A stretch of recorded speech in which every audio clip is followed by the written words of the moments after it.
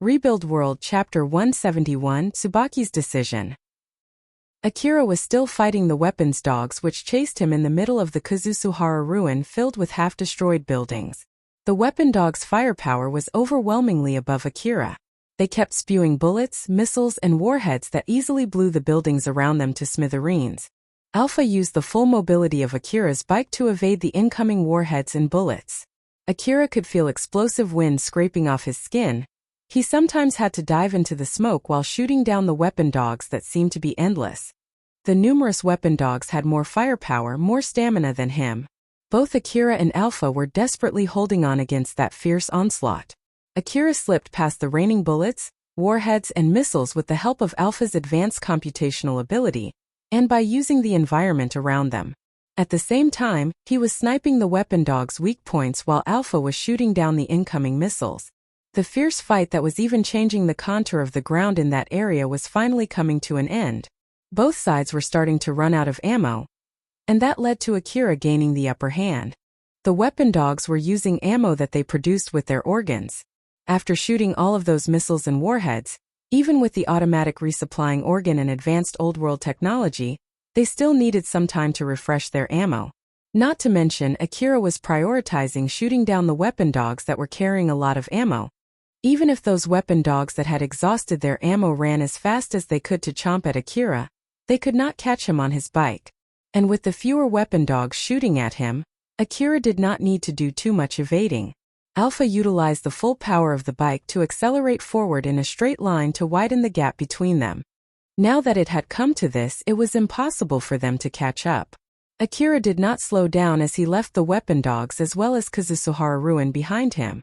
Once Akira left the outskirts of the ruin and stepped into the wide wasteland again, he stopped his bike, turned around, and looked at the ruin behind him while still sitting on his bike. "Did we get away?" Alpha smiled to reassure him. "Yep, we completely got away from that swarm. They originated from the inner part of the ruin, after all. Even if they widen their activity range, they won't go outside the ruin's outskirts.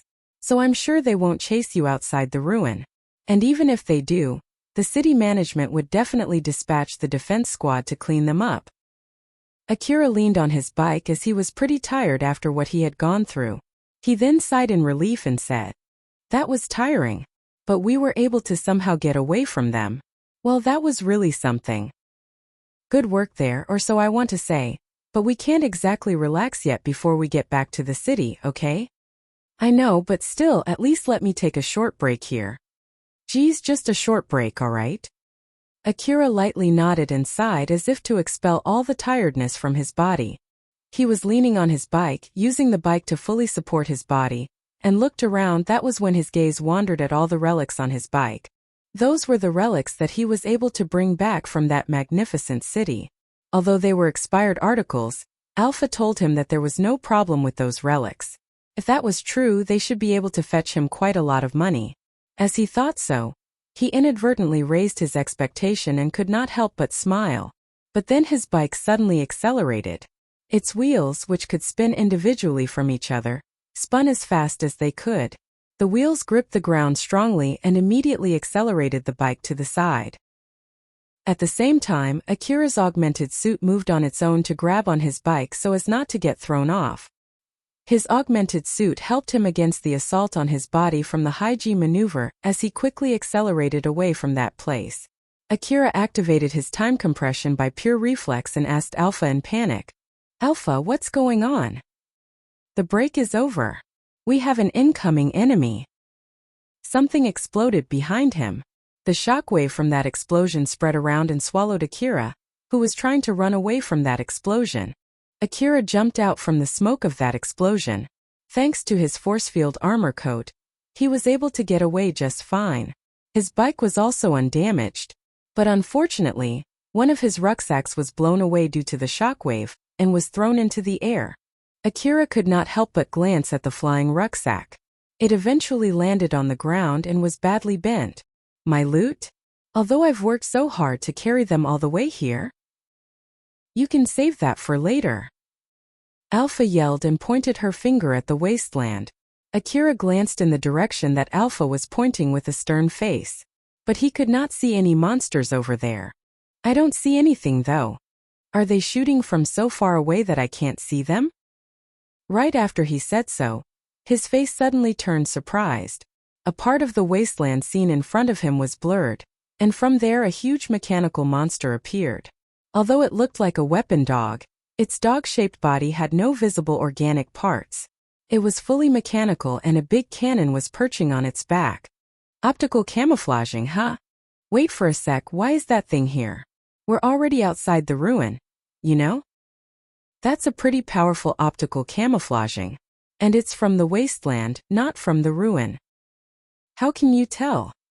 If it's from the ruin, I should have been able to detect it. I'm using your information gathering device to detect enemies while we're outside the ruin. That's why I was late to detect that monster. Alpha paced the bike straight in that big monster's direction. Akira understood that she had decided to fight that monster rather than running away from it. So he immediately reached out for his CWH anti-material rifle. Akira, use anti-force field ammo. Akira smiled bitterly as he changed magazine. He bought that ammo as a trump card for emergency only. He did not expect to use it again this quickly. Geez, I only bought this ammo as a lucky charm, you know? Alpha smiled at Akira to cheer him up. Oh my, it's exactly thanks to that ammo that we can get out of this place alive, you know? So here's where you should seriously feel thankful for it, right? That's just a play on words. It just happened to be like this, I'll leave it as that. Akira lightly smiled and took aim with his CWH anti-material rifle. His bike accelerated even more. In order to avoid the monster's aim, it approached the big monster in a zigzag path. A big warhead flew past Akira and exploded right behind him. Every time the bike made a sharp turn to evade the incoming warhead, his body was whipped to the side together with his bike. Alpha was also in control of the bike's force field armor, so she used that to make a turn that would have been impossible to execute at that speed. Akira used his augmented suit to force his body against the inertia while aiming his rifle. Akira, let's use your blade, so get ready. Is that monster that strong? Why is a monster this strong here? Isn't it just strange? Since it's there in front of you right now, it doesn't really matter. You should be thankful that we are lucky enough to at least have the chance to put up a fight. You have a point there. Akira smiled bitterly. He still had his CWH anti-material rifle in his left hand while his right hand reached for a blade in his breast pocket. It was nothing but a handle. He gripped it firmly and pointed it away from his body. Silver metallic liquid extended out from that handle and formed a long blade, 3 meters to be exact. It was not something that people would use against other people. Once it reached its full length, it started to glow with a faint blue light. Akira still had his blade extended on his side as he slipped under the incoming warhead. He then gathered all of his focus and aimed his CWH anti-material rifle. Now! The anti-force field ammo flew out the CWH anti-material rifle's muzzle. It hit the monster's head and released a flash of blinding light. The monster quickly calculated the trajectory of the incoming bullet and focused its force field armor to protect its head. Thanks to that, it was able to withstand that shot, which would have been able to easily destroy a tank. Although the backlash threw its huge body off balance, it sustained no damage. But of course, it lost its force field armor protection temporarily after receiving that shot. While that monster lost its footing, Akira quickly closed the distance between them. He went past besides that big monster as he swung his blade at it.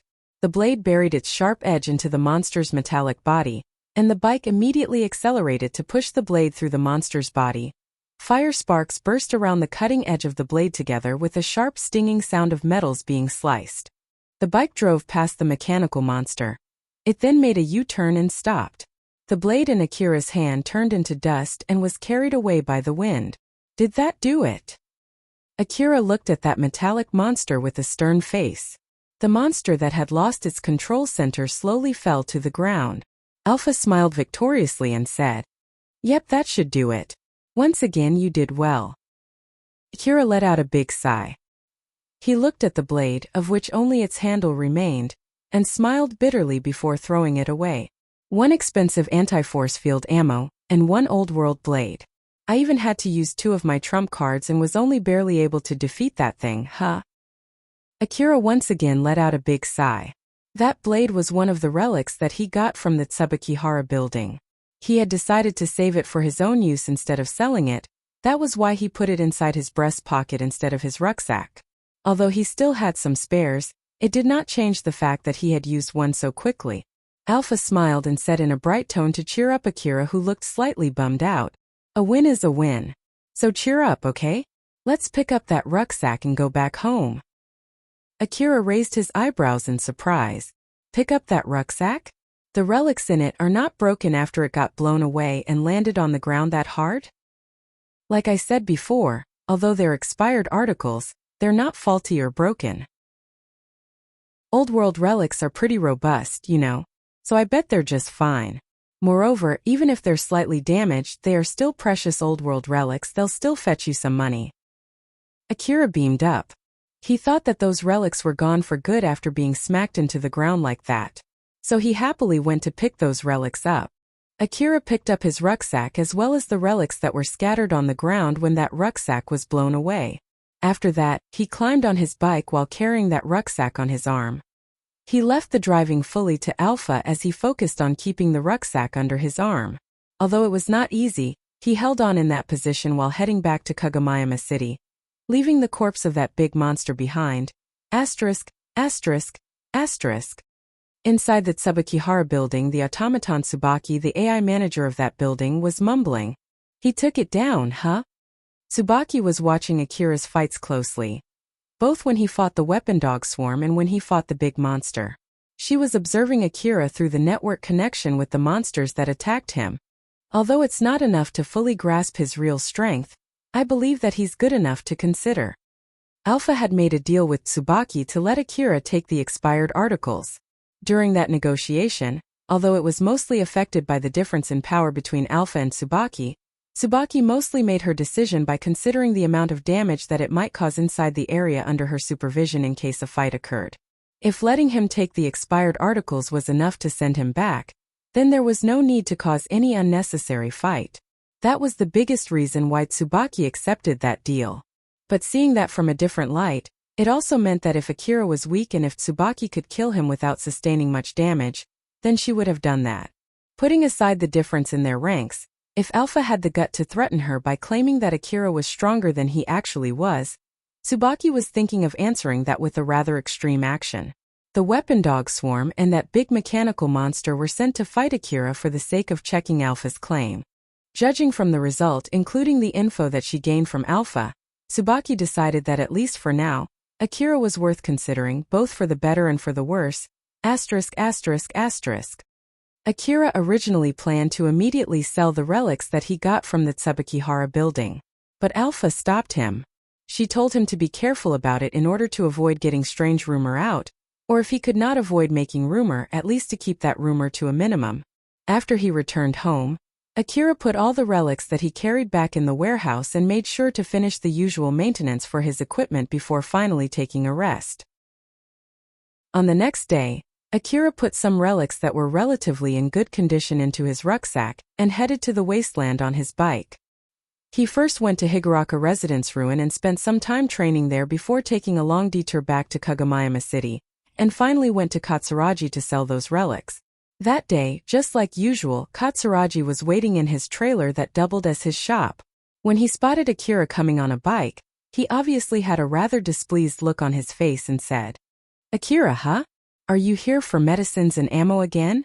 What's going on with your hunter job? To be honest, I really hope you would come to me to sell relics sometime soon, you know?" Katsuragi obviously sounded disappointed, but even after hearing that, Akira casually replied as if it did not bother him at all. "That's exactly why I'm here today." Katsuragi's displeased face immediately brightened up with a merchant smile. "Oh, really? Finally." But he immediately frowned. "So where are the relics?" Akira took out a small rucksack and showed it to Katsuragi, whose face immediately returned to disappointment as he sighed. The last time Akira visited Katsuragi to sell relics, he brought a big rucksack filled with relics to the point that it would be hard to carry that rucksack without the help of an augmented suit. That was why Katsuragi was expecting at least the same amount of relics again this time.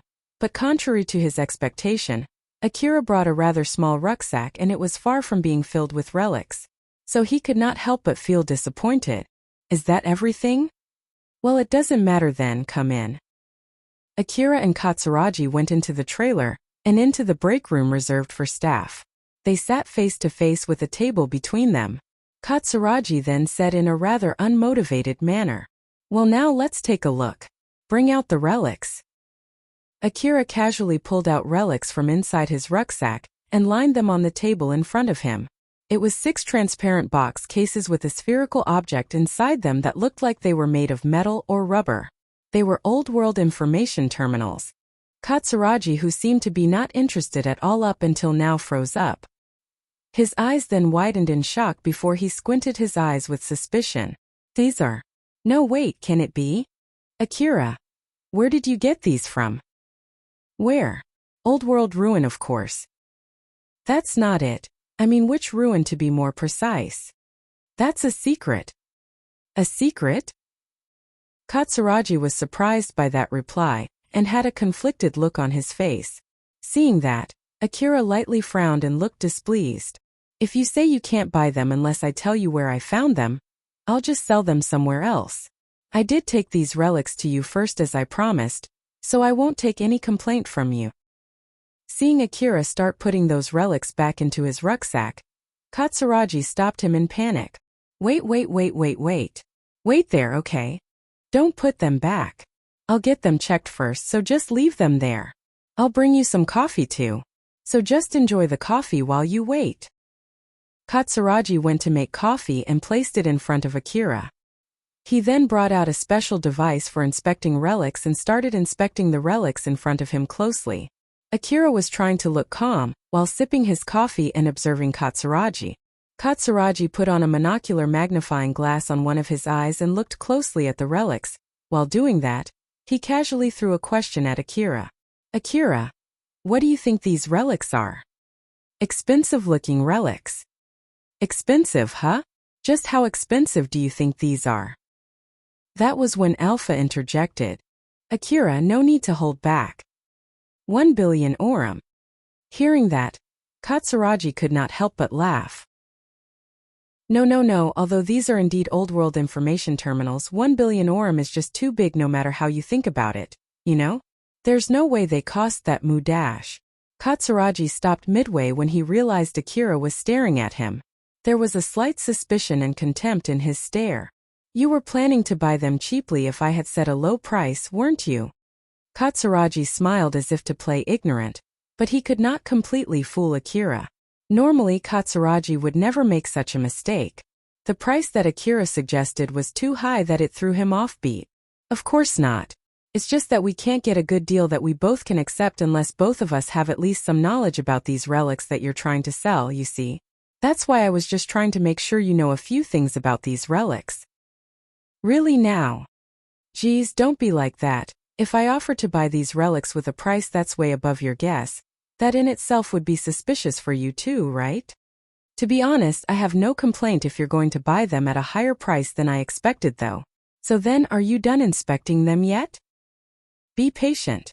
These might be worth more than I expected, you see.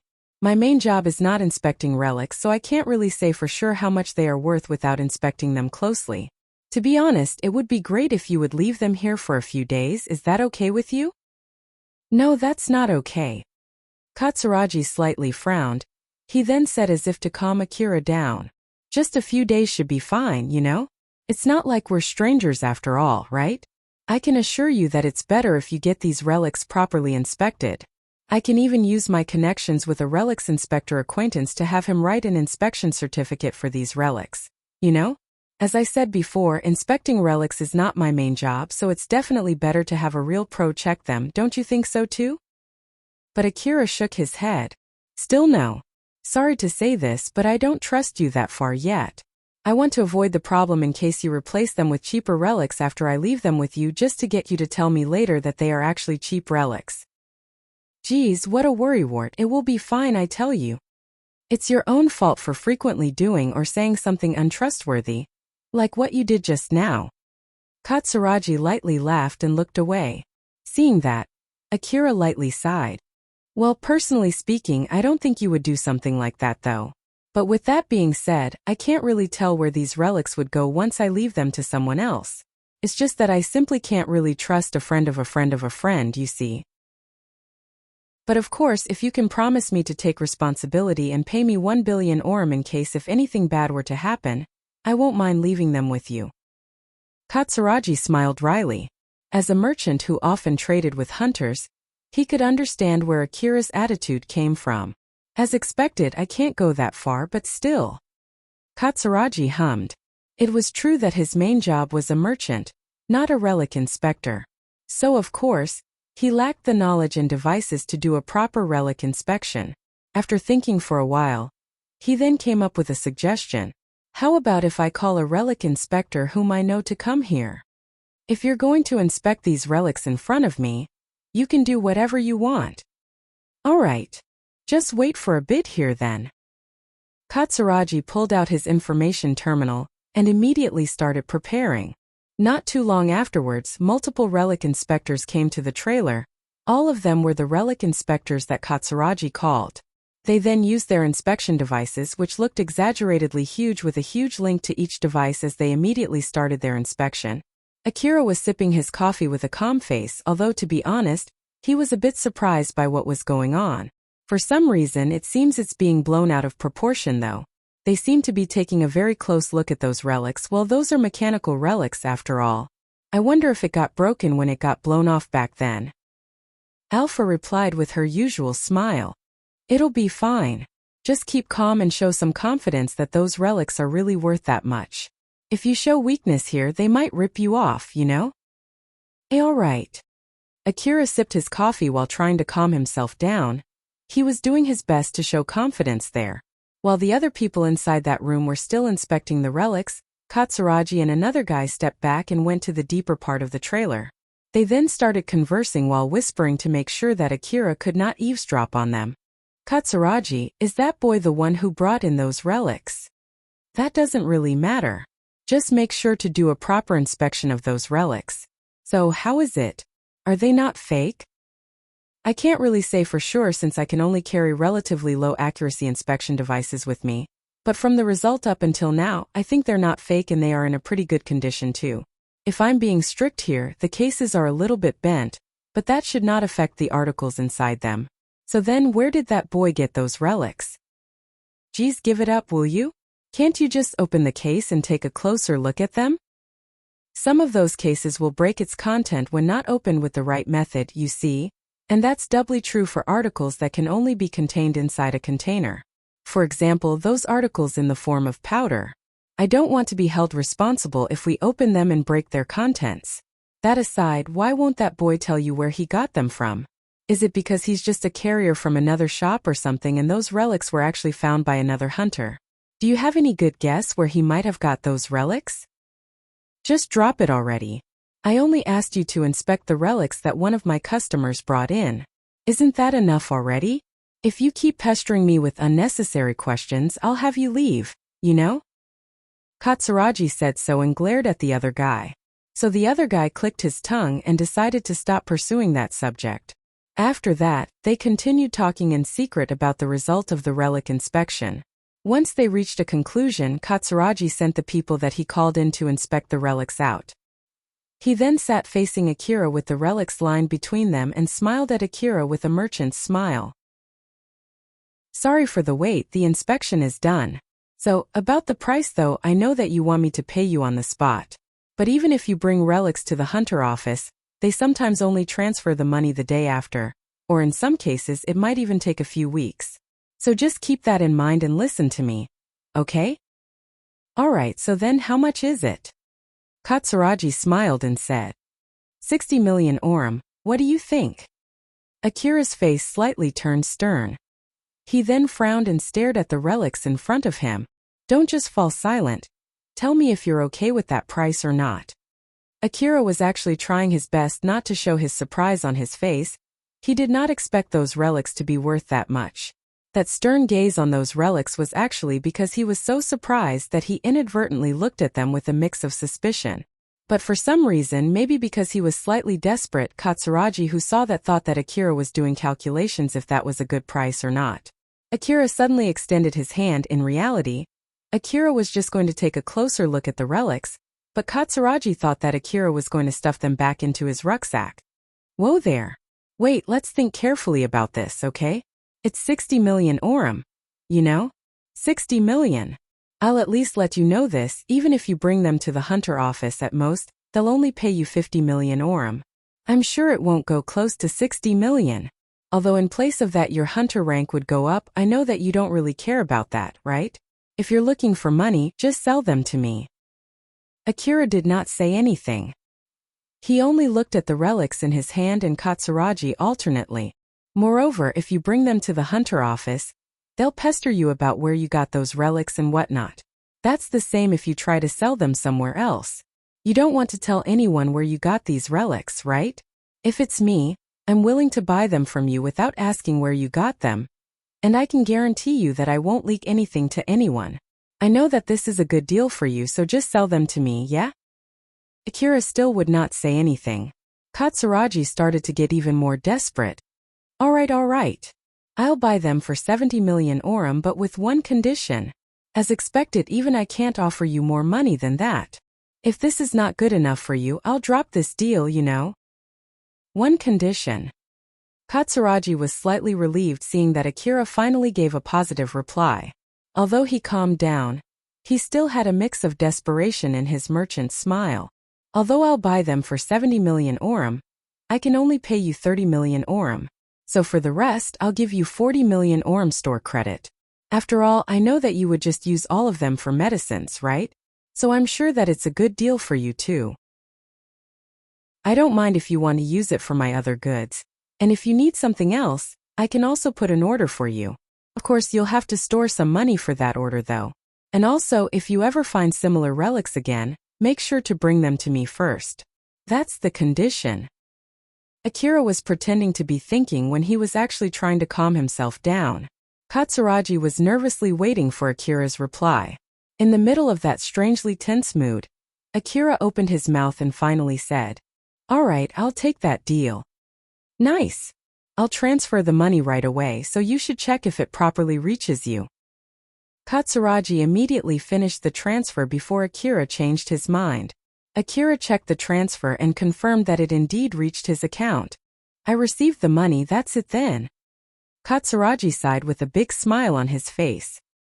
He quickly brought out a strong-looking case and carefully transferred the relics into that case before handing it over to the relic inspectors that he sent outside the trailer. When he returned, he had a wide smile on his face. It seemed that he also got a good deal with those relic inspectors. That was a good deal. Now then, it's my turn now. What do you need? Is it more medicines? Wait for a bit here, I'll bring it out. Katsuragi went to the warehouse and returned back with a box of medicines and placed it on top of the table. The box also contained not the usual 2 million orum per box medicine that Akira usually bought from Katsuragi. "This is my recommended medicine. I ordered these expensive medicines especially for you. It's 5 million orum per box." 5 million, huh? Isn't that a little too expensive? Akira frowned, but Katsuragi smiled as if it did not bother him at all. Well, it's originally for hunters who usually work further to the east after all. So that price is pretty normal out there. But I can guarantee it, it's a high-quality medicine. Like I said, I ordered them especially for you. To be honest, as someone who's selling medicines to you, I'm a bit worried about how you spent your money only on medicines, you know? I'm sure you can understand that, right? Well, can't really say I don't. Akira occasionally used a lot of medicines to the point that some people thought he was trying to be a superhuman. Although he also had started taking drugs to clean up the nanomachine residue in his body, he still had not done that yet. He was planning to take one after his next ruin expedition. Katsuragi nodded to affirm Akira's guess. Thought so. So that's where this medicine comes in. These are specially made for hunters, and its producer put extra effort into keeping the nanomachine residue to a minimum. So even if you consume a lot of them in a short span of time, it should only leave a small amount of nanomachines in your body. Not to mention that it's highly effective, so you don't have to consume too much of it in one go, and the nanomachine from this medicine can stay active for a relatively long time. It's the perfect medicine for you. This time I only ordered 2 boxes, but you should buy them. You have 40 million store credit, so there's no need for you to be overly frugal about this kind of thing that might save your life. All right, I'll take them. Certainly. I knew that you would buy them. By the way, what were you going to do with them if I did not buy them? It's not like anyone would buy that 5 million oren per box medicine around this place, right? But of course there's you, no? Well, what can I say? My merchant instinct is telling me that you'll definitely grow powerful enough to be able to buy this kind of medicine just fine. I wonder about that. Katsuragi said so smugly, and Akira just sent a gaze at him with suspicion. Katsuragi was not lying. But it was not like he had no plans at all. He had already prepared Plan B to send those medicines to another city through his connection in case Akira would not buy them. This was one of the results of his talent as a merchant. In the end, Akira bought 2 boxes of 5 million per box medicine and 5 boxes of 2 million per box medicine. On top of that, he also placed an order for 2 boxes of that 5 million per box medicine. So he was left with 10 million store credits that he saved in case he was going to buy something later from Katsuragi. Once he was done with his business there, Akira returned back to his bike and drove away. Katsuragi saw him off and mumbled, "To be honest, I was thinking of cutting my ties with him and Cheryl's gang if he wasn't going to bring me relics soon. But still, I didn't expect him to bring something like that. Not to mention, Cheryl seems to be turning into a rather prospective customer too. Is it that my luck as a merchant is getting better lately? I guess this is a good time to take a risky gamble, huh?" Katsuragi had a big dream to join the ranks of the corporate government and issue a currency under his name for the territory he ruled.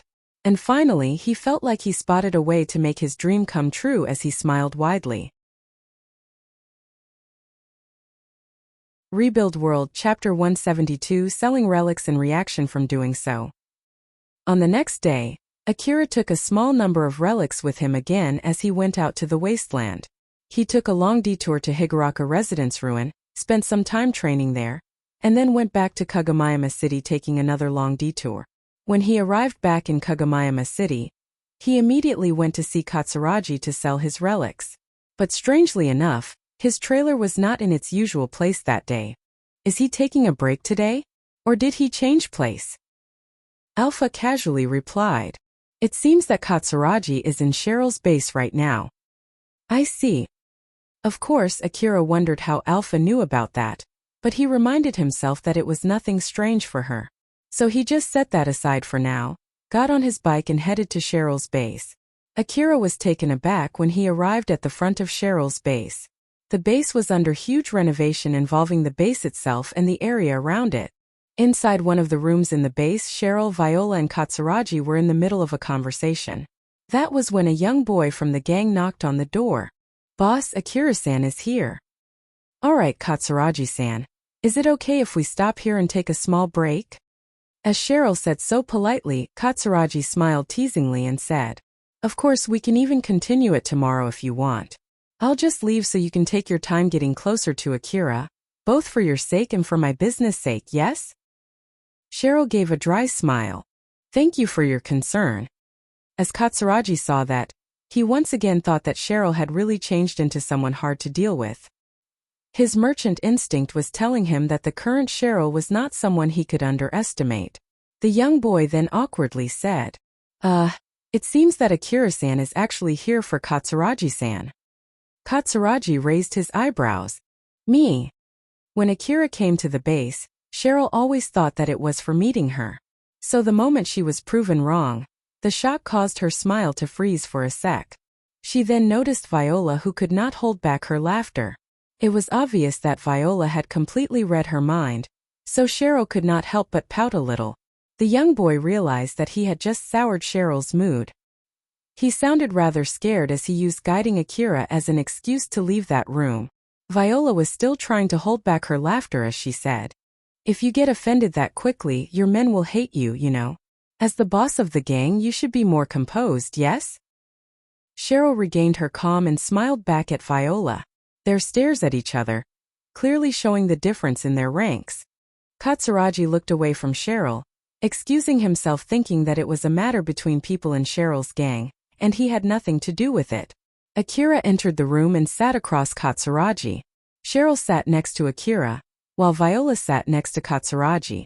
Seeing how Cheryl was sitting happily next to Akira, Katsuragi was amused at how fast Cheryl's mood changed, but he did not show it on his face.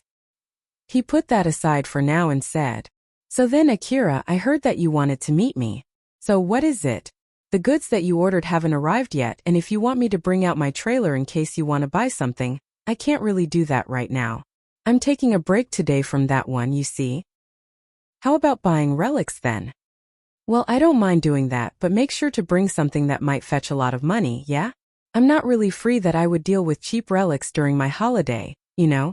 But, of course, if you bring something like yesterday, that would be a different story." Katsuragi said so as a joke. Finding an old-world information terminal was not an easy thing, and even more so to find them in a good condition. Because of that, he could not help but question his eyes as Akira lined up similar relics like yesterday in front of him. Katsuragi inadvertently mumbled, "You got to be kidding me." Akira lightly frowned. "If you have any doubts, you can go ahead and inspect them closely." Akira said so casually that Katsuragi had a surprised look plastered on his face. Viola found it surprising and smiled amusedly. Cheryl was the only one who did not know that those were old-world information terminals, so she found no reason to be surprised. But even so, she could understand from Katsuragi and Viola's reaction that those were expensive relics. Katsuragi had both of his hands on his head, both for the better and for the worse. He did not expect Akira to bring invaluable relics twice in such a short time. There was no mistaking it. This was a very golden business opportunity for him. But Katsuragi had limited capital available to use. He at least needed 1 week to find corporations looking for this kind of relics, choose where to sell those relics, negotiate a good deal with that corporation, before finally converting those relics into cash money. So the relics that he just bought yesterday had not been converted into cash money yet. Those were relics that would definitely bring in a lot of money if he bought them, but unfortunately at the moment he had not enough money to buy them. To be honest, he wanted to avoid having to let that opportunity slide just because he did not have enough money to buy them right now. But he needed extra resolve to work up the courage to borrow money in order to put his bet on those relics when there was no guarantee they would sell. But if the credit company judged that it was unlikely for him to pay back the debt later, they might use that to take advantage of him and set a high interest. And if Katsuragi could not come up with enough money to pay that debt when the deadline came, then he would lose the bet and everything else along with it. "I want to call some people again to inspect those relics for now. Are you okay with that?" Katsuragi decided to set aside the matter with his money at the moment. After all, if those relics were actually not in a good condition, then there was no need for him to worry about money. While at the same time, it would also give him some time to compose himself. People called by Katsuragi were inspecting the relics that Akira brought that day in the same room. This time they were using bigger devices compared to yesterday. After all, this time Katsuragi contacted better relics inspectors. When the relic inspectors saw the people inside that room, they had a rather conflicted look on their faces. But some of them seemed to quickly grasp what was going on. Viola was already famous for her bad reputation around the city. Akira was the rumored young boy who made a full show of his power during the huge battle the other day. And although he looked weak, he actually was a powerful hunter. Then to top it off, Cheryl, who was already rumored for having those 2 dangerously volatile people under her control. With all of those 3 people in one room, all the relic inspectors present thought that there was no surprise for them to find a way to procure those valuable old-world information terminals. Although they only saw Akira as just a young boy the other day, seeing how he was together with Viola inside that room reminded them of a certain piece of information and decided to treat Akira differently from now on. They had also heard Cheryl was investing a lot of money in order to restart selling relics in her base again. So they thought that the reason they were called there today might have something to do with it. If those relics were something that Viola procured, then it was nothing weird for them to be in such a good condition. The relic inspectors there thought so as they continued checking the relics. Akira was sitting there, watching the relic inspectors working while talking with Cheryl, who was on top of him. In the middle of talking about reopening the relic shop, Cheryl said that she was doing a huge renovation for its sake. That was when a question popped inside Akira's mind. Cheryl, now that you mention it, it seems that you're doing a large-scale renovation of this place. Where did you get the money to do that? Ah, well, about that. Cheryl smiled and was about to explain when Viola suddenly interjected.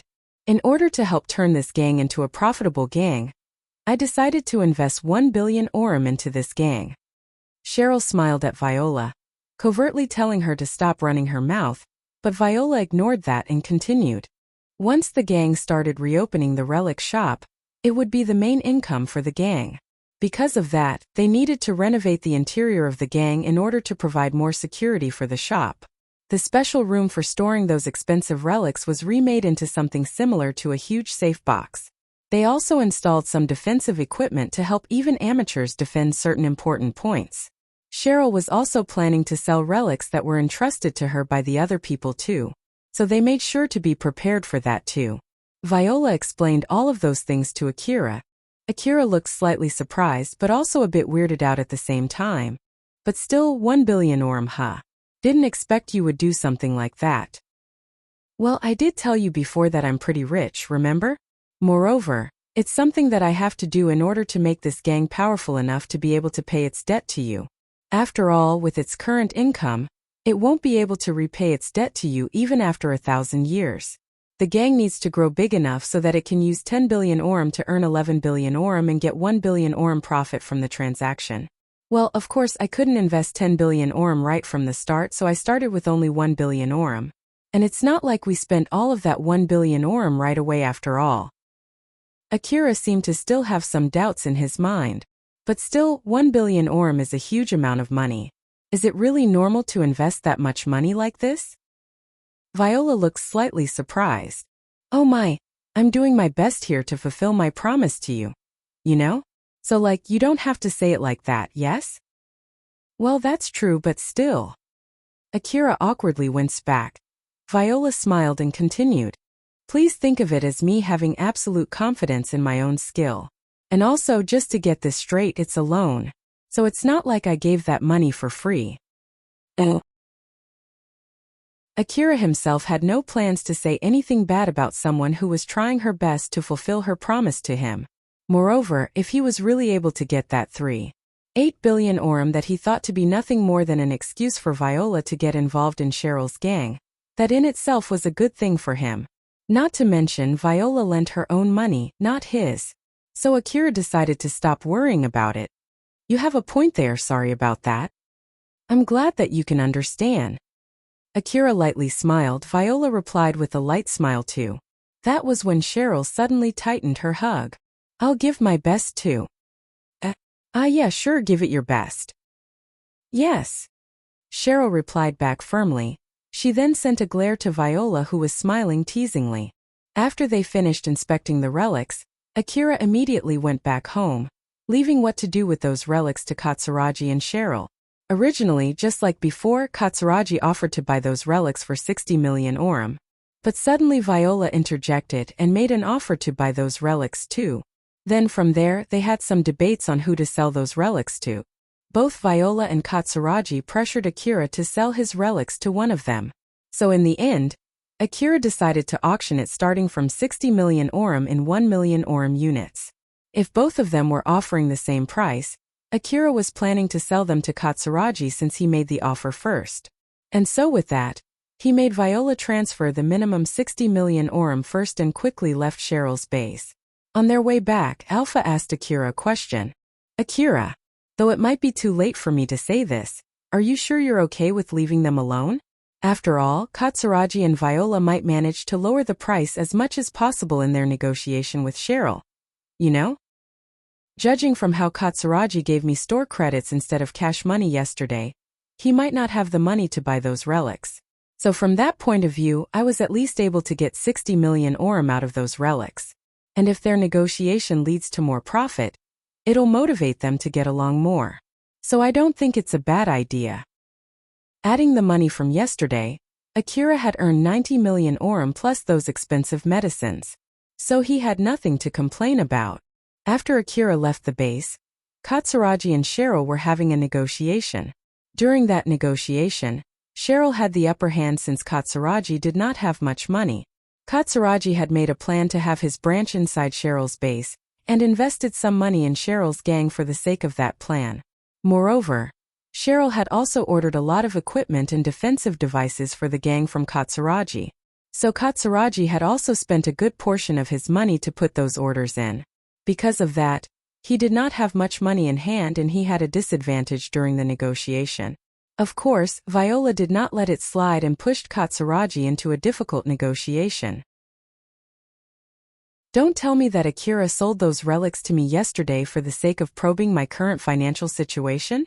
No, it can't be, right? Katsuragi put extra effort during that negotiation, but when he looked at how Cheryl was acting and how Viola was smiling like usual, he could not help but feel anxious. Cheryl kept coming up with demands that were cutting close to the limits that he could accept. To be honest, he was feeling anxious having to face it while thinking that Cheryl was slowly turning into another Viola as he was doing his best trying to fight back those offensive moves from her. Asterisk. Asterisk. Asterisk. On the next day, Akira went out to Higuraka Residence Ruin again, and just like last time, he was searching for relics there which also doubled as training for him. Akira was being careful not to encounter any monsters or other hunters during the training. He also did some training with his bike without alpha support, or spotting places for relics where hunters would normally miss. He was doing his best in his training by following Alpha's instructions. Akira stood in front of a dilapidated mansion and sighed. He looked slightly annoyed at Alpha. Alpha, as expected, I didn't find anything valuable, you know? That's normal. After all, if you can easily find valuable relics here, hunters would still frequent this ruin. That's why this place looks abandoned. Well, that's true, but still I'm not here for rubble, you know? What can I say, it's not that encouraging when I can't find any good relics. This in itself is a good training for hunting relics. If you don't do this seriously, it would be pointless. So just get over it and put your back on it. You did promise me to do this training seriously, remember? So do it earnestly, okay? All right. With a light sigh, Akira changed gear and restarted the training again, but more seriously this time. His training for hunting relics continued. He closely checked all corners of the mansion. If the interior of the mansion seemed relatively okay, he would check all the furniture and move them around to check for secret rooms. He did not forget to use his information-gathering device to look for secret rooms too. In case if the mansion was mostly run down, Akira would move aside the rubble and check the interior in case if the rubble buried a secret safe or something similar. He also checked the furniture using his information terminal, and if he found any hollow space, he would break the furniture to see if there was anything inside it or not. Akira had been doing that since 2 days ago, but even after 3 days he did not get anything valuable. Of course, it was not like he did not get anything at all, but for a hunter who had now spent 500 million orum for his equipment, it was not worth the hassle. At first, Akira was diligently and seriously doing it, but after some time, if it was not for Alpha's order, he would have started cutting corners. Akira held a cracked plate in his hand and stared at it with a stern face. He looked slightly displeased as he said, I wonder if this thing might be an expensive relic. Like that thing, you know, that handkerchief that turned out to be an expensive article when I brought it to the hunter office. I wonder if this plate can be actually an expensive relic too. That's mostly based on its material since it's an old-world nanomaterial. If you want to check the material of that kind of tableware, you can just lightly knock it and analyze the sound using your information terminal. Akira lightly knocked the plate, of course. He could not tell if it was made of expensive material or not. Alpha, I know that judging it by myself is also a training for me, but can you help me with this one? I can only tell a limited amount of info based on your information gathering device. But from what I can get, it's made of usual ceramic. So, you can get a small amount of profit by selling that for 100 orum in a street stand. If you still have some doubt, you can try bringing that to Katsuragi. Akira did not say anything back, he just threw that plate away. If that was good enough for him to bring back home, he would be bringing a lot of relics back home from that ruin. Not to mention that Katsuragi would definitely take it as a bad joke. Alpha smiled wryly and said, if you learn how to quickly check for relics in this ruin, you'll be able to efficiently hunt for relics in the other ruins. So make sure to keep doing it seriously. I know. Diligent training is the shortcut to success, right? Yep, exactly. Akira got back half of his spirit, so he made up the other half with bravado and returned back to training. He continued looking for relics for some time after that, but in the end, his training ended that day with almost zero results again, just like the other days. He looked slightly tired as he got on his bike and drove back to the city. After Akira left Higuraka Residence Ruin, some hunters arrived at the ruin bringing few other people with them. One of them frowned and looked doubtful as he said to his friend, "Is this really the place? It has been quite a long time since all the relics from this ruin were carried out, right? Though I'm sure there are still some relics here. I feel this would be nothing short of a pointless endeavor." Like hell if I know. It's an order from the boss to inspect this Higuraka Residence Ruin, especially for places where other hunters are also searching. Even if we can't find anything, we still can get some money by reporting back the result from our inspection. So just stop complaining already. You have a point there. We were paid to come here. The hunters present were paid by someone to come there, so they decided to focus on their job and started searching the ruin. When Akira returned back to the city, he went to his house and took a box full of relics to Shizuka's shop. Unbeknown to him, Elena and Sarah were hanging out in Shizuka's shop at that time. When Akira entered, they froze for a few seconds and just stared at each other without saying anything. As things started getting awkward, Elena smiled to exorcise the awkwardness and said, "Akira, long time no see." "Ah yes, long time no see. I heard from Shizuka that you're starting your hunter job again. So how is it going?" It's going pretty well." "I see." Elena looked a bit troubled on how to continue from there, as she threw a friendly smile at Akira. But behind it, she actually felt relieved that she saw no sign of contempt, or alertness or hostility from him. Sarah, who was also smiling awkwardly until now, looked relieved seeing Akira's friendly reaction. Shizuka smiled as it seemed there was no need to worry about their friendship and welcomed Akira. "Akira, welcome. Are you here for ammo again today?" Akira's face immediately turned slightly serious. "No, I'm here to sell relics today. I remembered that you said you can buy fabric relics from me, so I'm here with those relics today. This is it." Akira placed a box filled with relics on top of the counter. Shizuka opened that box and checked the content. Elena and Sarah also peeked at the content of that box. Shizuka, Elena, and Sarah were amazed when they saw what was inside. That box was filled with ladies' underwear, and of course all of them were old-world relics. Elena and Sarah could not help but hum in amazement. It's a common reaction for hunters when they saw a huge amount of expensive relics. There was no feeling of awkwardness, although the one who brought in that huge amount of ladies' underwear was a boy. But that was exactly because Elena and Sarah were hunters. Shizuka took one of the underwear out of the box and checked it. It seemed to be in excellent condition without any damage. But something else surprised her. Its design was rather daring. In her surprise, she made eye contact with Akira and ended up blushing, which was very rare of her. Seeing that, Akira, who was trying his best to make a poker face, could not help but blush too. It was not like Akira was fully indifferent to what he did there. He knew that he would be flustered if he let it bother him. That was why he was trying his best to just ignore it. He was there solely to sell relics, so he was sure that Shizuka would react accordingly, and there was no need to be overly concerned about it. He kept telling himself that in order to keep his calm. But since Shizuka gave a reaction that he did not expect, Akira could not hide his surprise and started feeling embarrassed too. I think I promised to bring this kind of relic here if I find them. So yeah, here I am." "I see. Well, I too remember that we did have that kind of conversation before, yup."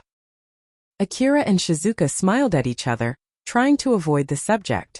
Looking at that, Elena and Sarah seemed slightly surprised.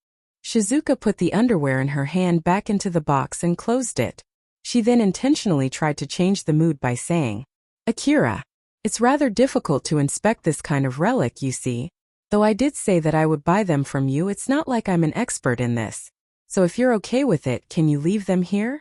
I'll have them inspected and get a good deal to sell them.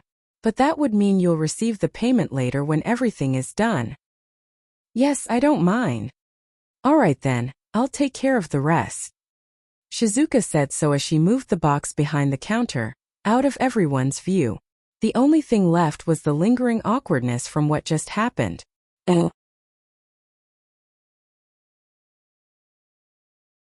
Rebuild World Chapter 173 Choosing Rifles. Even after Shizuka stored the relic box out of sight, there was still some awkwardness left in the air. So Akira tried to change the mood by getting into the real reason why he came there that day. Shizuka-san, I actually want to consult about buying a new rifle. Is this a good time? Sure. Akira slightly hesitated. I actually want to look for a particular type of rifle, you see. But this might sound crazy, so if it does, please just forget about it. Shizuka frowned but immediately broke into a smile. I won't be able to tell unless you let me know first. So you can just go ahead, no need to hold back. It's also one of my jobs to cope with any requests that my customers ask me. Though I don't know whether I can find something that would satisfy you or not, I'll at least give my best effort to not betray your expectation. Akira looked relieved as he nodded. He then started to explain his wish. After listening to Akira's wish, Shizuka hummed. It was indeed an unreasonable request. A rifle that could rival the power of the CWH anti-material rifle with its special ammo, with the ability to shoot in rapid succession like a DVTS minigun, and could shoot grenades just like the A4WM automatic grenade launcher.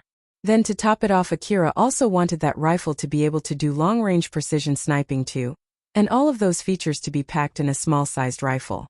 Although he was okay as long as he could use it with his current augmented suit, he wanted it to be as light as possible too. As I thought there's no rifle that good, huh? Akira himself understood that he was saying unreasonable things. When he saw Shizuka hum while looking slightly troubled, he decided to take back what he said. That was when Shizuka said with still a slightly troubled face. If you ask me whether such a rifle exists or not, the answer would be yes. It does. Yes, there are actually many people who are looking for such a versatile rifle. So some companies actually manufacture such rifles and are selling them in the market, although I'm sure they only do that because there's demand for that sort of rifle. But personally speaking, I don't recommend you to get such a rifle. Is that so? I'm sure it would be really helpful to have such a rifle though. Kira looked rather confused. Seeing that, Shizuka's expression turned slightly cloudy, which was very rare for her. She then explained as if to emphasize the disadvantage of such a rifle. Because all those features are packed into one, such a rifle is usually exorbitantly expensive. Moreover, although it can do all of those things, its overall firepower is less when compared to a normal rifle of the same price tag. Of course, there are those with enough firepower to rival normal rifles. But with the better firepower, their prices also increase exponentially. How big is this price gap? In your case, for a rifle that's basically an amalgamation of CWH anti-material rifle, DVTS minigun, A4WM automatic grenade launcher, and DSS sniper rifle, it will cost about the sum of all of those rifles with some zeros trailing. I see, it's really that expensive, huh? Yup, with that kind of awful price-to-performance ratio, I can't really recommend that kind of rifle. Shizuka started by pointing out the price disadvantage of such a rifle. Seeing that it was enough to make Akira rethink it, she then continued adding more reasons in order to discourage him from buying such a rifle. Not to mention that you'll need a special set of skills to be able to effectively use that kind of rifle compared to when you use individual rifles. So you'll take more time mastering a single multi-type rifle compared to mastering multiple single-type rifles.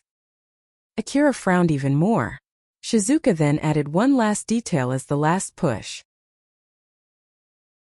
And even if you learn how to master it in a relatively short time, you'll have less freedom and firepower compared to if you're using 4 different rifles.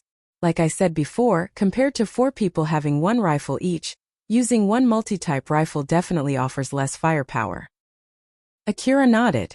Although on the surface, Shizuka's expression was saying that she felt guilty for not being able to comply with her customer's request, deep inside, she was hoping that with this, Akira would change his mind. Sarah then suddenly interjected casually. Say Akira, if you want a rifle for sniping you can just buy a sniper rifle, right? No, I'm already carrying around CWH anti-material rifle. DVTS minigun, and A4WM automatic grenade launcher. So I thought that it would be hard for me to move if I carry another rifle, you see. Now that you mention it, you did bring a lot of rifles with you back in the Saranthal building. Even I limit the number of rifles that I carry to 2 at most. Sarah smiled wryly. Akira replied back with a bashful bitter smile. Well, to be honest, if it's possible, I want to use all the rifles I buy. It would be such a waste to just let them sit in my vehicle after I bought them after all. What's more, there's nothing bad with having more firepower. All of my rifles have their different uses and it's not like I can use any of them in place of another. But it's not like I can carry one more rifle, so I just thought that it would be great if there's a gun with all functions from the other guns packed into one. That's kinda true, but still, normally you won't carry each and every type of rifle just because each of them has a different use. If you're planning to go to a ruin where you would need that kind of firepower, you can just invite us to come, you know? After all, we did ask you to come with us back in Mihazono Ruin. Although it's not like we can always come with you anytime you invite us since we have things to do too. But if you invite us to come, we might be able to fit it into our schedule. Or at least Elena will, right Elena? Sarah just realized that she was talking for both herself and Elena without asking Elena first. So Sarah sent a glance to Elena, remembering that she was a little bit finicky about changing her schedule. So, it might really annoy her if Sarah suddenly changed their schedule without her consent first. Elena smiled. It seemed that what Sarah said did not bother her at all. It's all right. We did ask you to accompany us when we went to the Saranthal building in Mihazono Ruin after all. I don't mind shifting the schedule a bit if you invite us. Sarah sighed in relief. Elena saw that and smiled bitterly at her. And then turned to Akira and smiled at him too. So there you have it. If you need more help, you can ask us anytime. Thank you very much. I'll ask for your help when I need it. Akira lightly smiled and bowed at Sarah and Elena. Shizuka then smiled and made a suggestion to Akira. So then Akira, what's your plan? If you're going with Elena and Sarah, as I thought, you won't need that rifle. You can just choose to bring rifles to complement Elena and Sarah's equipment. So instead of buying a multi-type rifle, you can just buy a sniper rifle, you know? Thank you, but as I thought, I still want to get a multi-type rifle. I feel like I would cause Elena-san and Sarah-san trouble if I suddenly impose on their schedule, after all. What can I say? I often decide things pretty randomly, forget deciding what to do depending on my mood of that day. I sometimes even make decisions based on my mood at a given moment. I also often get involved in incidents that I didn't expect at all, so it would be great if I have a multi-type rifle that can do anything in that situation. So, as I thought, it's better for me to still get a multi-type rifle. Can you help me with that? Although it might be weird for me to say this since I'm the one who asked for help, I'm not sure that I even have enough money to buy one. I see. I'll keep my eyes for any good deals then. Shizuka looked sad for a split second, but before Akira could notice it, she immediately replaced it with a smile. And since it was a request from her customer, it's not like she could just ignore it. So then Akira, how much is your budget for this rifle? 1 billion orum is my upper limit. Akira said it without much thinking. But when he noticed that Shizuka raised her eyebrows and looked at him with widened eyes, he flusteredly shook his head and said, No, it's not like I have that much money with me right now. It's just that I haven't really decided on a precise amount as the budget for that rifle. I just thought it would help me if I know the price and the quality of the rifle that I can get with such a price beforehand, even if I'm planning to only buy that rifle after saving some money. I see. In that case, is it okay if I ask you why you come up with that number? Back then when I went to Mihazono Ruin with Elena-san and Sarah-san, I got 500 million orum from that request. So I thought that I would just double that amount for now. When Akira thought that he was able to get 500 million orum from last time, it made him think that 1 billion orum would not be out of his reach. Judging from the way he reacted, Shizuka figured that he put 1 billion orum as the upper limit to understand how good an equipment he could get with that amount of money. He did not think that he would be able to get and then use that much money anytime soon. Shizuka was slightly relieved when she understood that. Ah, I see, so that's what you meant, huh? That did surprise me for a bit, you know? I'm sorry. But well, when I think about it, if I have 1 billion orum, I feel like I'll spend it on a new augmented suit and other extra equipment instead, so it might be weird when I put that as my budget limit. Not to mention I did spend 500 million orum to buy that bike too. Although it's not like I regret spending that much money on that bike, when I think about it I still have to buy a vehicle too. It also surprises me for a bit. I never thought that the day would come when I have 500 million orum and I still don't have enough money to get everything I need. Akira looked slightly conflicted and smiled bitterly when he said that. Shizuka only replied with a smile. After that, he stayed there for a bit talking about how hunters spent their money together with Shizuka, Elena and Sarah. As their conversation continued, the subject then changed to hunters' equipment. That was when Akira remembered the fact that one of his rucksacks was damaged, so he decided to buy a new rucksack while he was there. The rucksack that he bought was a very robust rucksack designed to offer protection for its contents. Although its volume could expand greatly, it could also be folded to save spaces when it was empty. It was one of the expensive items that Shizuka had in her stock. It cost 3 million orum per bag and Akira bought several of them. But before Shizuka processed it, she asked Akira once more just to be extra sure. Well, I know that you have enough money to buy them and I'm sure that hunters would at least spend that much when they have to carry expensive relics, but are you really okay with it? You can buy cheaper ones, you know? Yes. There was one time when I lost all my relics inside my backpack and something also happened recently that really made me worry about the relics inside my rucksack. So I'm planning to replace some of my rucksacks with stronger ones just like these. Akira looked at his new rucksacks and smiled happily. He lost 40 million orum worth of relics back in the Saranthal building. And on his way back from Tsubakihara, he was about to lose a whole rucksack worth of relics too. So compared to losing those relics, these rucksacks were rather cheap. That was why he could not hold back his smile. Now that he had finished his business in Shizuka's shop, he immediately went back home, leaving Shizuka, Sarah, and Elena behind.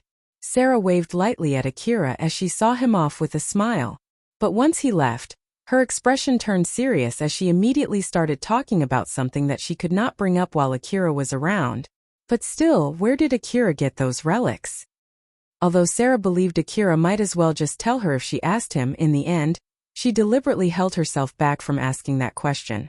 A source where a hunter could find expensive relics was extremely important for hunters. If she wanted to ask that question, she needed to be pretty close to Akira first. To be honest, Sarah was sure Akira was not that much of a stranger to her that it would anger him had she asked that question. But given what happened between them recently, Sarah decided to be more careful for the time being.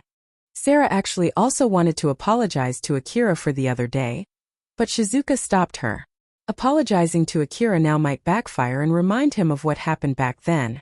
So if she wanted to apologize, Shizuka advised her that it might be a good idea to wait for some time until he was not bothered anymore by that matter. Elena recalled what Akira had bought and made a guess. A few high-quality rucksacks and 2 anti-force field bullets, huh?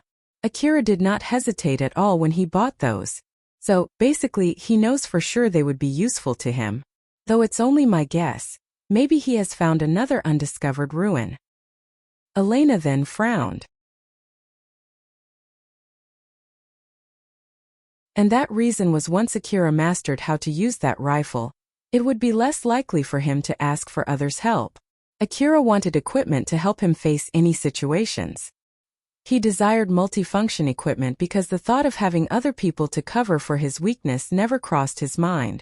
For Akira, other people were either enemies or not enemies but never allies. He did not expect others to help him. That line of thinking was carved deep inside his mind and Shizuka noticed it. Even if Akira helped someone, it was very likely that he did not expect that person to give anything back. But that was not out of kindness or selflessness or good virtue. It was simply because the concept of one hand washes the other had no place in his mind.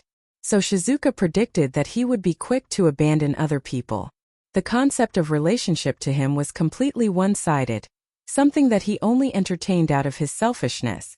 Shizuka hoped that one day Akira would find someone who would mutually help one another. It could be herself or anyone else, she honestly did not care who it might be.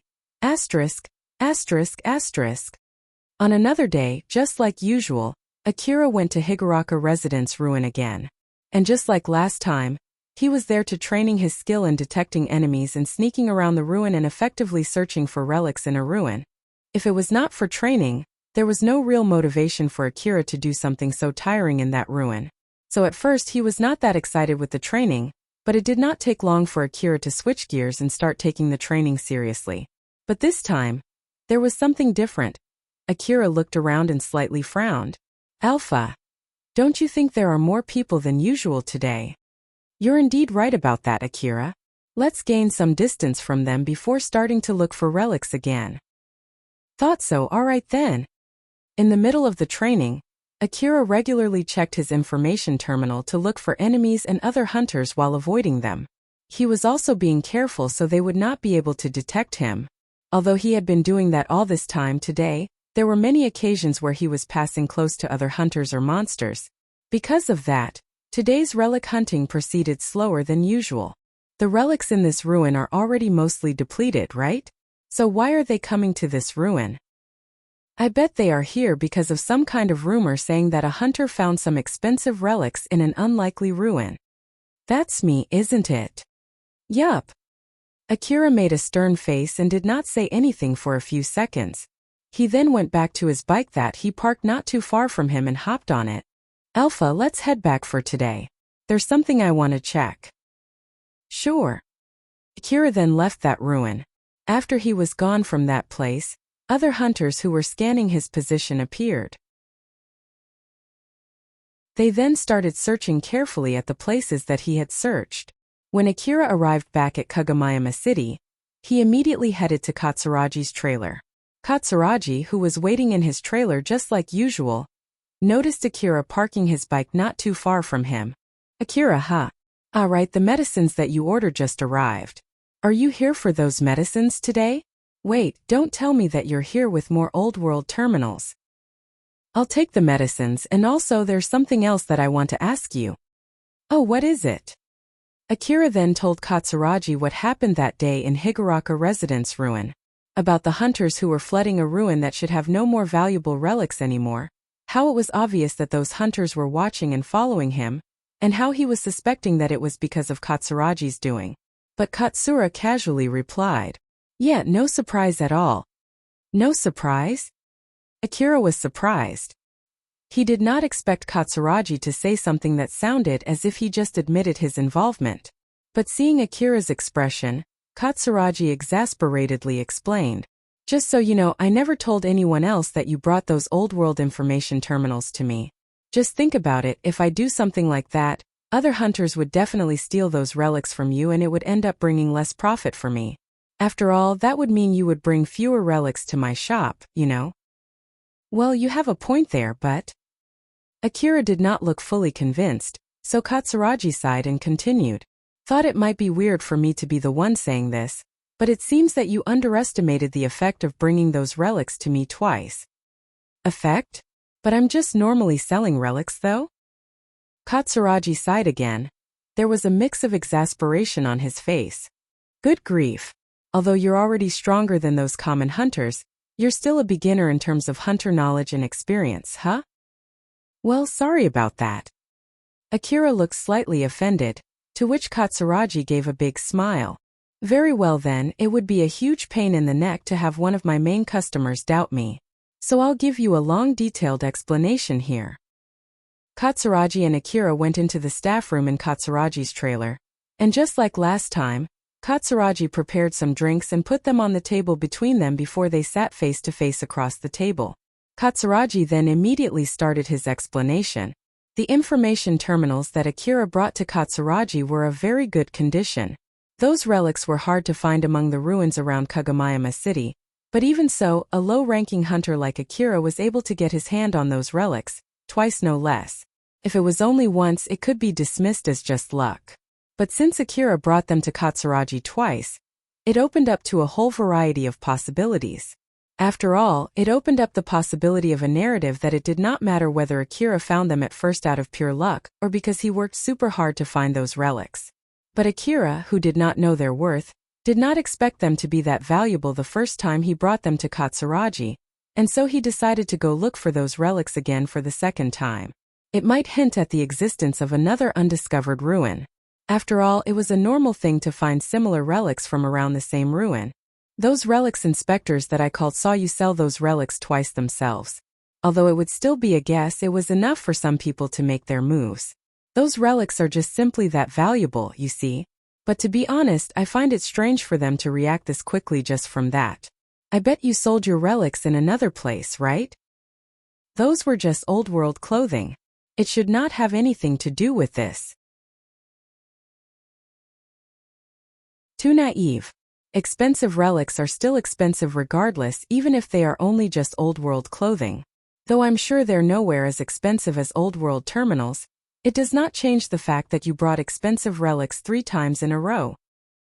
But it's still strange for them to follow me just because of that. They should not know where I sold my relics and what kind of relics that I sold. Again, too naive. I don't know where you sold your relics, but if that shop has some connections with the Hunter office, it would be nothing strange for that information to quickly spread around. Or more like, those shops which partnered with the Hunter office could use your Hunter code to track the type of relics you sell. As a matter of fact, those people who want to avoid that sell their relics to shops that have no connections with the Hunter office.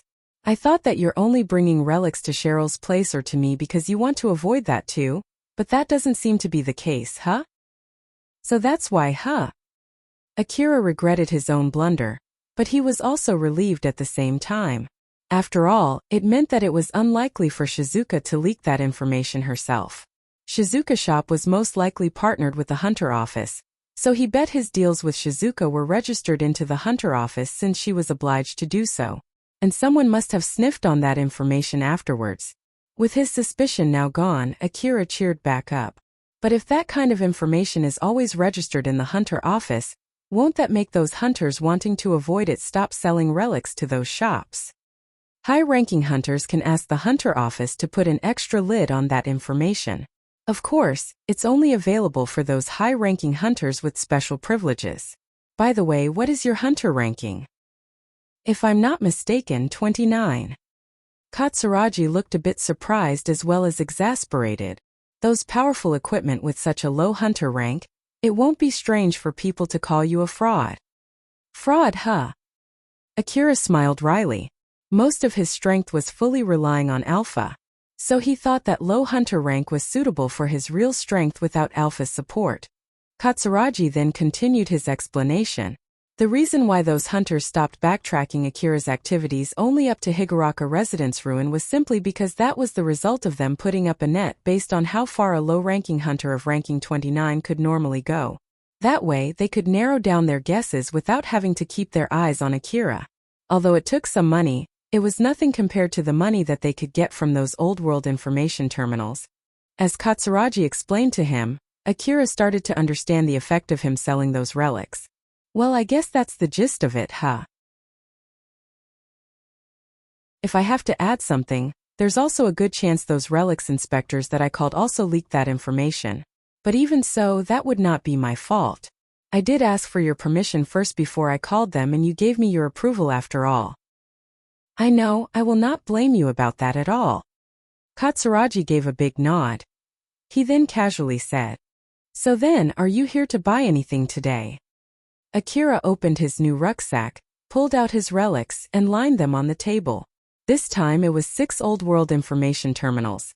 When Akira was done, Katsuragi could not hold back his joy and laughed heartily.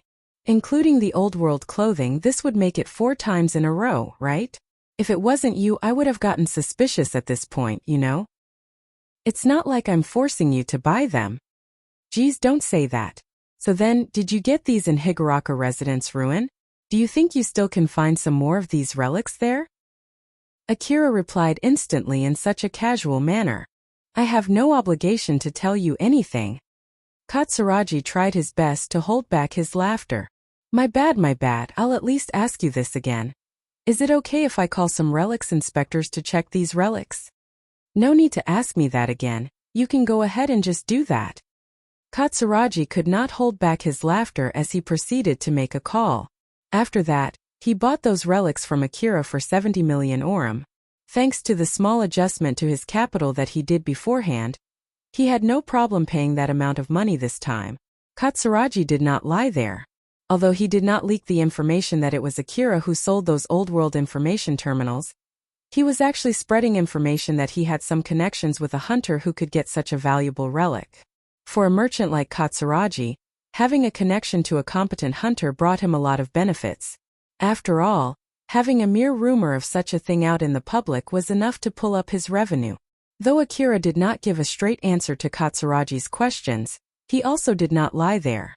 Even if Katsuragi misunderstood him thinking that Akira actually got those relics from Higuraku Residence Ruin, and there were still similar relics that he could find there, it would not cause any trouble for him. Not to mention, Akira was not that close to Katsuragi that he would go out of his own way to fix that misunderstanding.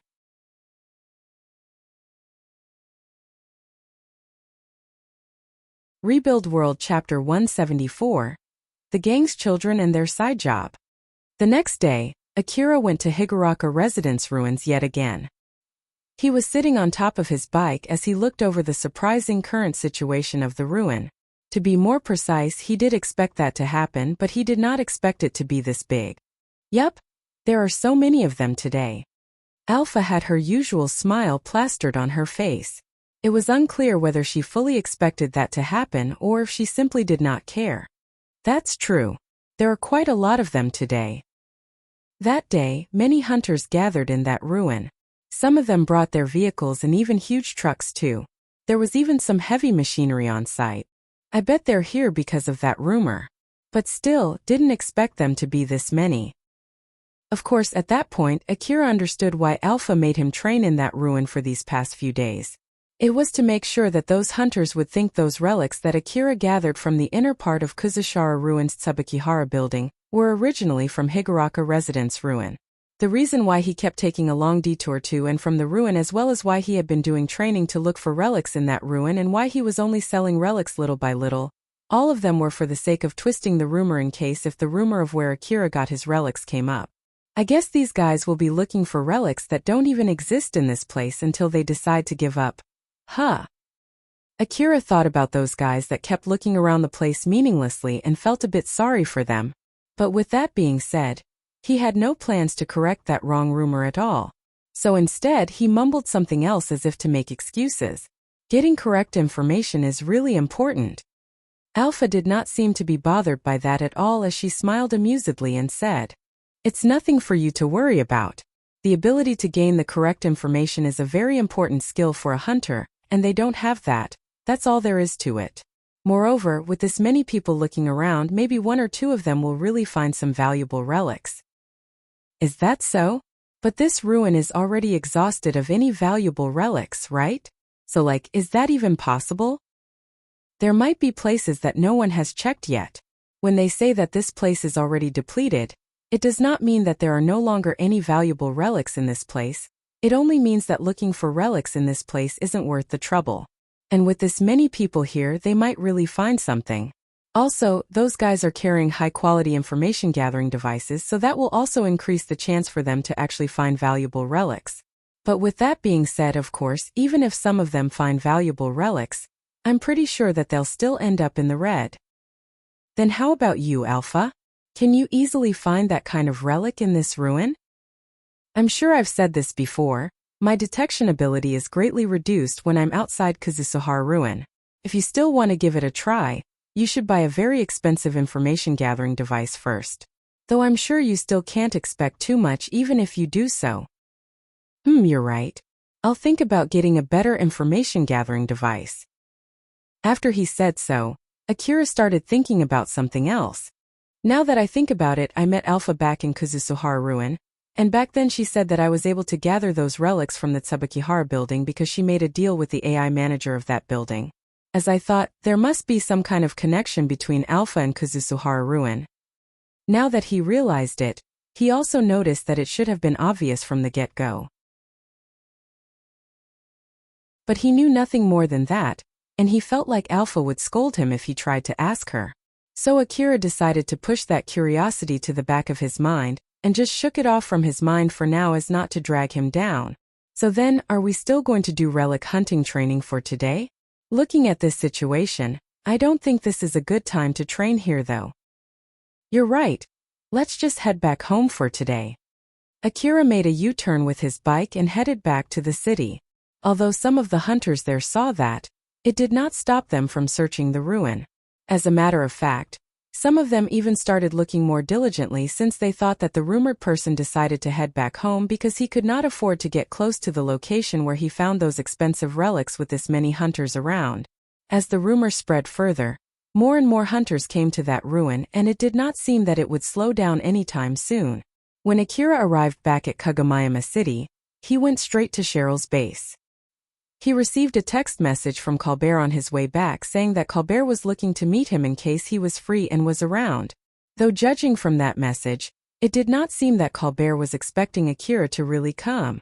Though he could just ignore it since he decided to cancel his training in Higuraka Residence Ruin, Akira had some free time now, and by coincidence, he was also somewhere close to Cheryl's base. So Akira decided to visit the base. In his mind, he had no reason to go to meet Cheryl unless she had business with him, and he would not go as far as to readjust his schedule just to go to meet her. He went to Cheryl's base only when he had some free time. For Akira, Cheryl only mattered that much. But lately, that line of thinking had been slightly affected by Cheryl pleading with him. Though he had not realized it yet, there was no mistaking that he would be shocked if he noticed this change. Akira was guided to a room inside Cheryl's base. Colbert, Ravin, Ario, and some of the other children from the gang were already inside that room. Colbert was so surprised when he saw Akira enter the room. "Akira, didn't expect you to actually come. You know?" Akira looked slightly offended. "What are you even talking about? You're the one who asked me to come, didn't you?" "I did. But you didn't even reply at all, so I thought that you wouldn't come, you know? Well, just calm down for now. It's my loss, you see." "Your loss?" Colbert smiled wryly there as he pushed the money on top of the table to Ario's side. Those were the money that Colbert and Ravin bet, and since Akira actually came, Ario and the other children won the bet. To be honest, Ario also wanted to put his bet on Akira not coming. But when Ravin brought up Akira's relation with Cheryl, people would get suspicious of him, and it would damage his position if he also put his bet on Akira not coming. So he ended up putting his bet that Akira would come. Ravin seemed really frustrated. Although it was not a huge amount of money compared to the amount of money that he was regularly earning, for someone who had a debt to pay, losing a bet that he thought he would win still hurt.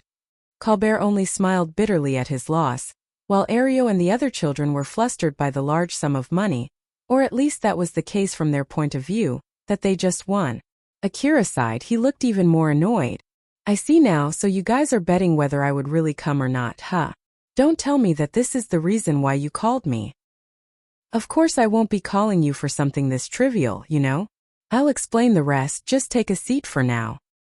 Colbert noticed Akira's annoyance and tried to calm Akira, who was still unhappy. Nonetheless, Akira still took a sit. "So then what is it? I'm just wondering if you can help them if you have some free time." Colbert pointed his finger at Ario and the other gang children as he started his explanation. Ario felt a bit awkward there. For the past few days, Colbert had sought help from Ario and the other children in that gang for a certain job. To be more precise, Colbert made a request to Cheryl, and Cheryl was lending Ario and his friends to Colbert. The job that they were talking about was to find dead hunters who still had debts. The slum extended across a pretty large area. The Battle and Isant families base the other day had left the area filled with dead bodies. Their job was to take a picture of the dead bodies using their information terminal to check if they still have debts left or not. And if they found dead hunters with debt, they would need to put that dead body inside a body bag and bring them to the creditor companies. As for those dead bodies with no debt, they would just leave them be. They would not even take the corpse's belongings, since not only it would slow them down, it might also put Ario and the other children in needless danger if they did that. There was an unwritten rule in the slum city that a corpse's belongings belonged to the gang that owned the territory where that dead body was found. But with the Isant family destroyed, no one was in control of that territory, thus the rule there followed the law of the wasteland. But with that being said, it was not like they could just take those belongings and bring them back home. It could be seen as Cheryl's gang trying to take over that territory with no owners after the last gang that owned it was destroyed. Of course, the equipment left behind could be turned into quite a lot of money when gathered, and if they followed the first-come first-served principle, various gangs would try to be the first to gather those equipment, which would then lead to fighting and robbing each other. So in order to prevent that from happening, the gangs were in the middle of a discussion. Anyone who tried to steal a start there would face all the other gangs that were interested in the matter. Ario and his friends had accepted that job from Colbert to look for dead debtors while trying to keep themselves from harm by not touching the dead body's belongings. After Akira listened to Colbert's explanation up until that point, he suddenly asked Colbert a question. So you want me to help them do that, huh? It sounds like too much work and it's not like you need me for that job, right? I'm sure Ario and the other children are enough to do that job, no? Colbert shook his head. That's true for those dead bodies outside Izomp family's base, but that's not the case for inside the base. For those dead bodies outside the base, we don't have any trouble as long as we don't get into a fight with the other gangs or the people who live around the area.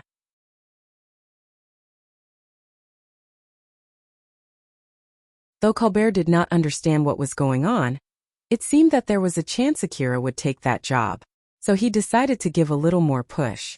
Although he was not expecting much when he called Akira to come, it would be helpful if Akira would actually come with them. Since you came here, it means that you're free right now, right? You should come with us. If we don't get real hunters among us, the other people might look down on Ario and the other children, you know? Real hunters? Akira looked confused. It seemed that he did not understand what Colbert was talking about. Seeing that, Colbert pointed at Ario. Akira also looked at Ario, but he still could not understand. Alpha then jumped in to explain. Akira, look closely at them. Although they don't look exactly like you, don't you think they look similar? Ario and the other children were wearing black attire along with a black coat. Now that you mention, that's kinda true. So what about it? Akira still did not get it. Alpha smiled bitterly as she exasperatedly said. So in short, they're trying to disguise themselves as you so that other people won't mess with them. Ario and the other children were disguising themselves to be Akira since Akira could not come often ever since he restarted his hunter job. Fortunately, not many people knew Akira's face, so from afar, people could easily mistake those children as Akira, and that was enough to keep them safe. Akira finally understood what Colbert was talking about. But even so, he still found it weird. So he then made a serious look as he said, Ario, I don't mind going with you, but I won't be protecting you. I'll do my job properly, but I won't do anything more than that. Since I have nothing else to do, if you're okay with that, then I don't mind going. That's more than enough. Thank you very much. Although from their conversations it seemed like they asked Akira to come without asking for Cheryl's permission first, it did not seem that Akira was angry about it. So Ario sighed in relief. Asterisk, asterisk, asterisk. Back in Yatsubayashi Clinic, Yatsubayashi was making a troubled face in his clinic room. Another failure, huh? Wait, not really, it's not a complete failure. The display device in front of him showed the video of Tyal escaping his experiment room. Tyal ate his restraints to free himself, walked slowly towards the door, and tried pushing the wall with his left hand. After that, suddenly something exploded, leaving a big hole in that wall. Though his left arm was blown off too, Tyal did not seem to be bothered at all as he left the room through that hole. Yatsubayashi watched that video multiple times, zooming and replaying some parts of the video to check it closely. If my guess is correct, it seems that his gunpowder-producing organ is working fine. Did he produce the gunpowder from the restraint that he ate? I used robust restraints that is used to restrain people with enhanced body. It's not the same as eating a fork, so how exactly did he do that? Yatsubayashi took some time making various guesses while looking at that video. After he gathered his thoughts, he finally stopped the video and changed into a map of the lower district. There were red dots displayed on that map. The trackers are working as they should. But the bomb that I planted in his head would not explode. Did the nanomachine that reached his brain also dismantle the bomb? Or is it that he dismantled the trigger? I have no idea at all. I do want to check it, but it doesn't seem that he'll return back anytime soon. He even tried to escape. I'm not sure if he still has any shred of reasoning left, but it did not seem like he's going back to Cheryl's base either. It seems that he's just roaming around the same place. Yatsubayashi mumbled. Tayo-kun, what are you exactly doing there? Tyal's tracking device was showing that he was roaming around the same area that was not too far from the slum since yesterday. Asterisk, asterisk, Asterisk. Akira finished his preparation and headed to Izant family's base. The garden of the base was still laden with the leftover of the battles from the other day, except for a small change. Akira looked slightly surprised as he saw the scene in front of him. Colbert noticed that Akira had a sharp, stern look, as if he was looking at his enemies. Akira, what's wrong? No, it's just that I don't see the tanks and the powered suits from that battle. During the battle, the Izant family and Horia sent out their powered suits. When Akira escaped that place, it was still filled with destroyed powered suits and tanks. But they were nowhere to be seen now. Colbert sighed in relief. Don't scare me like that. Of course, people took them away first since they can be exchanged for money. People who? Maybe one of those hunters. I bet they took them away even if they had to rent some heavy machinery. I heard that they even fought against each other over the loot, you know? Well, it only took a few days for them to carry everything away. So I'm sure things have calmed down by now. That's also the reason why I can bring myself here. After all, I would hate to get involved fighting over the loot. Akira nodded. He was amazed at how people actually did carry all of those big and heavy wreckages out from that place. Colbert looked at the nervous Ario and the other children and warned them. We'll be searching this place now, but let me remind you this. Don't shoot without our permission and refrain from even grabbing your rifles. It might cause a fight. Got it? Why, yes. All right then, let's go. They then entered the base and started checking the dead bodies.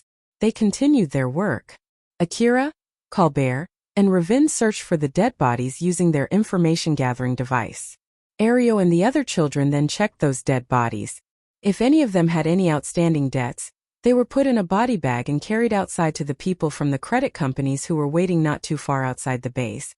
Ario and the other children were already used to seeing dead bodies, but couldn't hold well when they looked at the badly dismembered corpses.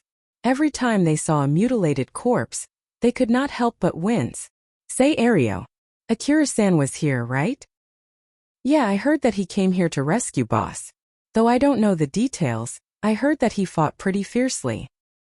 So in short, some of these corpses might be the ones that Akira-san killed, right? Probably yes. What's wrong with that? No, it's just that we're borrowing these rifles from that Akira-san right now, right? When I think that these rifles are powerful enough to create these dead bodies, it's just that, carrying them around like this is pretty scary. Akira lent his CWH anti-material rifle, DVTS minigun, and A4WM automatic grenade launcher to Ario and the other children. If Akira was carrying all of those alone, it would definitely make him stick out from the rest and render the other children who were disguising as him useless. Although those rifles were pretty heavy, Ario and the other children at least figured how to carry them thanks to the exoskeletons that they were wearing. Naturally, they wore those because they thought that it would be hard for them to carry the cyborg corpses. So they had decided to get some exoskeletons from Katsuragi beforehand. Hunters regarded exoskeletons as something inferior to augmented suits. After all, it was not designed for high-speed maneuver during combat.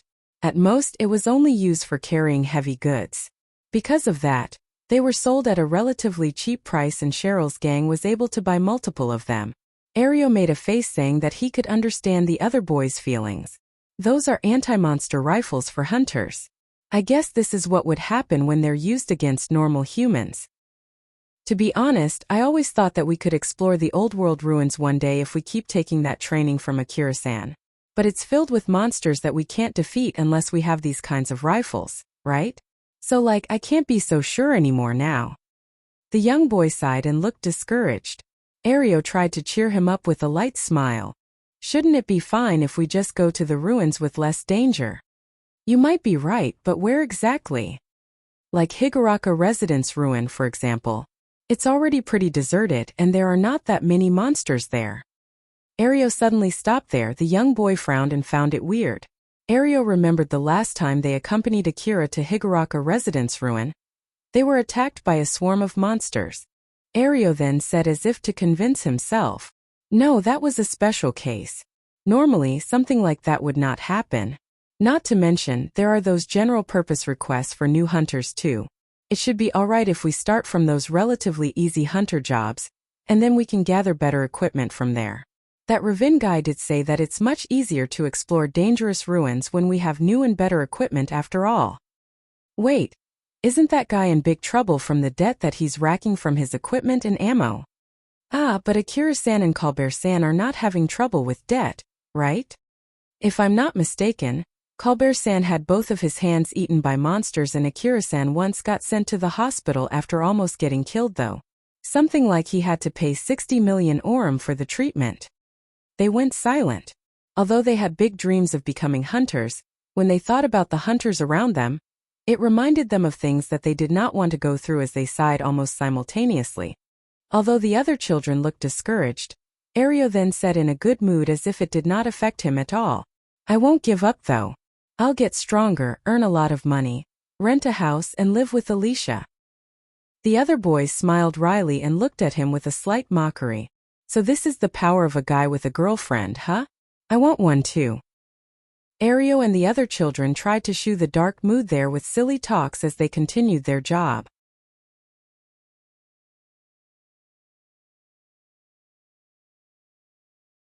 Rebuild World Chapter 175, The Mansion's Monster. Akira and his companion finished checking the corpses outside the mansion, so they moved to check the corpses inside.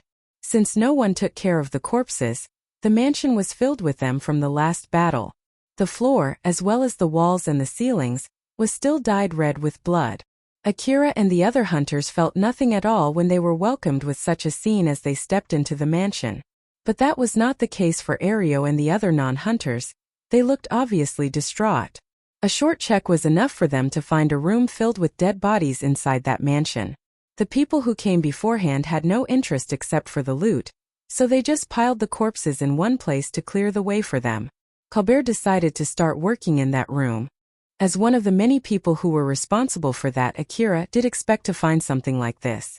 But he also noticed something that he did not understand when he saw all the corpses there. Alpha noticed it. Akira, what's wrong? If you regret fighting in that battle, it would be great if you can hold yourself back from doing something like that next time. No, that's not the problem. I just thought with all of these corpses and blood, this place doesn't smell like blood at all. Oh, about that, huh? There are reasons for that, you see. The cyborg, for example, doesn't rot even after they die, while the medicines that they use sometimes also contained an anti-rot drug. It is also said that the colorless mist of the Eastern District prevents the smell from spreading. Well, it's basically the same reason as to why the corpses out there in the wasteland don't smell. So that's the reason, huh? Although most of them are in a bad shape, they're basically the leftover after that battle. Fortunately, most of them still retain their original shape. It should at least help Ario and the other children to identify those corpses. Now that you mention it, that is kind of true. Akira nodded as he understood what Alpha was saying. After that, he immediately lost interest in that subject. Although there were other things that were out of place, he did not notice any of those. While Ario and the other children were checking the corpses, Ravin was checking the equipment those dead corpses left behind. It did not matter if it was a powerful rifle, or if it was mostly destroyed, it was nothing more than wreckage. Of course, Ravin could fix them, but its worth would still be greatly lowered. As for the augmented suits, although they were expensive, most of them were readjusted for personal use, so it would be worthless to resell them. Not to mention that he would need a good connection for selling them too, otherwise, he would not be able to sell them at a good price. And to top it off, taking them off from the corpses were too much of a hassle. That was why Ravin was separating the augmented suits from the rifles that were easier to check if they were badly damaged or not. Thus easier to predict how much money they could fetch from selling them. Colbert, who noticed him, looked sternly at him. Ravin, didn't I tell you that you're free from doing that as long as you don't forget the real reason why we are here? Don't worry. With this many corpses around, we'll have to wait for a bit until Ario and the other children finish checking all of them. I'm just using the waiting time for something more productive here. If you have free time, you should help them in checking the corpses, or help to keep eyes on the surroundings. Don't worry, I'm doing that too. Although Ravin was answering lightly, he was still sorting the loot with a rather serious face. Since these were not old world relics, they had no obligation to bring them to Katsuragi. Furthermore, he did not have to spend bullets to gather them. He needed to get money from wherever he could in order to repay his debt. Colbert also knew Ravin's situation. Because of that, he held himself back from saying anything more after letting out a big sigh. Akira was watching the surroundings when a question came up in his mind. Colbert, I feel like we already found and carried quite a lot of bodies. Are they really that many? Well, it's not that many if we're talking about the debtors for the company that paid me. But the boss of the company, Tomjima, seems to have discussed it with the other companies to share information. So in short, we're also searching for the debtors of those companies too. That's why there are a lot of them.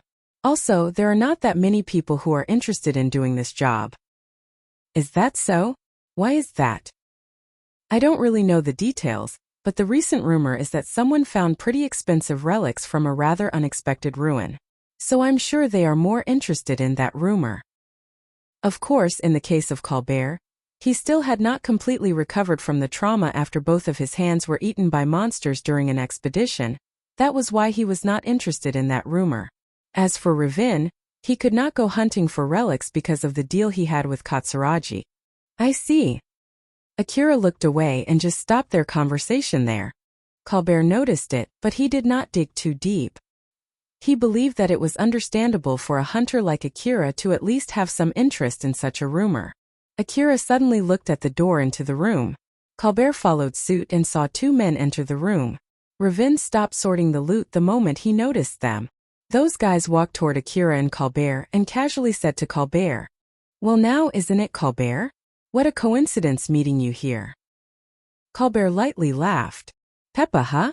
Why are you here?" "Nah, I just came to say hello since I heard that you're here. Moreover." Peppa looked at Akira, Ario, and the other children as if to evaluate them before lightly laughing. "I see that you've really splendidly fallen now, to think that you're earning money by taking these brats with you. You've really stopped being a hunter, huh? But isn't it hard living without hunting for relics?" "I can say the same to you too. Seeing you here means that you have nothing better to do, right? Or is that you're here to scavenge the dead hunters? Well, for a hunter like you who can't get any good relic even when you get into the ruin, I guess it's not a wrong course of action though." "You bastard!" After that short exchange, Colbert was still calm like usual, while Peppa looked slightly offended. The guy who came with Peppa, Bosch, interjected and stopped Peppa. "Peppa, cut it out." Peppa clicked his tongue and stopped prodding Colbert. Colbert snorted and looked exasperatedly at Bosch. "Bosch, you should keep him properly under your leash. Isn't that your job?" Bosch lightly smiled. It was an honest smile for his old friend. "Don't say that. It was your job in the first place, wasn't it? I'm already giving it my best, you know?" "Humph, though that might be true, that is your job now. So I have nothing to do with that. I know that we're acquaintances, but you should stop him from picking a fight like that. It's dangerous." Colbert and Bosch had a friendly air around them. "So then, Colbert, what are you doing here?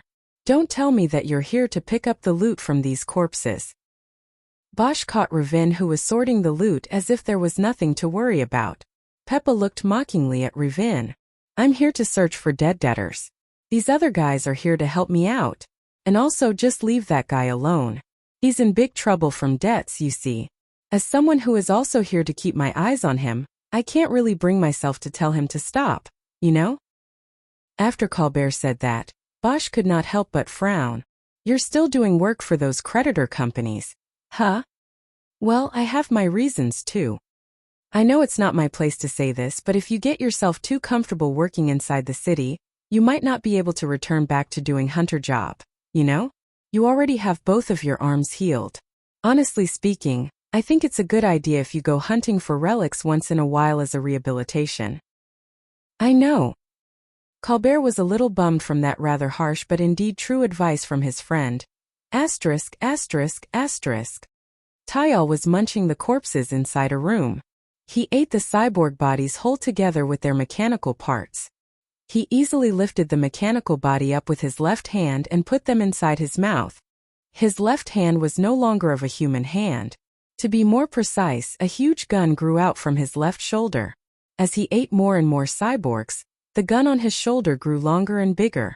Eventually, once it grew out into a complete rifle, It detached from his shoulder and fell to the ground. There were already other parts on the ground. Small arms were growing out from some of those parts, and those arms suddenly started moving. They were dragging themselves toward each other and reassembled themselves into something that looked like an autonomous turret monster. The newly made turret walked away and lined up beside the other autonomous turrets that were made before it. There were already a few dozen autonomous turrets lined up inside that room. Tyal, who was eating metals without saying anything, suddenly stopped and looked away. Although he was looking in the direction of a pile of dead cyborgs, he was actually able to see past that pile and through the wall behind it too. He then turned at the small mechanical monsters in front of him, as if he was giving them a command. After that, all of the small mechanical monsters immediately sprung into action. They removed the wreckages blocking the entrance to that room and left the room. Tyal only silently watched the small mechanical monsters leave the room. Once all of them were out, he started eating the hunter corpses and their equipment again. Asterisk, asterisk, asterisk. Akira was keeping his eyes on his surroundings, which doubled as training for him while talking with Alpha. But when he noticed a small change in his information-gathering device, his expression immediately turned stern as he shifted his focus to check that signal more closely. But before he could do that, Alpha suddenly warned him, "Akira, there are monsters." Monsters? Not hunters? Either that or it's a group of non-human cyborgs that are moving in an organized manner. It's up to you to think which one it is. Alright, I'll go and get back my rifles from Ario and the other children. There's no need to do that. Since we have them here, how about we get them to fight too? After all, it's not like you're here to protect them anyway. Are they going to be okay? Akira was a bit surprised by that suggestion from Alpha, but she replied with a smile that was filled with confidence. I'll take command, so it'll be okay. Meanwhile, you should try to face them without my support as a training. Roger that.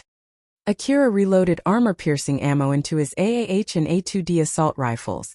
Ario and the children were using the same goggles that they use for training.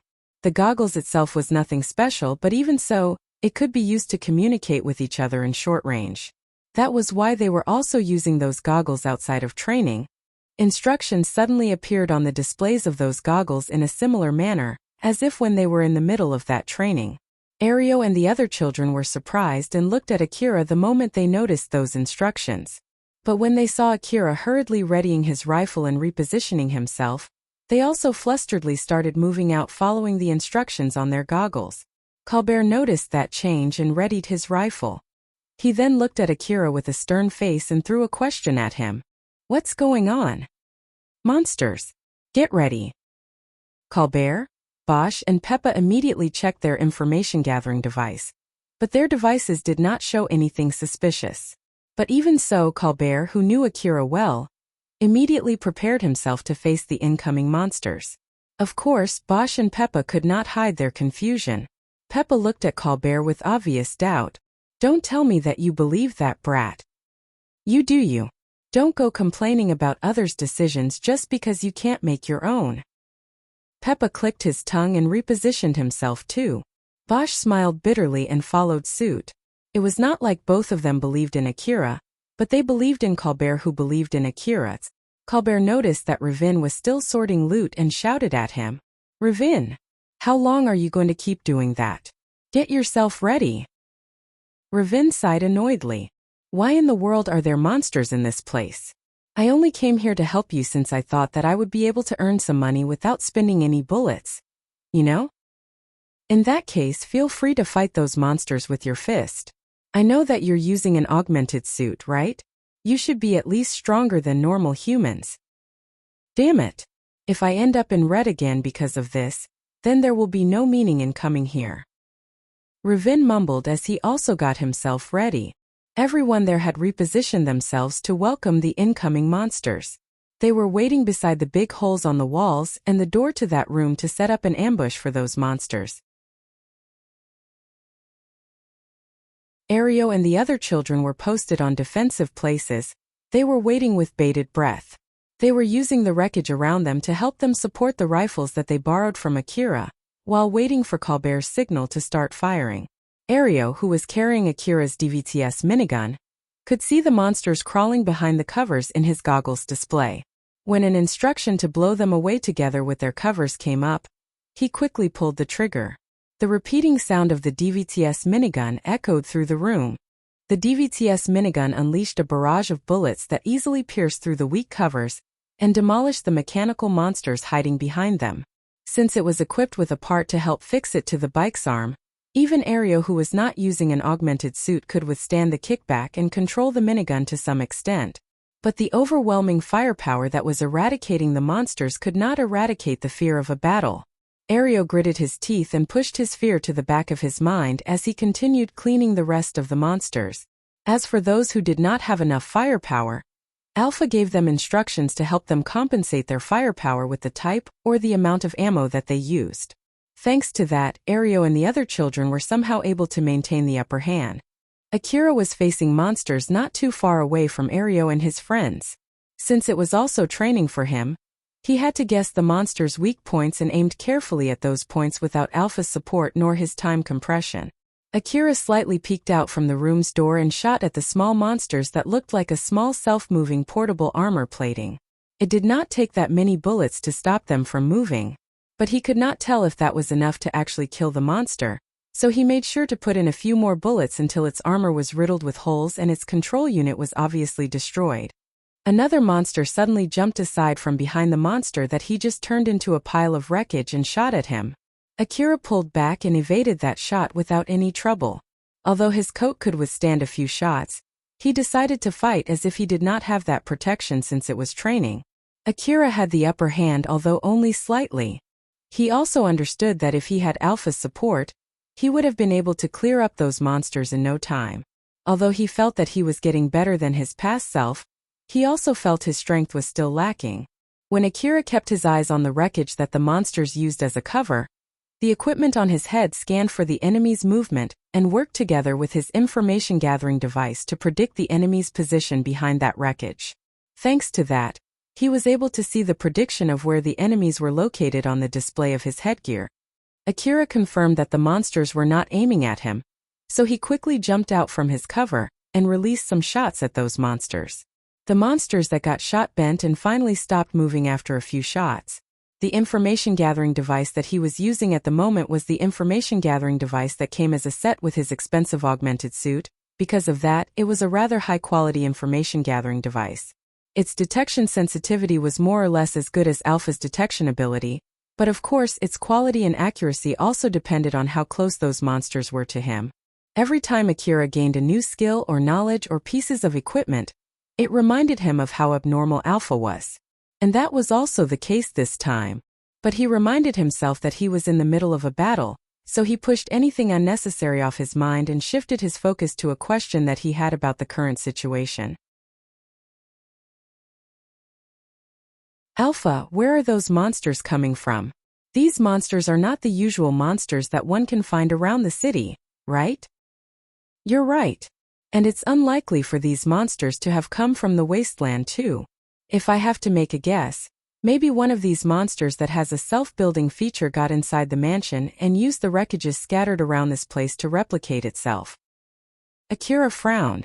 Alpha, this is included in your support, though it might not be a question that I should ask during training. At least tell me how many of them are there.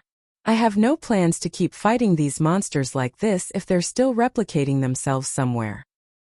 Don't worry. There are not that many of them out there and I don't detect any reinforcement either. In the first place, if the situation here gets dangerous, I'll have you escape from this place. I see. Glad to hear that. Akira looked relieved, so he shifted his focus back to fighting. Colbert and the other hunters were fighting the monsters in another place. Although the monsters there were strong enough to pose danger to new hunters, Colbert and his friends were no new hunters. Not to mention, one of them even took debt to get better equipment, so they had no trouble fighting those monsters. Peppa glanced at Akira and the other children during that fight and was flabbergasted. He thought that those children were only useful for carrying the corpses, but they were performing pretty well during the battle. Colbert, what the heck is with those brats? They're from a gang that I have some connections with. Gang? A hunter gang? I know that Drankum is putting more incentive for young hunters, But I haven't heard of any other gang doing the same though? Nope, it's just a gang from the slum. Peppa took another look at Akira and the other children there. Ario and his friends were fighting following Alpha's instruction, so they were moving around pretty well. As for Akira, he was putting some restrictions on himself since he was taking that battle as training, so he was moving relatively worse than usual. Because of that, Akira seemed to be performing as well as Ario and the other children. At most, Akira only seemed to be slightly stronger than the other children. Or at least, it was hard to believe that he raided Izomp family's base all alone just the other day. Don't tell me that you're training these children to make sure that your skill won't rust, even if you don't go to the old world ruin. Save that for later, we're in the middle of a fight right now. You're taking this too lightly, you know? Don't tell me that you've been only going to safe ruin since I left and now you're back to your old sloppy way of thinking? Heh, look at you running your mouth like that. Peppa laughed at Colbert's light jab as he started fighting harder to show off his skill to Colbert. He shot down and turned multiple monsters into scrap metals in a short time. Seeing that, Colbert just smiled while providing Peppa with support fire. They maintained the upper hand during that fight, and it did not take long for them to defeat all the incoming monsters. Ario and the other children saw a notice saying that the battle was over on their goggles. After that, all the other extra information on their displays immediately vanished. They looked so relieved after they were finally released from the gripping nervousness during that battle. Some of them sighed in relief, some of them lightly laughed, some of them cheered, while some of them sat on the ground, tired. Ario also sighed in relief while also feeling happy that it had ended. As he was basking in the happiness at the fact that he had survived and the sense of self-confidence since he was able to perform well during that fight, his eyes wandered to Colbert and Akira. Akira was perfectly calm. Colbert and his friends were also calm. They looked as if they just finished taking care of something trivial. Ravin even had already returned to sorting the loot. Watching it reminded Ario of the differences between the hunters and the non-hunters there. All the excitement that welled up inside him immediately got shot down. Well, it is still a win. The fact still held that he had participated in that fight as well. Ario told himself so as he nodded. Colbert checked the destroyed monsters. They are not the security drones of this mansion, right? The heck are these monsters? We're here just to check the corpses, you know? No one told me that we have to fight these things. Wait, by the way, Bosch, why are you here? You're not here for looting the corpses, right? Yeah, we're here because of a request to check this place. Depending on our report, the city management might decide to burn this place up. A big mansion might be turned into a nest for monsters, not to mention that the bodies inside it provide food for those monsters. Thus the city management could not just leave that mansion be. They sent requests to check the area to decide whether they had to send people to clean the place up themselves or they could trust the resident around it to take care of that place. Bosch sighed. Although it's an easy job where we just need to look around, it would be bad if we don't do our job properly. Colbert, if you have some free time, you should help us too. Now we are leaving. It's not a place for these children to loiter around. Not to mention, no one told us we're going to fight monsters just for checking the corpses. I see. Well then we'll go back to our job too. By the way, because of that request, we're also taking that general monster hunting request too. How about you? Nope. I see, which means that we're the only one who will get money from killing those monsters, huh? If you don't like that, give me your hunter code later. I'll put your name in that general monster hunting request too. If you get nothing for the rest of the day today, then it means that all the rewards will be sent to us. Later then, Peppa. Let's go. Bosch called Peppa as he stood up and left. Peppa followed behind him while sending an unfriendly gaze at Colbert. Later then, former hunter. If you can fight that well, you should get yourself back out there. Seeing Peppa did not forget to leave a bad message before leaving, Colbert just smiled bitterly at him. Akira, who saw that exchange, then casually said, "Thought this might be too late, acquaintances. Yeah, we once belonged to the same hunter team. Well, I did leave that team after all. I guess it's no surprise that they don't like me. But that's all there is to it. Well, now let's go back home. Ravin. We're leaving. I don't care if you want to stay here, but just so you know, we won't wait for you, all right?" Ravin stopped sorting the loot and flusteredly packed the loot he chose. Ario and the other children also flusteredly got themselves ready to leave that place. While on the other side of the mansion, Tayal suddenly stopped eating and stared at the wall. To be more precise, he was looking in the direction where Akira fought the monsters he sent. Tayal could see past the walls and look at the scene that was unseeable with normal eyes. A weird language that was not used by humans appeared on Tayal's augmented vision. It said total annihilation, overwhelming difference in firepower, and pulling back was advised. Tayal understood that as his expression turned to displeasure. Tayal then turned and looked in a different direction. He then aimed his left hand that was turned into a big-sized rifle at that wall. A loud bang echoed as he released a shot that tore down multiple layers of walls.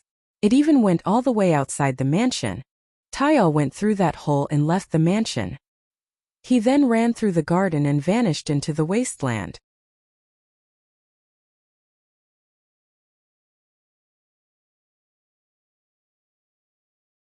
Rebuild World Chapter 176 The Sphere of Understanding. Akira was enjoying the bath back in his house. Usually he would lean back on his bathtub to let his soul melt into the warm water, but that was not the case that day. In his augmented view, Akira was seeing the information of multiple rifles floating in front of him. He was basically browsing the rifles that he could buy with 1 billion orum. Shizuka sent the list of the rifles that she recommended, and all the additional data of those rifles was gathered by Alpha through the network based on the list from Shizuka.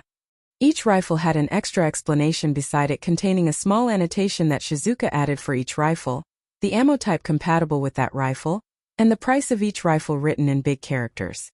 Akira stared at that information and hummed. They are all equally expensive. Alpha, just like usual, was also taking a bath together with Akira. Then said, "That's a given.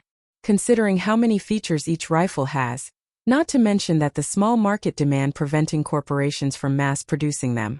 In the first place, when you go for expensive but better rifles, it's normal for their cost-performance ratio to get worse. In that case, if I focus more on the cost-performance ratio instead, what kind of rifle can I get?" The first rifle that comes into mind would be the AAH assault rifle. That rifle is basically mass-produced in the Eastern District after all, so its price is incredibly cheap considering its performance. You were able to buy it when you were just a novice hunter, and it has served you very well up until now, no? Now that you mention it, that's kinda true. It's indeed a cheap yet very useful rifle. I guess it's no surprise there is a big fanbase for that rifle. Akira then shook that off from his mind and continued browsing the rifles. But to be honest, all the available options in front of him prevented him from making any meaningful progress. Although the price alone was enough to make him hesitate, Shizuka also added a note listing the summed-up prices of the individual rifles that basically had the equal amount of functions of each multi-type rifle that he was browsing. The reason why Akira was doing that by himself was because Alpha reminded him that being able to choose suitable equipment based on his ability was one of the important skills for a hunter. But with all the available information flooding his brain, Akira kept humming without being able to make any decision. Alpha suddenly stood up. The water droplets that ran down her silky skin only served to enhance her already beautiful body. She then took a few steps and grabbed one of the rifles, or at least the image of it, that was floating in the air. That big gun, which was shown there as a price comparison for the other guns, looked extremely heavy. But since both Alpha and that gun were nothing more than images, mass had nothing to do with both of them. Alpha, who was standing naked showing off her beautiful body, did not suit the excessively big gun that she was carrying. But she then started taking aiming stances as if to show some examples to Akira. For example, what do you think about this gun, Akira?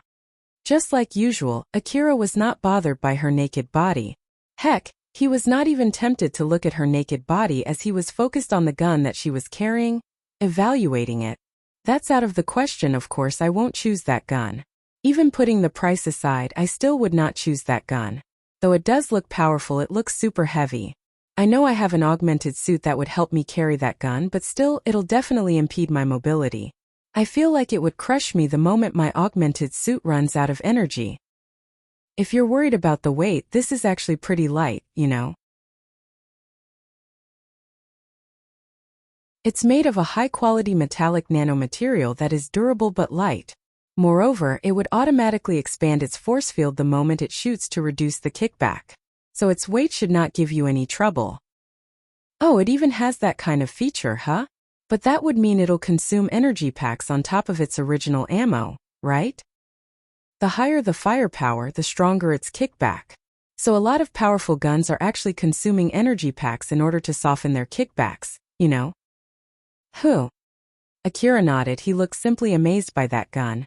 But even so, he then still shook his head and said, even if that's the case, the answer will still be a no.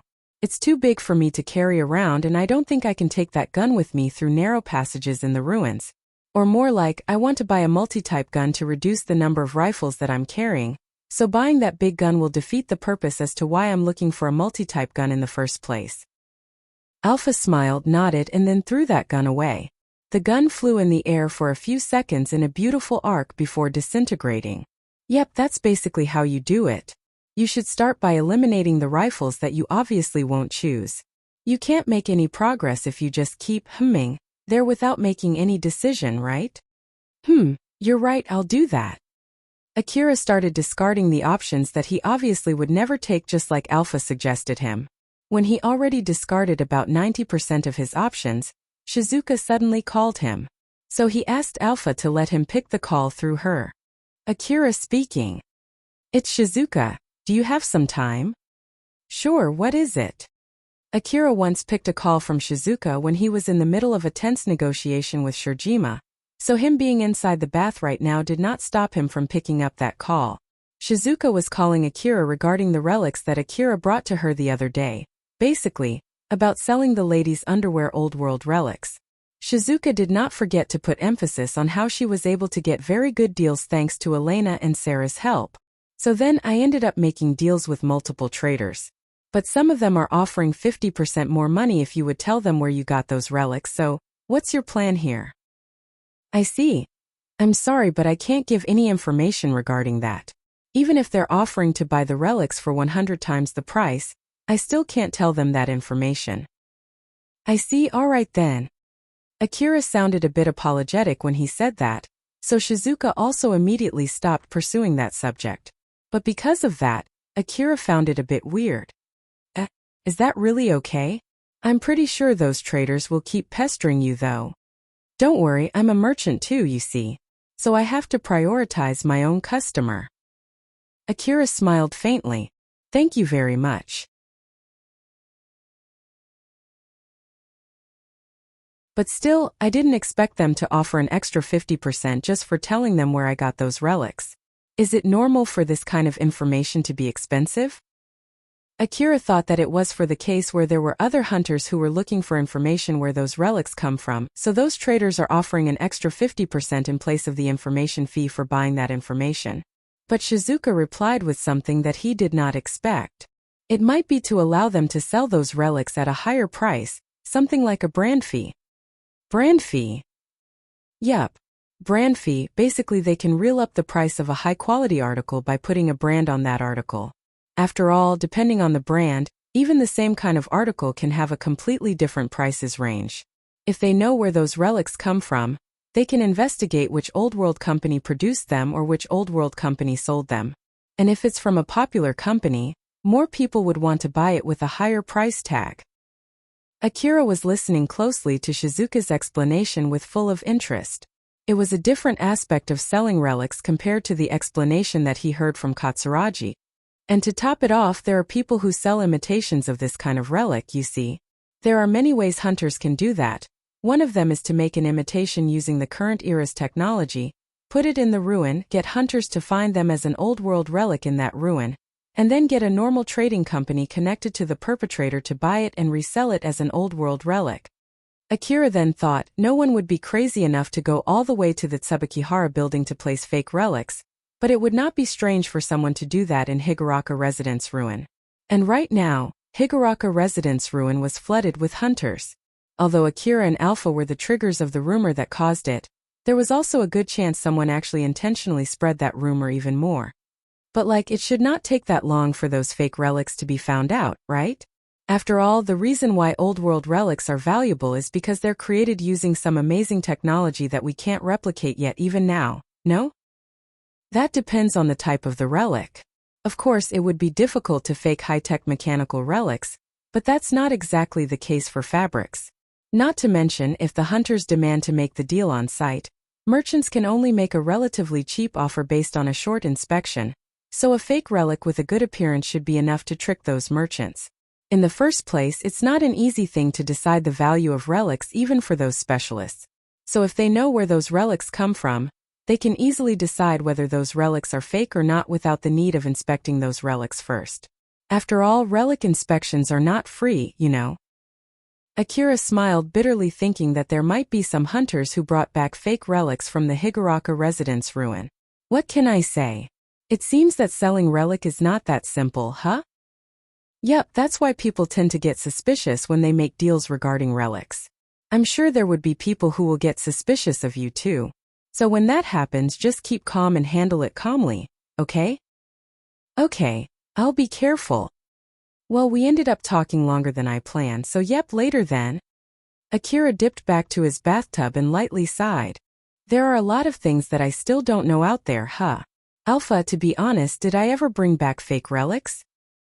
Not really, although it depends on how you define fake relics. Define. Oh. For example, let's say that someone from the Old World era made a fake article. Will it make that article a fake relic according to this era or not? Or is it solely decided based on whether it's made during the Old World era? Which in that case, the fake article from the Old World era would be a not fake relic in this era. So yep, it's not that simple. I see, you're right about that. It really is not that simple, huh? Akira kept thinking about the definition of fake relics while enjoying the bath, but it did not take that long before that thought dissipated into the warm water too. Asterisk. Inside a slightly high-class clothing store located in the Kagamayama Lower District, Kashua, the manager of the store where Cheryl once shopped in the past, lightly sighed. That other day when a hunter with enough money requested a refit for an Old World dress, effectively throwing its value as an Old World relic, came to her shop, her little sister, who was talented in refitting dresses, completed that request with amazing results. Thus, there was no surprise that Kashua was expecting that story to spread around and lure in other customers with at least that much money as that particular hunter. So in order to prepare her store for it, she decided to order some high-quality goods. But unfortunately, that type of said customers never appeared. Although it did not exactly put her book in red, the high-quality articles stuffed back in the warehouse were putting some pressure on her. Fortunately, Kashua could get someone to buy them bit by bit thanks to her talent as a seller, but it would take some time before she could sell all of them. Kashua then mumbled, "What a blunder." Cheryl and Akira praised the refitted dress that much, so although Kashua did not get more customers after that, she could at least expect Akira and Cheryl to come there again sooner or later. Or at least that was what she had thought, but unfortunately that was not the case too. Kashua was in the middle of lamenting her current situation that could not be further off from her expectation. Suddenly, someone entered the store. The bell fixed on the store's door rang to let her know that she got some customers. Kashua immediately changed her expression back to her usual seller's smile and headed to the door to welcome her customers. They were several young boys and girls led by a lady. The lady did not seem to have any trouble with her dress, while the young boys were donning suits that looked like augmented suits. But the young girls were using rather shabby dresses, or at least that was the case from Kashua's point of view. Looking at that, Kashua was not sure whether to ask them to leave or not, but the moment she noticed some familiar faces among those young girls and boys, she could not help but raise her eyebrows. She then immediately replaced her surprised face with a big smile as she welcomed them. "Welcome. Welcome. Thank you very much for visiting our store." They were Akira and Cheryl's gang. Starting from Cheryl, Alicia, and the other officers, the girls from Cheryl's gang started to look around the store. A few of them were looking really nervous, the rest excited. After all, it was a rather high-class store that some children from the slum would normally never be able to visit. They had their eyes sparkle with excitement from the dresses lined up inside the store that they never even dreamt of using. The only girl who was taking it calmly was Cheryl. While not too far from them, Akira was sitting together with the other boys from the gang on the tables provided inside that store. Viola, who was looking around the store with the other girls until now, came to that table and sat next to Akira. Well, this place is pretty good for a store in the lower district. I didn't expect you to know a store like this. It's not like I'm that knowledgeable about the stores around this place. I just picked this store since it had some good reviews when I was browsing through the network. Oh my, and that was enough of a reason for you to request refitting an old world dress that even cost you 1,500,000 orum in this store? I've never thought you're someone who would splurge your money like that. That money is the money that I earned, so it's up to me how I use that money. Geez, it's not like I'm criticizing you or anything. I just thought that was unexpected of you. Viola was actually prodding Akira for a reaction to guess if he actually was just simply that lax regarding money or he did that because he was that invested in Cheryl. But Viola was not able to get any meaningful information from there. Of course, she could never have guessed Akira only did that in order to check his own fashion sense. That was when Kashua approached Akira with her seller's smile. She was working hard recommending dresses to the girls until just now. But she decided to go to Akira since those girls, who did not have enough money to buy any of those dresses, always came up with excuses to refuse her offer. Since Kashua thought that it would be meaningless to keep pushing in that direction, she recommended the girls to explore the store on their own, and shifted her focus to the people who seemed to have the capital to spend. Akira-sama, is there any kind of dress that you want to get for your companions? We'll be happy to comply with any of your requests. Even if you ask me that. Alpha smiled bitterly and interjected. Akira, I'm pretty sure she means to know how much you are planning to spend today. It seems that she misunderstanding that you'll be paying this time too. Oh, I see. Akira then glanced at Viola.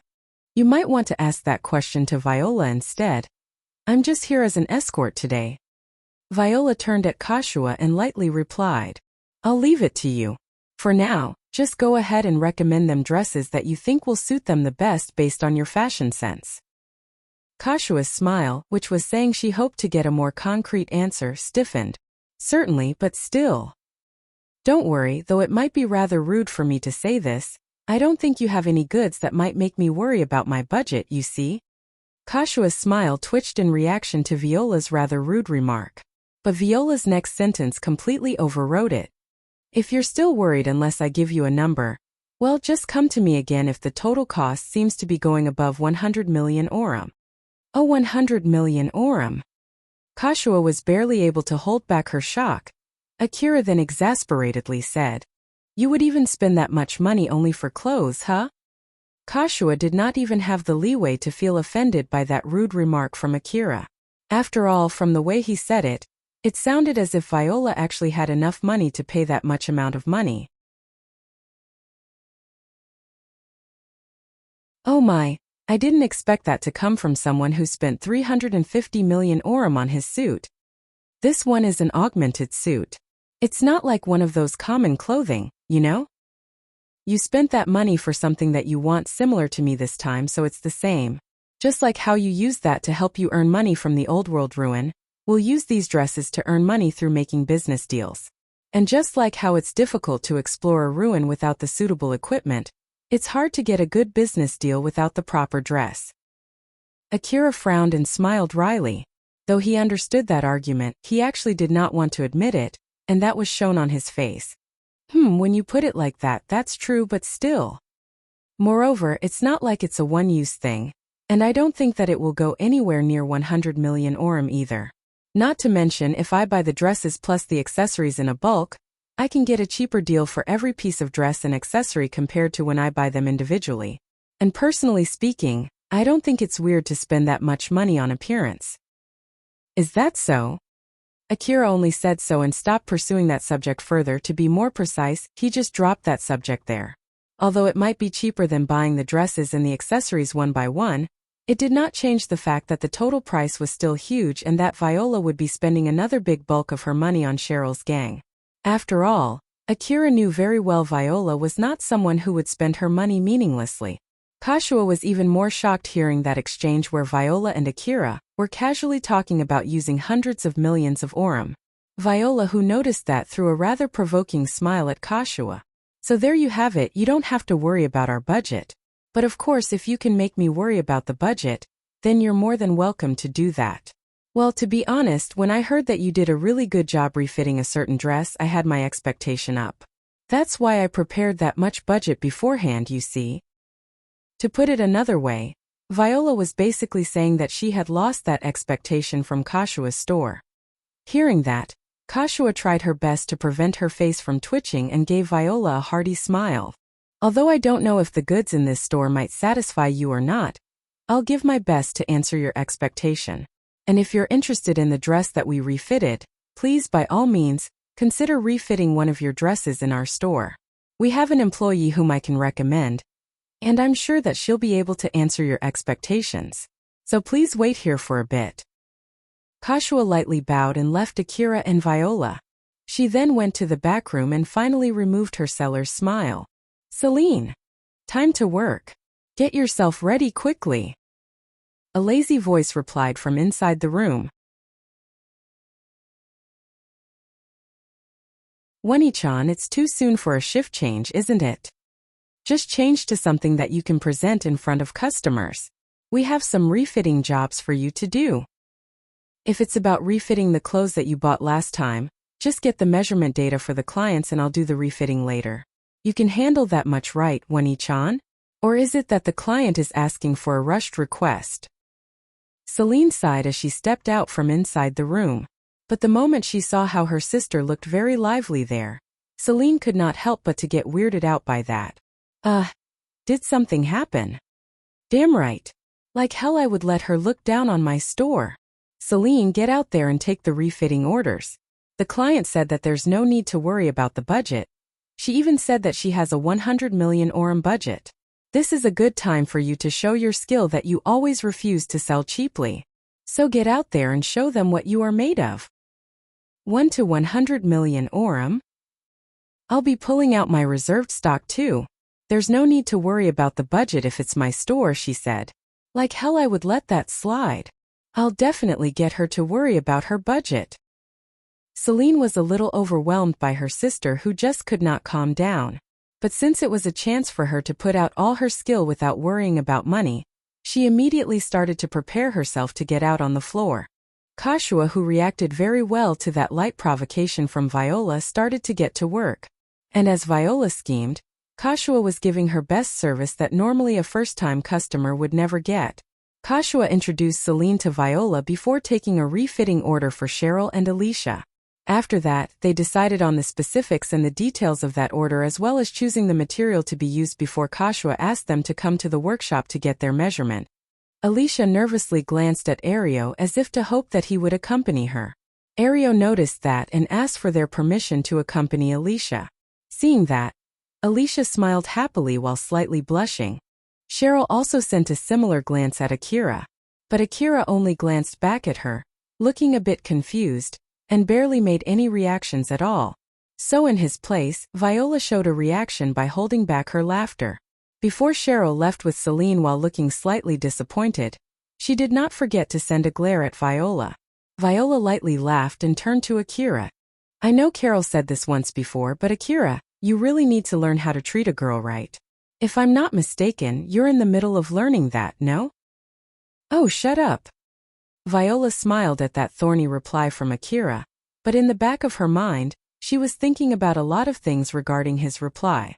Viola realized that it might be interesting to see how Akira would react if she brought up Shizuka or Elena or Sarah, but before she could say anything, she kept the lid closed on that curiosity. Back then when she messed with Cheryl, she ended up with a hole in her chest. So if she actually mentioned Shizuka, Sarah, or Elena here, this time she might not even leave as much as a piece of herself behind. Viola at least understood that much. In order to keep her curiosity contained, Viola kept telling herself that even if she really wanted to test it, she would need to set up a better situation first to do that. While Viola was in the midst of her thoughts, Kashua approached Viola and placed a box that looked like a jewelry box on top of the table. She then said with full confidence to Viola, although this is something that we would only offer to loyal customers, since you have given us the chance to offer you our best service, I've come with this special piece of goods that might suit your fancy. So please by all means have a look.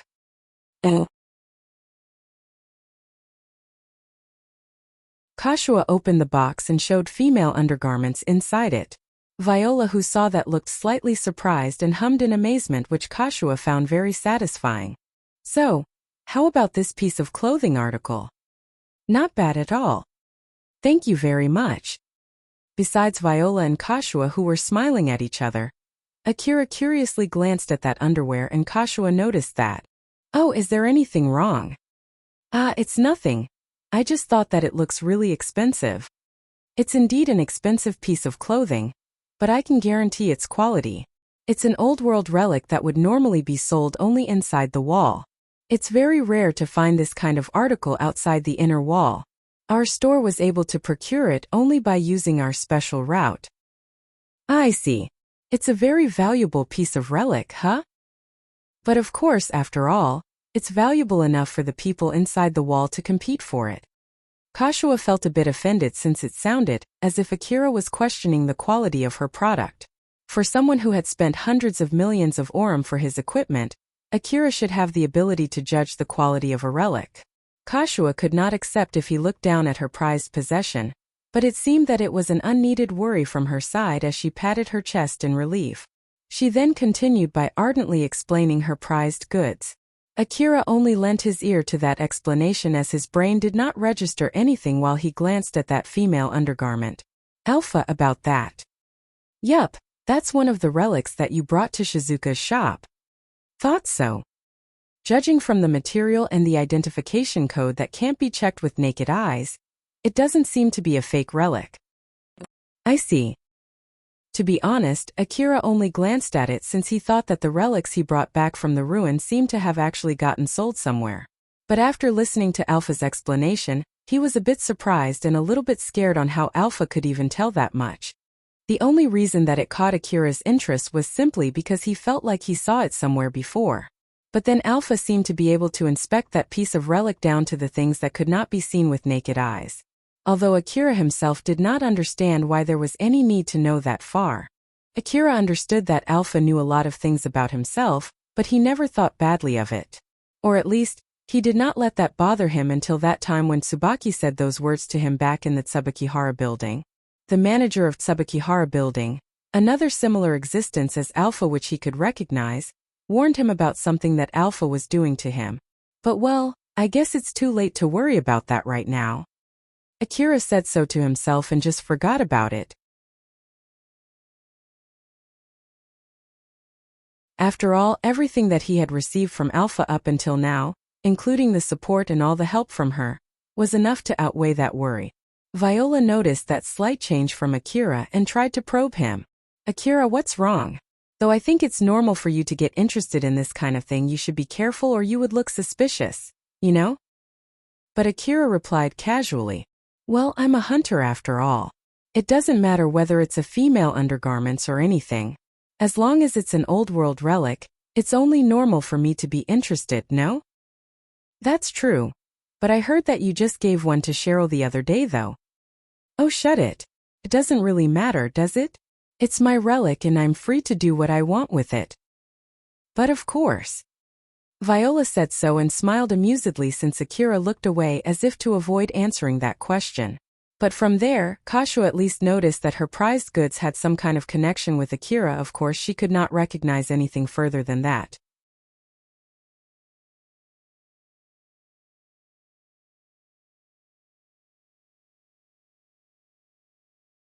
Rebuild World Chapter 177.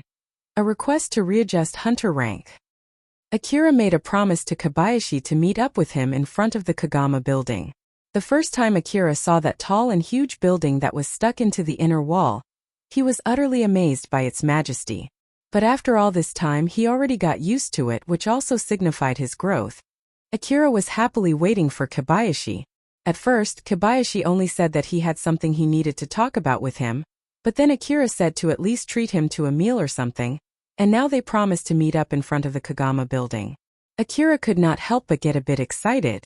Kobayashi appeared right on time. They then went into the Kagama building, and into a restaurant on the first floor before picking a seat randomly. "You can go ahead and order anything you want. I'll put it on tab anyway, and it's not like I'm paying for it either. So feel free to choose from the most expensive ones first." Ah, sure. Unlike Kobayashi, who was in a very good mood, Akira seemed rather disappointed. Kobayashi smiled amusedly at that. What's wrong?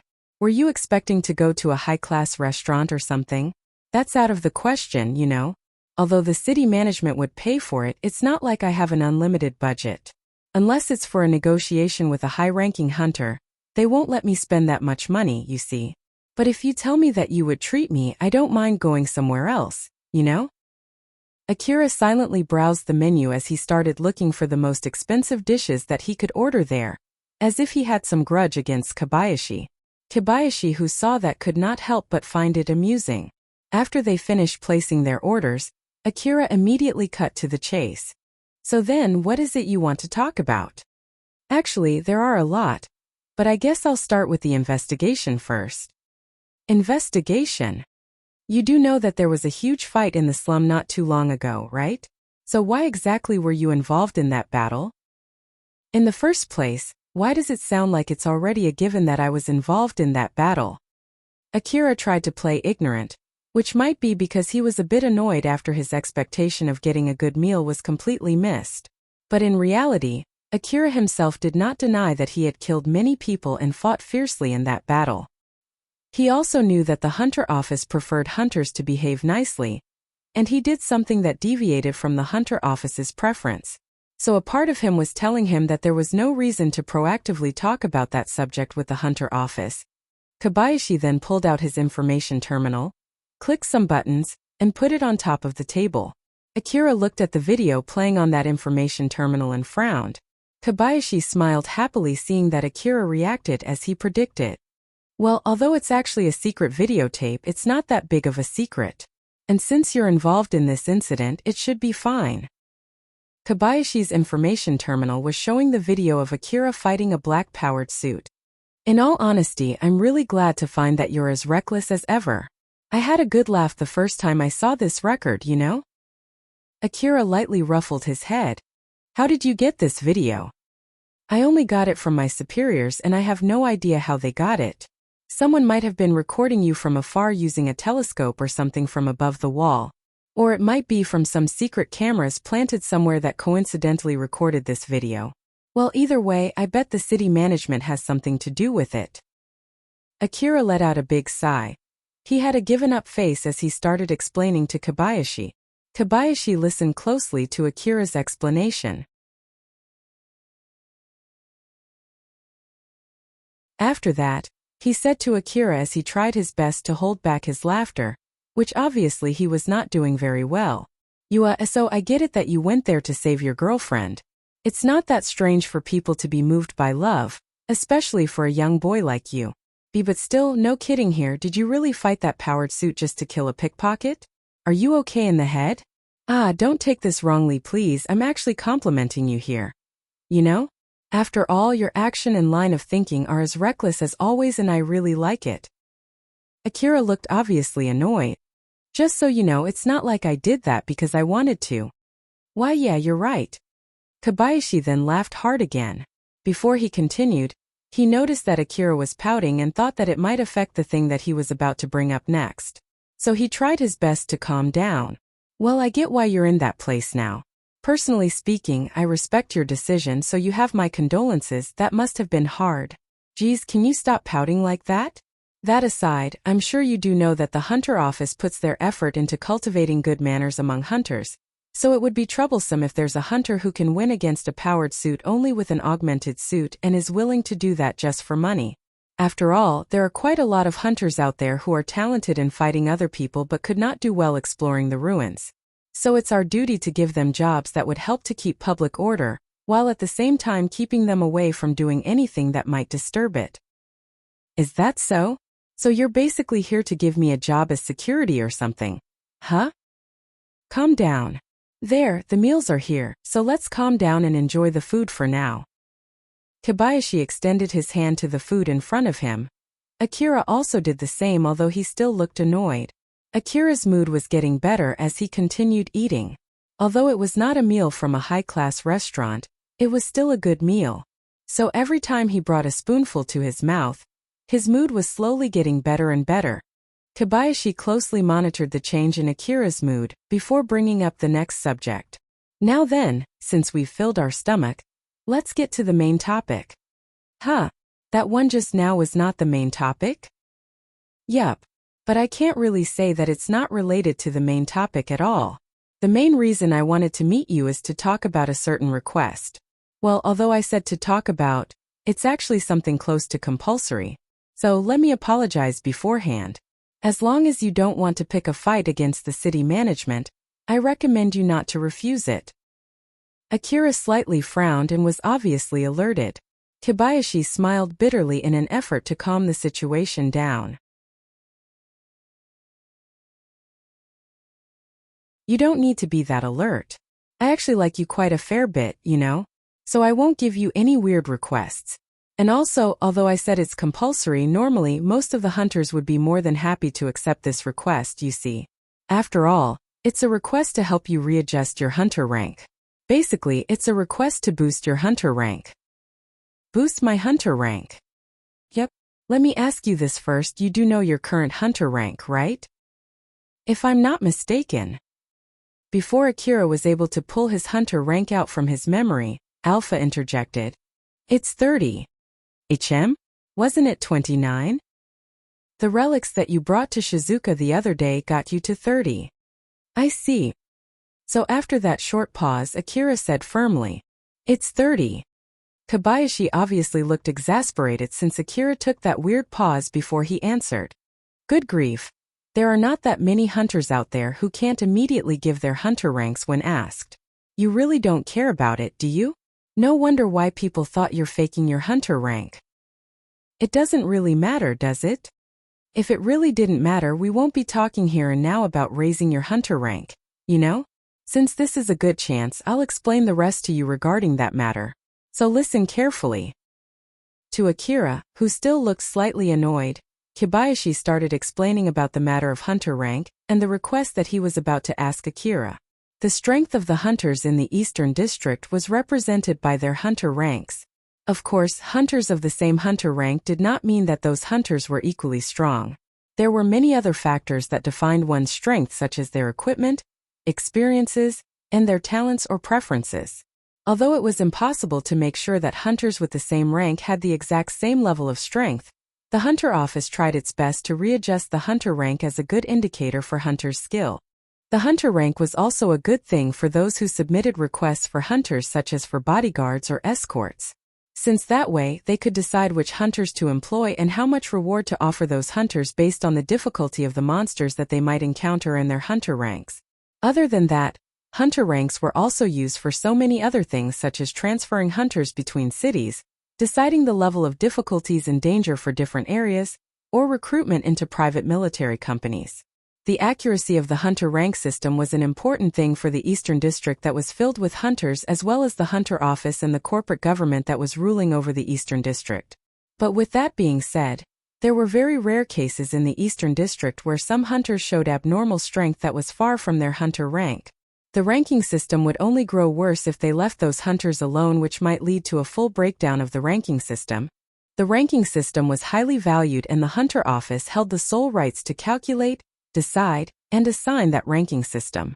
That was the power of the Hunter Office, as well as a way for the Hunter Office to assert control over those hunters. So that's basically the gist of it. We want someone like you with a big gap between your hunter rank and your real strength to get your hunter rank to a more suitable number. But with that being said, it's not like we can just pull up your hunter rank either. That's why we dispatched this request in order to readjust your hunter rank. You get it now? I feel like I get it, but not exactly at the same time. Just accept the request. Or is it that you have a reason why you don't want to get a higher hunter rank? Oh.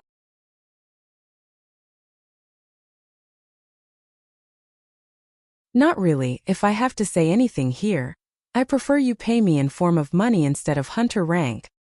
Kobayashi sighed exasperatedly, but he also seemed to understand where Akira came from.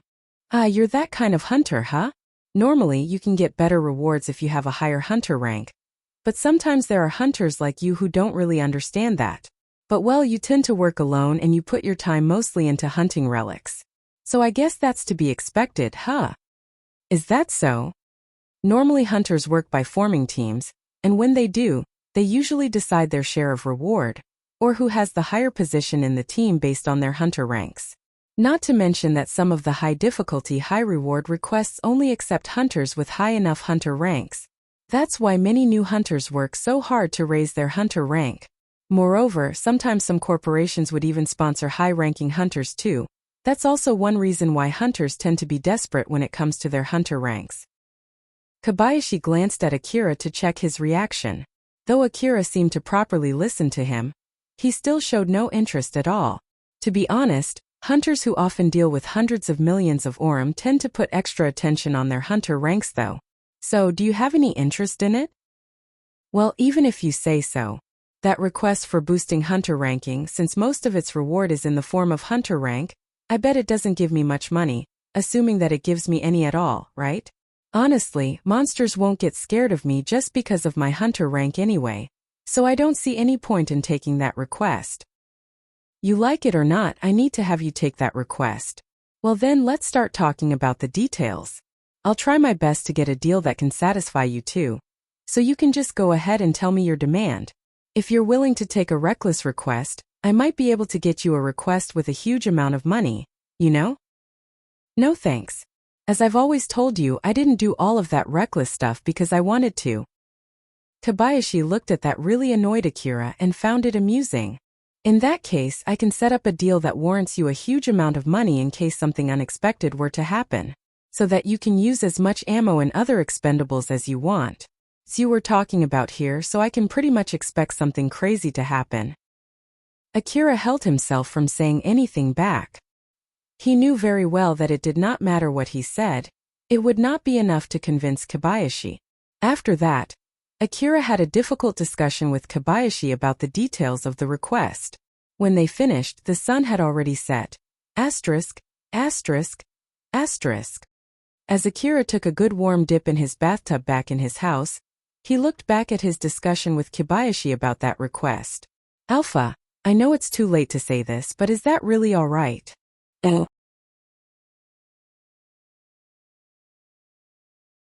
Let me ask you this instead. Do you have any problem with that request? Not really, or more like, I don't really get the whole thing. To be honest, Akira did his best thinking about what he should ask for during that discussion. But even so, he himself understood that he was so not skilled in that aspect to the point that he would not be able to spot any mistakes in case he made any during that negotiation. In that case, since we have come this far, we can only look back and reevaluate after you're done with that request. This will be a good experience for you too. Personally speaking, I think it's not a bad deal since they'll pay for the medicines, ammo, and other expendables. You're right. It really helped me out during that request to the underground city after all. Akira remembered back then when he had to compensate for the lack of his strength by shooting out CWH anti-material rifles special ammo. Both when he fought a swarm of Urata Scorpion and the Relic Thieves, Alpha support alone was not enough to win those fights. That was just how pivotal using that ammo was. Now that I think about it, I really did pretty reckless stuff back then. It's as if I'm compensating for the lack of my strength with money, and to top it off, it's not even my own money. Yep, so let's use that advantage to our best this time again. Let's stock up powerful ammo and buy our safety, and of course with others' money again this time. Alpha smiled when she said that. Akira smiled back at her. Though to be honest, because they'll pay for my ammo, I feel like it would give such a sight if I used that money to buy a whole lot of CWH anti-material special ammo to use with my DVTS minigun. That's a good idea, let's do that. Huh? That's obviously out of the question, isn't it? That special ammo can't be used with DVTS minigun, right? Akira frowned. He was surprised by that reply from Alpha. But then Alpha smiled smugly and said, "It would be fine as long as you're using a powerful enough gun that can withstand the rapid fire of such a powerful and expensive bullet. And since we're in the middle of choosing a new gun, you can just put that as an additional condition for your new gun, right?" Akira's view was augmented with the info of multiple types of guns just like last time. Then Alpha discarded all the rifles that could not withstand rapid fire using such CWH anti-material rifle special ammo. That pretty much narrows our options. Indeed, do your best to do the rest then. Roger that. Akira started browsing and choosing rifles again while still enjoying his bath just like last time. An alpha stood next to him with a smile just like usual. Asterisk. Asterisk. Asterisk. On the next day, Akira let Shizuka know what was going on and asked for her help. He also did not forget to place his order for the rifle that he decided to get after a long selection process as well as for the ammo to use with that rifle. There was no guarantee that Shizuka had the type of ammo that he was looking for in stock, and even if she could order those ammo, Akira thought that it would cause her a lot of trouble if she placed such a huge order just for his sake. That's why he decided to put in his order sooner. After they finished, Shizuka then worriedly said to Akira, "I understand what's going on and of course I'll help out too, but are you alright? Although they'll pay for it, buying this much ammo will definitely cost a lot of money, you know? In the worst case scenario, they might take it as harassment." Akira replied with a serious face. Kobayashi, the guy that I had a discussion with regarding this matter, did give his approval. To be honest, I was thinking if they refused to pay because of that, I might be able to use it as an excuse to refuse their request though.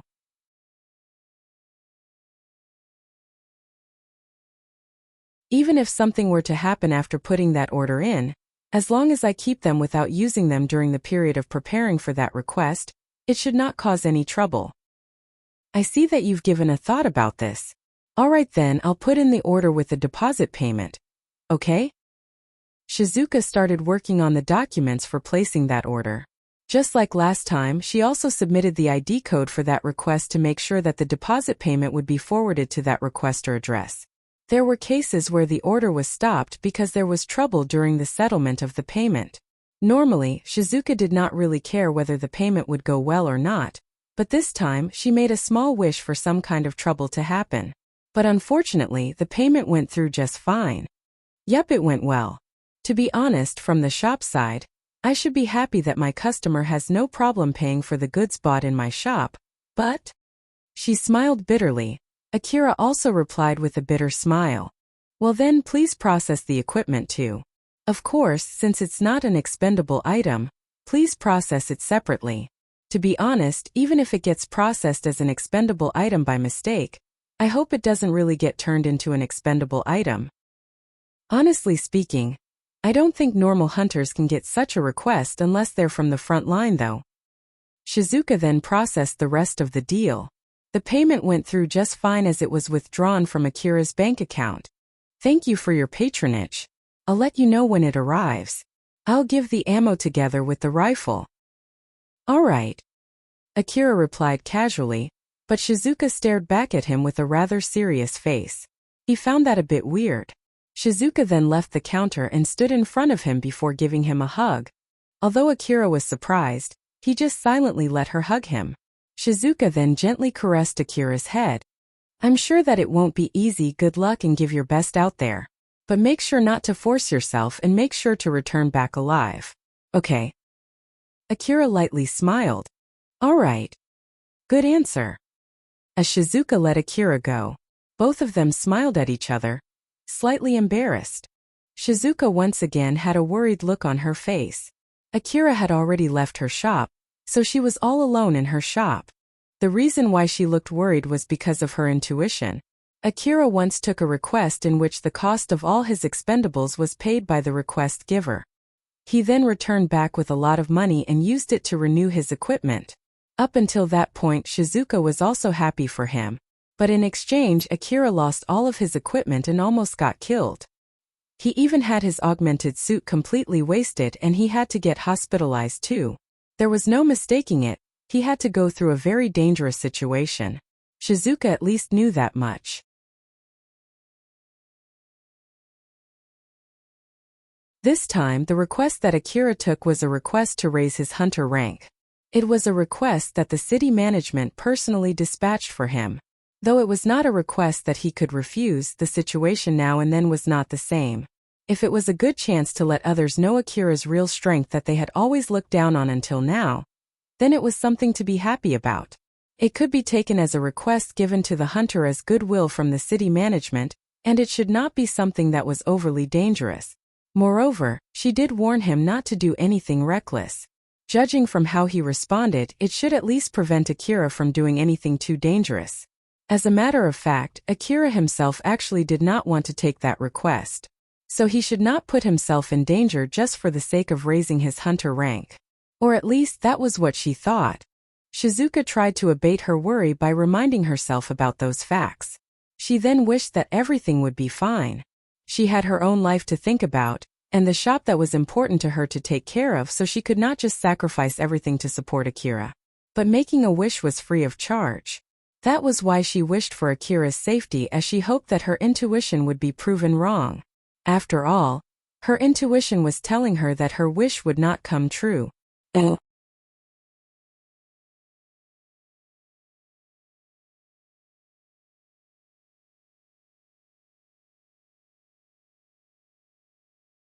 Rebuild World Chapter 178 Hunters Who Stood Out.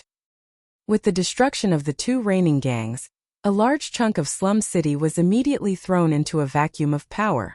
Bosses of medium-sized to small-sized gangs gathered together to discuss that very matter right now. Their main focus was what to do with the territory left by the two destroyed gangs. Of course, they could not afford to use military power to fight for that territory. But in order to keep their right over that territory, they could not afford to just back out either. Thanks to that, they could not come to a consensus even after a long and difficult discussion. But if they kept this up without coming to any kind of conclusion anytime soon, the city management might decide to just burn down that territory. After all, there was already a rumor spreading around saying that the mansion itself was occupied by monsters. With the time going against them, the members of that discussion could not afford to keep dilly-dallying, and the sense of pressure caused them to slowly compromise, although it was still not enough for them to come to a consensus yet. Geez, let's just decide on something. Just split that territory equally to the gangs neighboring it. Isn't that good enough? Heck no. If we go with that method, you'll get a huge chunk of that territory.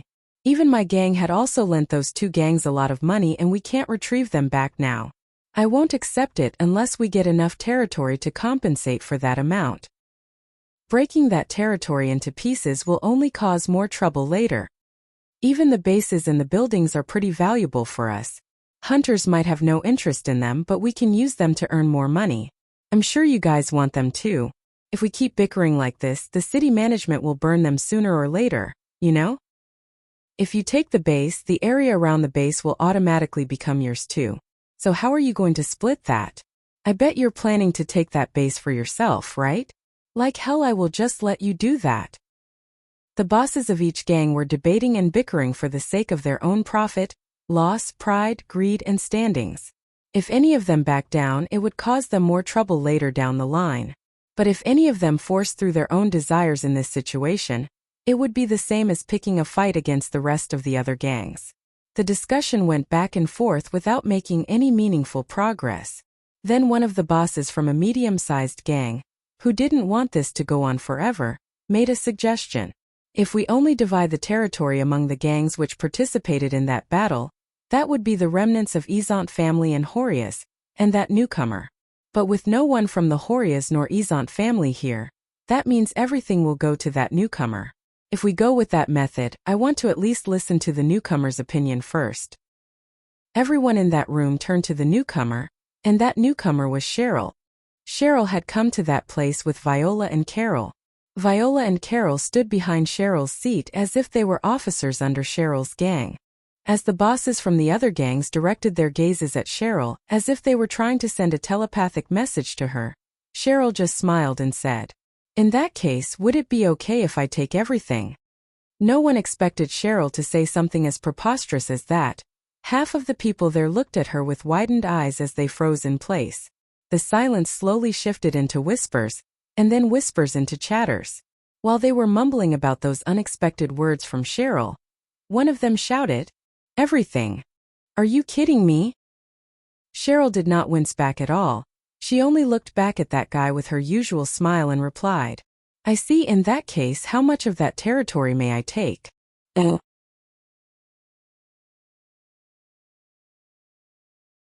Well, even if you ask me. If that guy said a concrete number there, the other bosses would definitely turn at him.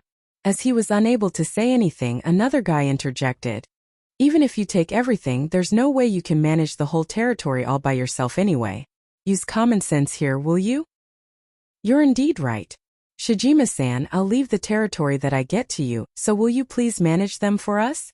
If yes, then I'll only take the territory that Shijima-san can manage. Is that good enough for everyone? Shijima-san, we can talk about the details like how are we going to split the profit and the cost for maintaining that territory later. Although Shijima was already surprised when Cheryl suddenly brought up his name, he was even more shocked by her suggestion. With everyone's attention focused on him, Shijima felt slightly overwhelmed, but of course he did not show any of that on the outside.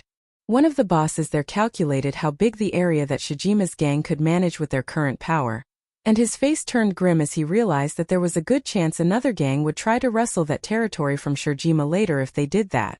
Wait a sec. Why did you suddenly say that? Or more like, why Shijima? If you need someone else to manage that territory, you can pick any other gang, right? Did you guys make some kind of agreement beforehand or something? Not exactly. But during the discussion with Akira from the other day, we promised him to get along with Shijima-san's gang, and he hasn't told me to abandon that agreement either. The moment Cheryl brought up Akira's name, all the gang bosses there showed various reactions: fear, alert, interest, doubt, mockery. All of them had different reactions to Akira's name. One of them who looked down at Akira raised his voice and questioned Akira's real strength while wording it out as if he was asking for others' agreement. Akira, huh? He's that hunter supporting your gang, right? I've heard about him too. In the first place, I don't know how much the rumor that I heard about him is true. Don't take me wrongly though, I'm not saying that he's weak or anything. But I bet those rumors have something to do with that girl behind you. Everyone looked at Viola. Although only some of them were obviously suspecting Viola, everyone could agree that the chance of her involvement was not zero. Viola had her usual provocative smile as she pulled out her information terminal and operated it. Immediately afterwards, a notification reached the information terminal of the other people in that place. Since it was obvious that it was from Viola, everyone checked their information terminal and noticed that it was a video file. The moment they played that video, everyone was dumbstruck. It was a video of Akira fighting a black-powered suit.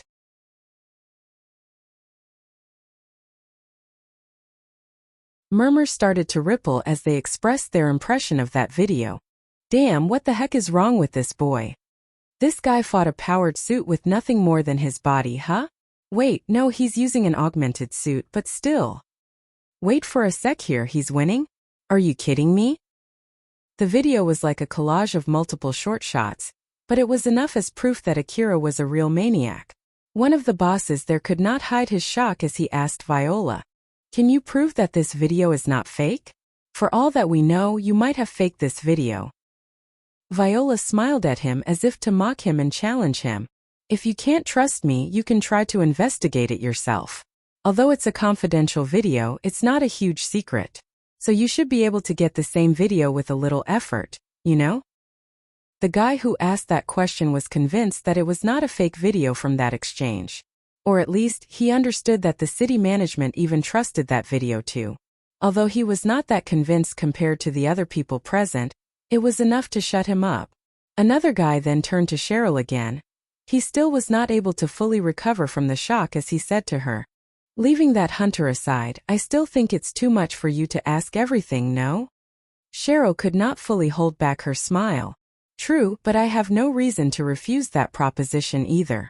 Not to mention I have some debts that I have to pay Akira too. So if I can take the whole territory, I'm planning to turn some of them into money. After I formally receive that territory, I'm thinking of selling some of them to the other gangs. After all, I did something similar with Shijima-san before." "Dead, huh? How much is it exactly?" "About 4 billion orum." Murmur rippled through the room again. 4 billion? Is this some kind of joke? I can assure you that it's not. The one who calculated that debt is Viola. After Cheryl said that, everyone sent a hostile gaze to Viola. Viola only smiled back at everyone in response to that. Judging from that reaction, everyone had the same thought. Viola must have done something dirty to get Cheryl into that debt. One of the guys there had a really troubled look. He was surprised by the difference between the information that he had gathered beforehand and the information that he received just now. But even so, He still tried his hardest to think of a way to make this occasion into a profitable one for his gang. Akira was strong enough to fight a powered suit, and was invested enough in Cheryl that he would go to rescue her himself. Then to top it off, he was crazy enough to raid one of the biggest gangs' base just to kill a pickpocket. This opportunity was basically a good chance for Akira to get back the 4 billion orum that he had lent to Cheryl. So considering how much animosity they would earn from Akira if they tried to contest for that territory and preventing Cheryl from paying back her debt, it might be not a wise thing to be greedy, at least not for now. After he made up his mind, he decided to change his method of trying to get his hands on that territory. I'm fine with it if you want to let the other gangs take care of that territory, but it doesn't have to be Shijima, right? Though you said you want to get along well with Shijima's gang, to be honest, I don't think you can get much profit from that, am I wrong? Well, that's true. Thought so. That guy smiled and glanced at the bosses from the other gangs that his gang was going along relatively well with. All of them immediately gave their approval when he did that. Thus an alliance was formed in order to take a part of that territory management right from Shijima's gang. In that case When that guy was about to continue, Cheryl interrupted him while making a troubled face.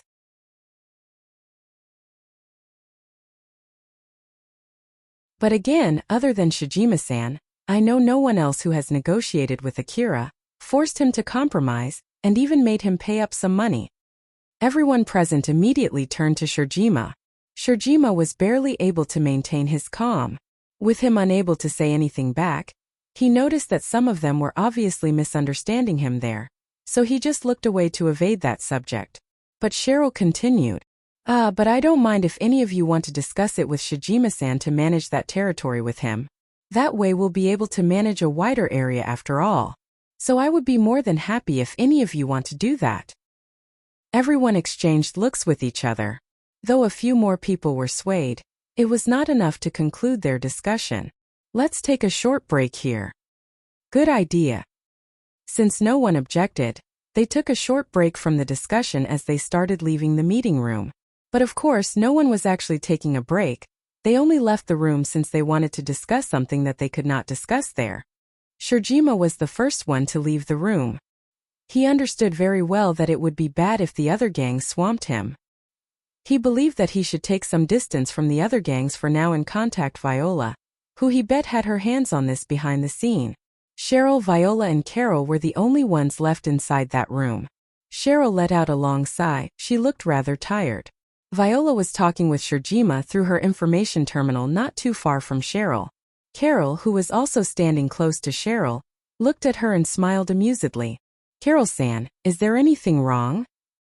It's nothing. I just thought that if Viola had a little sister, she would look just like you. Please stop with the jokes. Carol could not hold back her giggle seeing how Cheryl obviously hated that idea. After that, the meeting continued pretty smoothly in one direction. Although there was a bit of disagreement, they finally agreed on a consensus, and Cheryl's gang was able to gain a lot of profits from that conclusion. Akira was riding his bike through a major road inside Kazusuhara ruin. This road was built by Kagomayama City, and it went all the way to the forward base deep inside the ruin. Even now, the road was guarded by those who were also properly maintaining it. After all, it was an important road for the sake of exploring the ruin. After the long negotiation with Kobayashi that lasted until the sunset, the rank-up request that Akira accepted from him was to take hunter jobs around that road. To be more precise, it included hunting monsters and relics, patrolling and gathering information, as well as accepting SOS requests. Basically, it was a rather lax request where Akira was basically free to do whatever he wanted. But of course there were also some requirements that Akira had to do.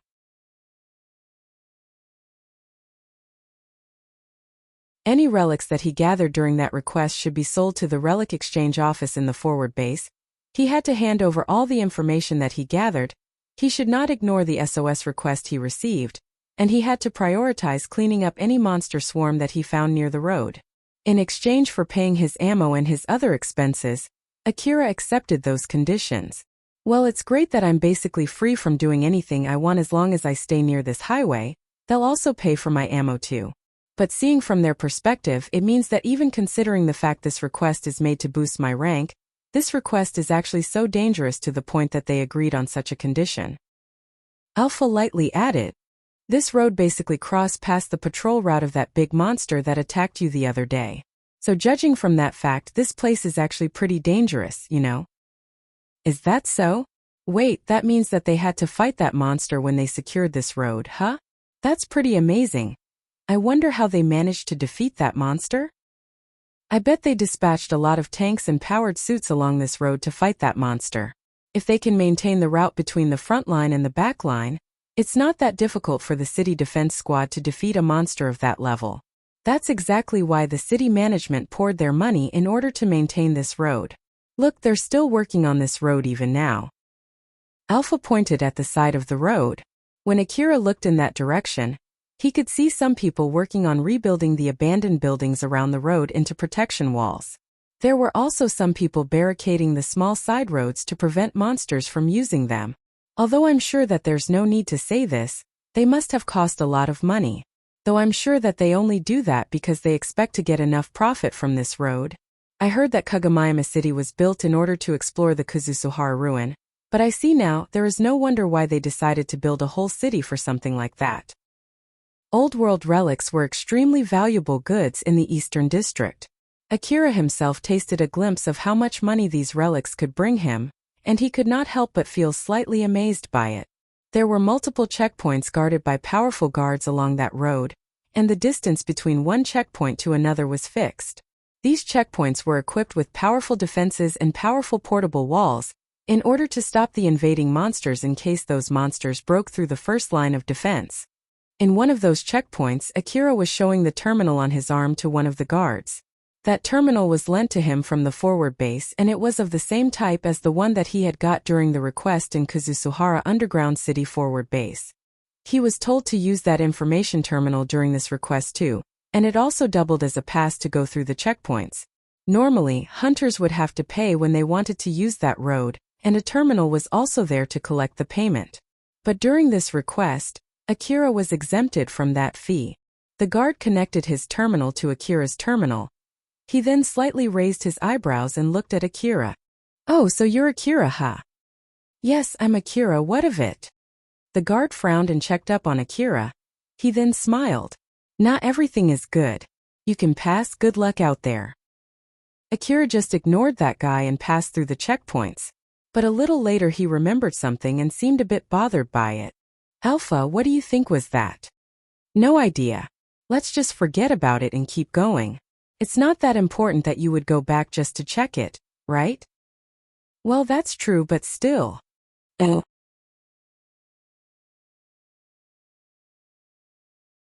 I bet it's just that they've heard about you or something.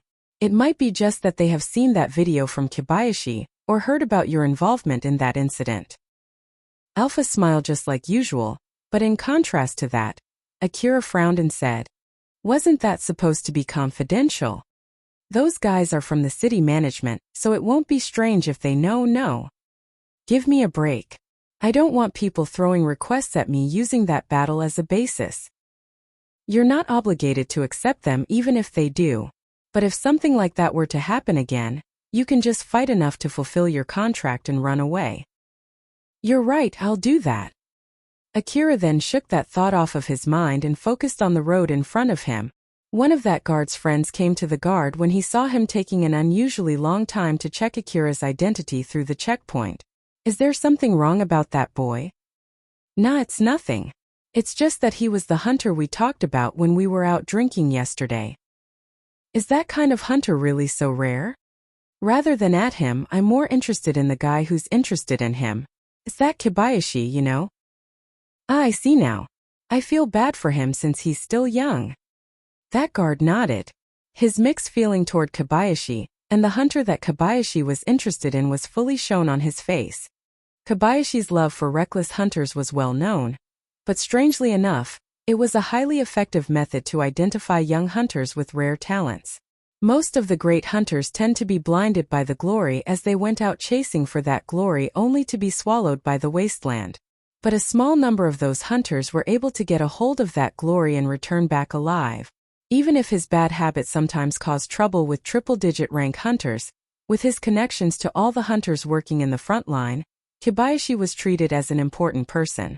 Thanks to that, the city management and the hunter office had their eyes on him. That was exactly the reason why Akira was able to get such benefits like all his ammo expenses paid by the city management. So then, is he the lucky one? Or the poor one? No idea. He's still alive and kicking for now, so I guess he's the lucky one. But with that being said, it won't be strange if he turns into the unlucky one anytime. Honestly, I wouldn't want to be in his situation if I were him. Couldn't agree more to that. I don't want to die too, after all. They then laughed and returned back to their guard duty. Not too long after Akira went down that road, he noticed that the scene around him had been completely changed, as if he had passed some kind of boundary. Rubbles were scattered around him. He could see powered suits patrolling the area, and not too far in front of him, there were city management staff working on a huge wall.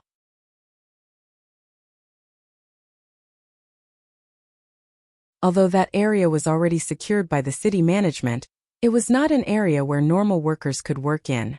There were even corpses of dead monsters left in the area too. Akira stopped his bike and thought about where to go from there. Now then, what to do from here? Alpha made a suggestion to Akira. If you want to take part in a huge fight, you can continue along the road and join up with the other hunters in the front line. No thanks. In that case, if you want to do relatively safer work of gathering relics, you can go to one of those buildings around the area. Some of them might have been already secured beforehand, which means any expensive-looking relics might have been carried out from them. But if you look more carefully, you might still be able to find some valuable relics left. I don't feel like doing that either. I have no plans to do anything reckless, but I don't feel like searching a place that doesn't seem to have any valuable relics left either. I guess I'll just drive around while checking if there's any place that seems to still have some expensive relics left inside. Just to make sure, you'll do your best during this request without my support, right? Yeah, if I keep defeating monsters effectively without using many bullets thanks to your support, I feel like people will start to get weird expectations of me again.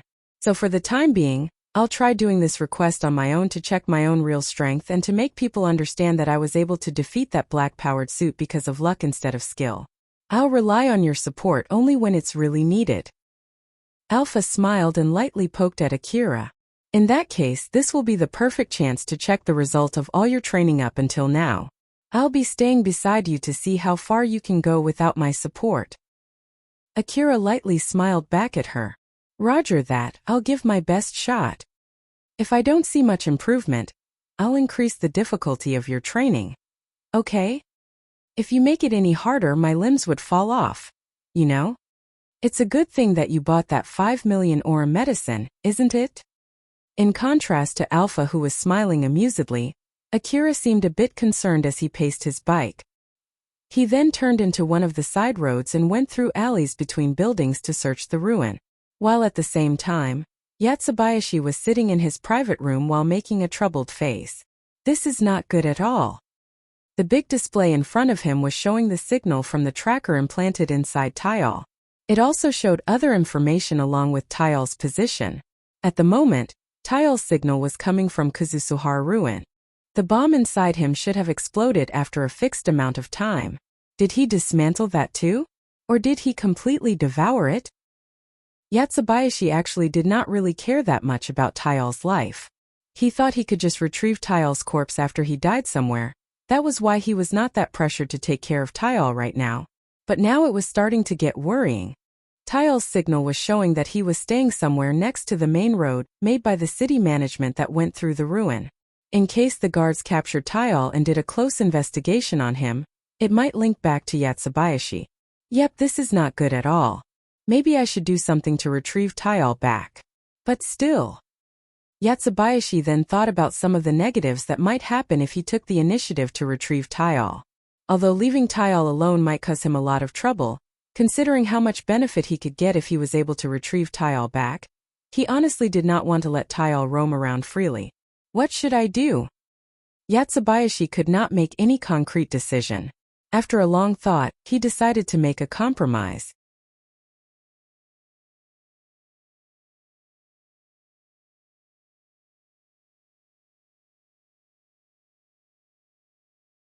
Rebuild World Chapter 179, Mechanical Armored Spider Bug. Akira continued searching the ruin. The inner part of the Kazusuhara ruin expanded through a wide area, and it was still quite a distance away from the deepest part of the ruin. But even so, compared to the outskirts of the ruin, the buildings were not that dilapidated, and the condition of the area was not much different compared to the deeper part of the ruin. Alpha was floating horizontally next to Akira, as if she was lying on top of an invisible bed. Akira, you've been driving around for some time now. Are you not going to check one of those buildings? I just thought that I should check the structure around this place first. That's for the sake of registering buildings that seem to have expensive relics too. By the way, is it true it's better to aim for big buildings? I'm not really sure about that. Larger shops are easy to spot, so I feel like other hunters would be searching such a building first. In that case, you might only end up with a small number of relics instead. What's more, big buildings like that tend to be guarded by relatively powerful monsters. So all in all, it might not be a good choice. I see. Akira nodded. Then something came up in his mind. Wait, isn't this considered as support from you? Alpha smiled mischievously at Akira. I won't count a small silly talk like this as support. If you really want to do this without my support at all, it might be better if I remove my image and voice too. But I just thought that you would be lonely if I do that, right? Well, thanks for being considerate. Akira smiled wryly. In the middle of searching the ruin, Akira suddenly stopped his bike and looked around him. The large building next to him seemed like it had been chomped by something big. Next to it, there were multiple corpses of greedy crocodiles together with the leftover of what seemed to be the defensive equipment of that building. Other beast-like biological monsters were feasting on those wreckages. One of those monsters suddenly noticed Akira and stopped eating, but it immediately lost interest in him and returned back to its meal. After watching that for a few seconds, a certain word came up in Akira's mind, food chain. It was a word that he had learnt from Alpha's class. He always thought that he would not be able to see for himself the meaning of all the words that he learnt in Alpha's class, but that did not seem to be the case. A living organism that started as a creature that eats buildings instead of grasses? Now that can't be. They might be the monsters produced by facilities with self-readjusting food chain preservation function in order to clean up the city. No, it would be meaningless for them to be eating the building then, wouldn't it? And even if that's true, then why would they even go as far as to fight the defensive equipment just to eat that building? They might need to eat fresh rubble in order to be able to harvest the energy pack implanted into one of those self-repairing buildings. So basically, for them, the buildings are like fresh meat while the already destroyed buildings are like rotten meat. Akira listened to Alpha's explanation with full interest. Is that so? Alpha smiled, amused. No, that's just my guess. Akira frowned and looked slightly annoyed, but Alpha did not seem to be bothered by that at all as she kept smiling like usual. I don't mind if you want to talk about how the world works, but don't forget that we're in the middle of a job right now. If it still bothers you that much, I can reserve some time to give you an extra lesson about the monsters living in the old world ruins. Though it won't be detailed to the point that you would be able to use that knowledge in real hunter jobs. Do you still want to do it? Oh.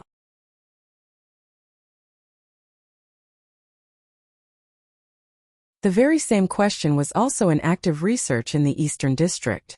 Any pieces of knowledge that the researchers could get from that research would then be used to help them to pinpoint the nests and the production facilities of those monsters as well as their distribution around the Eastern District. No thanks, at least not for the time being. I see. Akira interpreted Alpha's smile as telling him to stop dilly-dallying and get back to his job, so he once again operated his bike and left that place. After Akira left that place, an abnormality happened in one of the dead greedy crocodiles. An arm suddenly burst out of its strong scales. The owner of that hand forced itself out of that greedy crocodile after he tore a hole in that carcass. The other monsters in that area quickly focused their attention on Tyal and attacked him. Though Tyal only looked emotionlessly at those monsters, his right arm already swung at their heads while his left arm, which was in the shape of a cannon, was already shooting at them. It did not take long for him to destroy all the monsters attacking him. Once he was done, he immediately vanished into the deeper part of the ruin.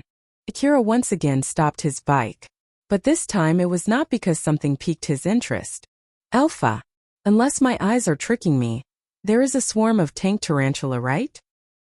The roads and buildings in front of Akira were crawling with spider-like monsters. Some of them had metallic skeletal frames while some of them had concrete-like bodies. Although some of them were unarmed, most had cannons growing on their backs. And their length ranged from barely 1 meter to all the way past 3 meters. Akira's expression turned stern. But Alpha was smiling like usual as if it did not bother her. Those are a swarm of spider-type armored insects. Classification-wise, they're similar to the Urata scorpion. So they're not tank tarantulas. Tank tarantula is the name of a bounty monster, so it doesn't refer to a type of monster. But if one of those spiders eat enough food to grow abnormally big and go through an abnormal evolution, there's a chance that it'll grow, evolve, or maybe mutate into something similar to that tank tarantula. Akira thought for a bit before he decided not to avoid them. He let go of the bike's handle on the right and grabbed his rifle. Are you going to fight them? I don't see there's a need to fight them though. I don't want them to turn into a swarm of tank tarantulas later, just because I leave them alone now. And that's still my stance. Even if the possibility of something like that happening is very small, I should be prepared. What's more, this is a good chance to test my new equipment. After all, I'm free to use as many bullets as I want this time. I'll fight without your support first, but if things are getting bad, I'll need your support. All right.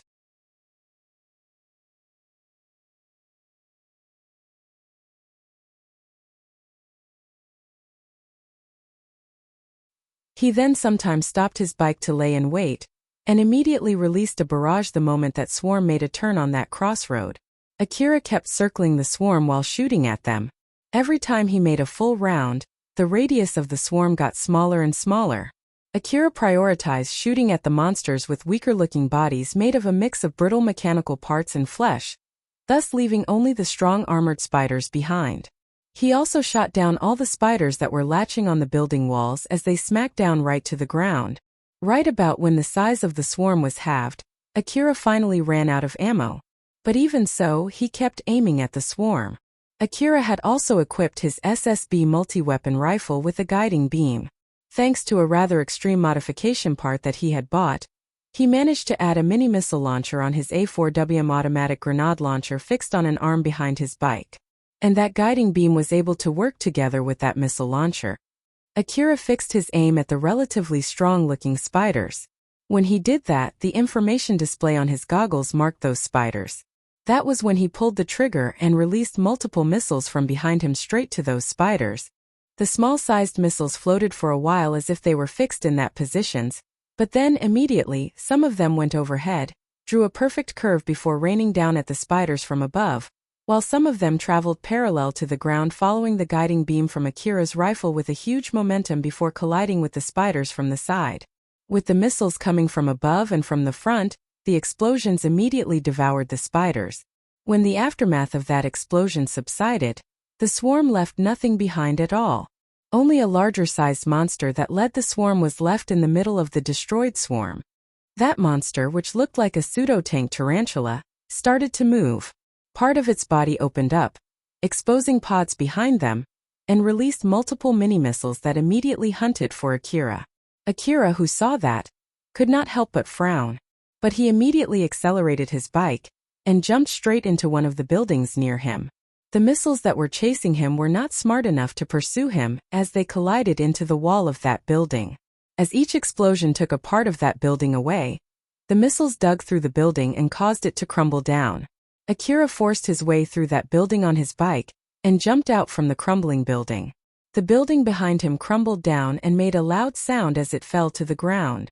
The pseudo-tank tarantula released another barrage of missiles. The missiles filled the sky before raining down on Akira. But before those missiles flew downward, Akira quickly compressed his time perception and reloaded a new magazine into his SSB multi-weapon rifle.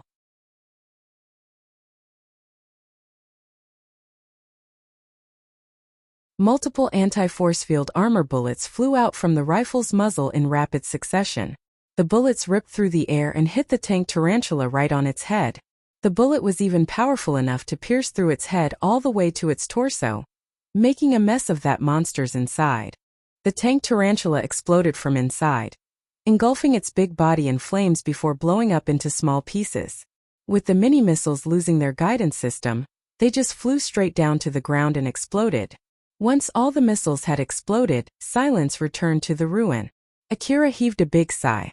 I somehow got through that. Alpha smiled and praised him. Good work, that was not bad at all. Thanks, but still. Akira's happy face was decorated with a bitter smile.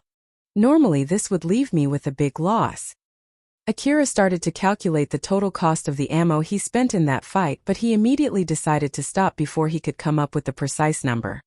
He then told himself that he would refuse to pay for the ammo that he used that day no matter what. Suddenly a call reached his borrowed terminal. This is the commander from the forward base. Number 14, are you there? Number 14 here, what is it? Your terminal sent a data pack showing that there was a huge fight over there. What happened? Oh, just monsters. There was a swarm of monsters that I had to fight. What's your situation right now? Do you need backup? That won't be necessary, I'm just done with that fight. I'll be heading back to the forward base now for resupply. Alright, got it. The call ended there. Akira then smiled wryly and said, I see it was a pretty big fight, enough to warrant a check from them, huh? Alright then, let's end here for today. I'm pretty sure I already worked hard enough for the day. So let's head back home. Oh my, you're heading back early today. No, I already worked hard enough for today, you know. Even putting aside the amount of money that I used today, I'm pretty sure eradicating that swarm is good enough for raising my hunter rank. Probably. Alpha smiled mischievously. So in short, this will basically take a little bit more time, huh? Yup. Akira lightly smiled and just ignored Alpha as he turned his bike toward the forward base's direction. There was actually a different type of monster mixed in that swarm of spiders. Although that unit was not that strong, it was pretty durable. So, even after all of that fighting, that unit survived. It made sure Akira left that place before sending some data. Once it had done its duty, it deactivated and went limp. The next day, Akira was placing some orders in Shizuka's shop. Shizuka could not help but to make a worried face after she took in that order from Akira. You went and used quite a lot of ammo on your first day. Did something happen? Although Akira was happy that Shizuka was worried for him, he also did not want to make her worry as he smiled at her and said, It's nothing too bad. I made sure to compensate for my skill with expensive ammo so that I won't be in any danger. Thanks to that, it was not that hard of a fight. Although, it would definitely leave me in red if it was a normal monster hunter request. Well, basically I'm buying my safety with someone else's money, but since that's how it is for this request, I'm planning to keep doing that.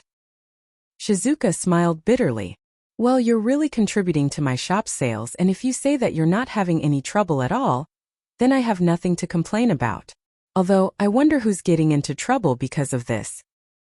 That would be the person who overestimated my skill, and that is not my fault. Akira smiled mischievously, seeing that. Shizuka could not help but giggle.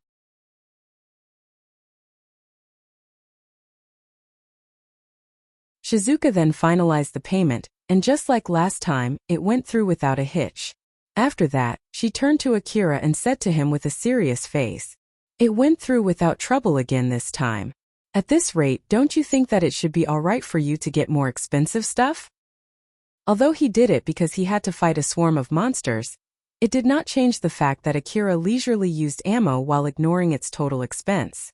Although his contract allowed him to do so, there was no mistaking that he would receive some complaints later.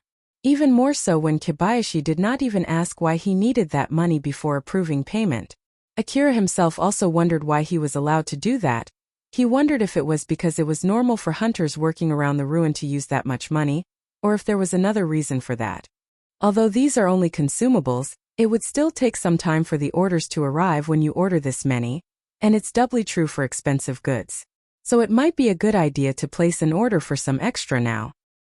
Thank you, but I will have to refuse, at least not for today.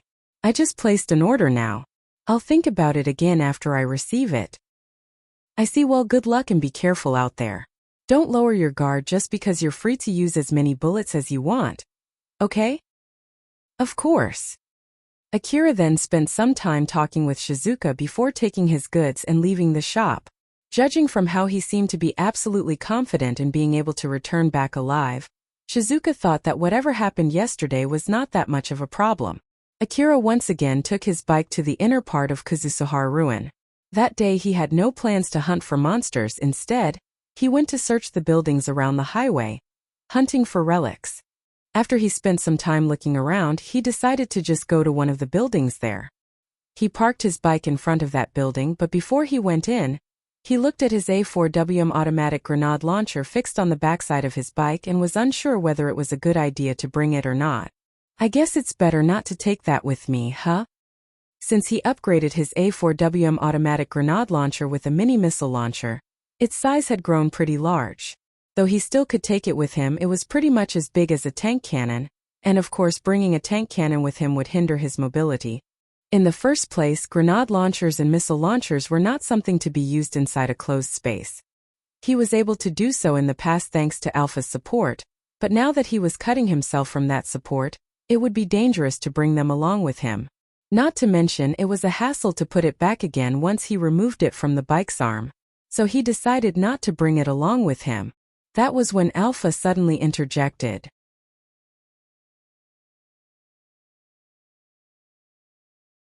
Akira, you can actually take that bike inside too. You know? No, there's no way to do that, right? Like, how am I going to take it up the stairs? That's when technologies come in. You can just step off from the bike when you want to search narrow places. Moreover, there's no guarantee that your bike will be fine when you return back from searching the building. You know? Well, in the end, you'll be the one to do everything though, so I won't force you. But this is like another test for your luck. Do you want to still go through it? Akira could still park the bike somewhere hard to see, put a camouflaging sheet over it, and pray that monsters would not find it. But with Alpha scaring him, he could not bring himself to take that option. He did not say anything back as he returned to his bike, and turned it on while Alpha was watching him with a smile. The inside of the building was actually pretty wide. Thanks to that, Akira could ride his bike inside, albeit only slowly. From Akira's point of view, the inside of the building was in a weirdly bad condition. Although the walls, the floor, and the ceiling seemed brand new, everything else inside that building was withered. It was as if someone was using that newly made building as a garbage dump. Akira looked around inside that building unsettlingly. I picked this building because of its outer look, but I guess this place is a dud. Huh. The auto repair function only repairs the building, not the furniture or any objects inside it. So I guess the cleaning and replacement system inside this building must have been long deactivated. I guess I'll at least look around. Akira chose a random room, parked his bike in front of that room, and searched the room for any expensive-looking relics. When he opened the door of one of the shelves there, he found a dusty machine inside it. As Akira tried to dust it off, it broke into pieces and fell apart. So he threw away anything that was left on his hand before moving on. When he tried to pull a drawer, the handle went off and the whole drawer crumbled down, spilling the sand and the dust inside it and leaving only the handle on his hand. Akira threw that handle away and moved on. He then spotted something that seemed to be a display case made of something that looked like glass. When he tried to lift it off to check if he could carry that back, the glass shattered and the whole case fell to pieces. Akira frowned. Everything here is pretty much broken. This thing is still an old world relic, right? So why is it this brittle? Even the plate that I found back in Higuraka Residence Ruin was not this brittle. You know? Alpha smiled and explained to Akira as if to calm him down. Although they're made from the old world era, not all of them were made to stand for a long time. And just like how your SSB multi-weapon rifle depends on energy packs, these things might have been designed to run on energy too, you know? So it's understandable for them to deteriorate the moment they ran out of energy. But of course this is nothing more than my guess. I see. Well, if that's really the case, then we can't do anything about it. Let's just look for relics that seem durable. Up until now, Akira had wondered multiple times as to why Alpha knew that much about the Old World era. He had a lot of guesses based on his limited knowledge. But lately, one of his guesses kept sticking to his mind, the guess that Alpha was from the Old World era too. Both Saranthal from the Saranthal building and Tsubaki from the Tsubakihara building were also from the Old World era, although they were nothing more than AI for managing those buildings. Not to mention Tsubaki had a body, it seemed that she was also acquainted with Alpha. Alpha also did say something along the line that she could get a corporeal body if Akira completed her request to explore a certain ruin.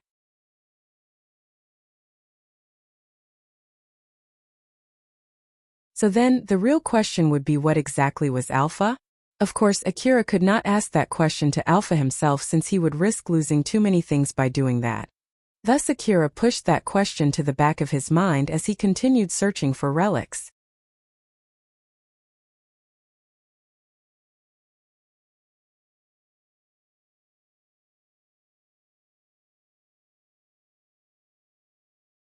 Rebuild World Chapter 180 Old World Equipment.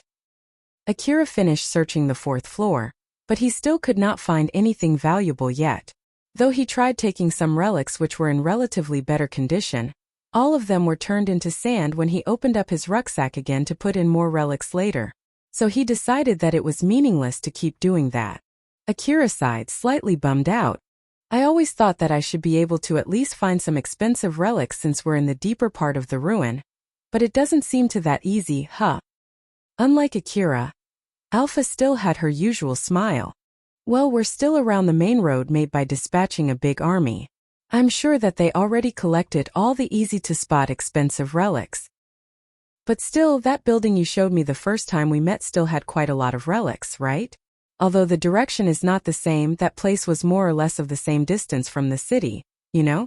So I thought I should be able to at least find some expensive relics here too. The distance and the danger are different. Thanks to the properly maintained road, it's an easy thing to send people to this place. You can't afford to compare that place to here. Not to mention, that place was still patrolled by huge monsters, so only a limited number of hunters managed to reach it. Is that so?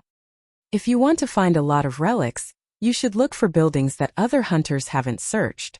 I'm pretty sure you can find a lot of relics if you go past the front line, you know? Want to try to do that instead? I wouldn't go that far either though. Akira did think so too, but the front line was already guarded with powered suits. There was no doubt the area beyond it was highly dangerous.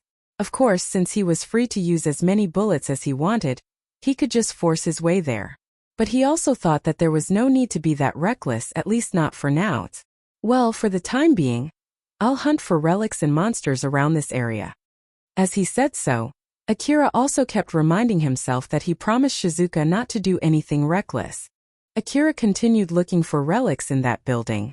Although he had reached the 7th floor, he still got no meaningful result.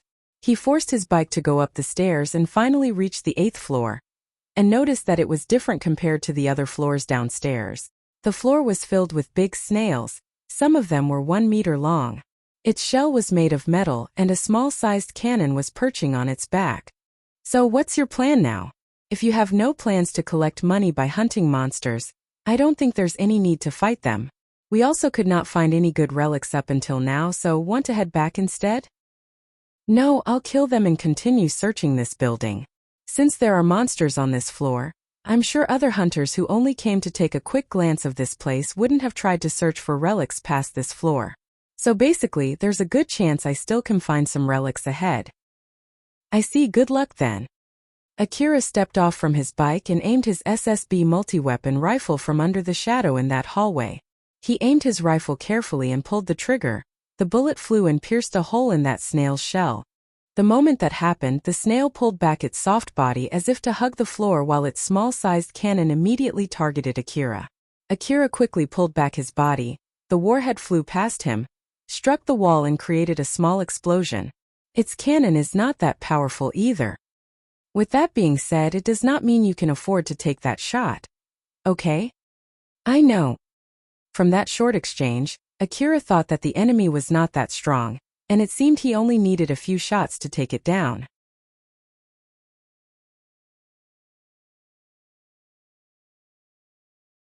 But after he took a few shots at that snail, he could not help but frown. All his shots did hit that sail, but the bullets only ricocheted off its shell. The same thing happened even after he did that 5 times. Every time the bullets hit that snail, A flash was released from its shell. Akira was amazed by what was happening as he evaded the warheads coming at him. It suddenly turned hard. And also, that light, it is due to the kinetic energy conversion to light from the force field armor, right? That seems to be the case. So I have to kill it quickly before it can notice me, otherwise its shell will harden, huh? What a pain. Akira calmed his breathing and immediately jumped out from behind the cover. He compressed his time perception to its limit, aimed his SSB multi-type rifle at that monster, and pulled the trigger, aiming for the same spot as accurately as possible with each shot.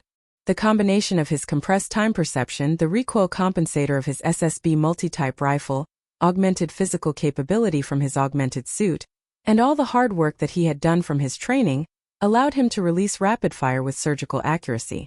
Thanks to that, all the bullets that he shot hit mostly the same location. Even the powerful force field armor of the snail could not handle that. The bullets blew a hole through the snail's shell and ricocheted inside the snail's shell, destroying its innards. Not to mention, the snail had retracted its body into its shell, thus immediately killing it. It then leaned and rolled over with a low rattling sound. Alright then, well, although I was only able to kill it thanks to all the bullets that I consumed, a win is still a win. But still, I didn't expect monsters with force field armor to be loitering around this place. I guess that's normal when I'm this deep, huh? Maybe Kobayashi allowed me to use that much money because he knows that it would be this dangerous. Akira felt happy that he was able to defeat a relatively strong monster on his own, but Alpha immediately shot it down. Unfortunately, that might not be the case. This snail is not a strong monster. Judging from its strength, the spiders that you fought the other day is stronger. That might be true for the big spider leading that swarm, but that's not the case for the smaller ones, no? Not really. That's also the case if you compare that snail with the smaller spider. Akira raised his eyebrows. He then asked, "Is that so? But the smaller spiders had no force field armor, you know. The snail is stronger no matter how you look at it, right?" Akira, there are many monsters which are stronger when they are in a certain condition. The snail is basically one of those monsters, and this situation is the condition where it is strong.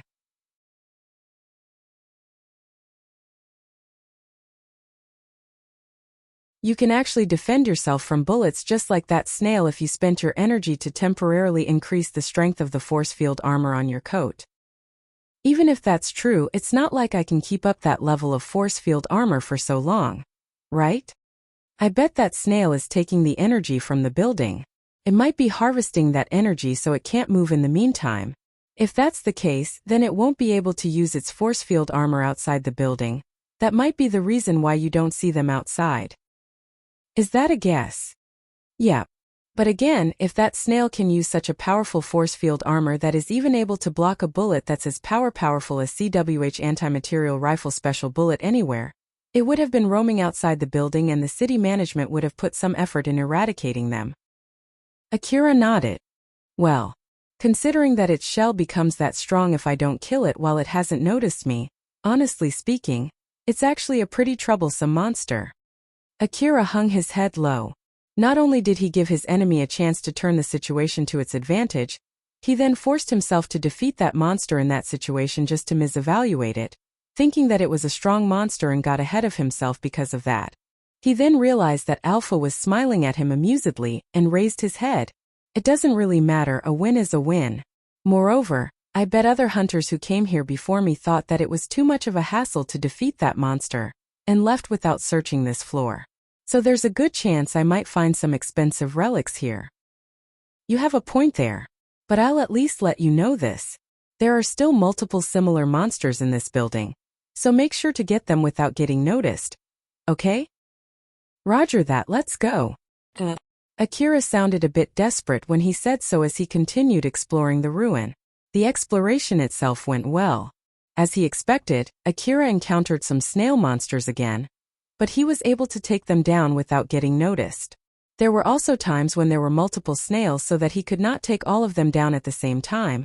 Although he got some of his shots deflected by their hardened shells, Akira then would open up some distance to wait for their shells to soften back before shooting at them again.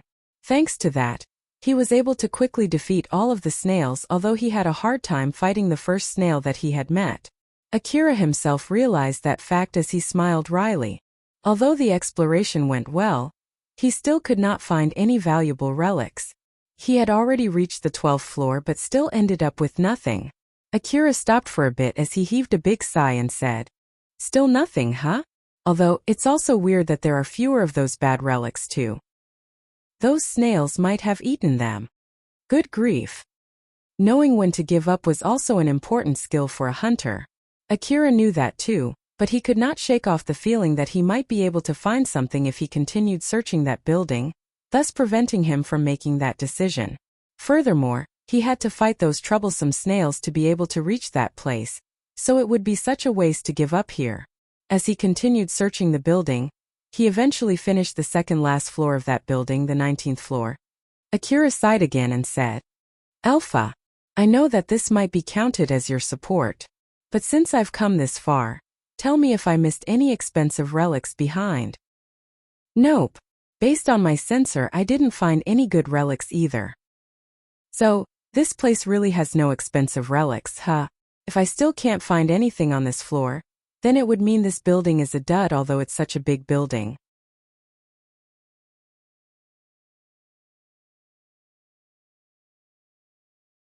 "I wonder if I have no talent in this." Alpha smiled and lightly cheered up the discouraged Akira. "Sharpening your sense for such a thing is not easy.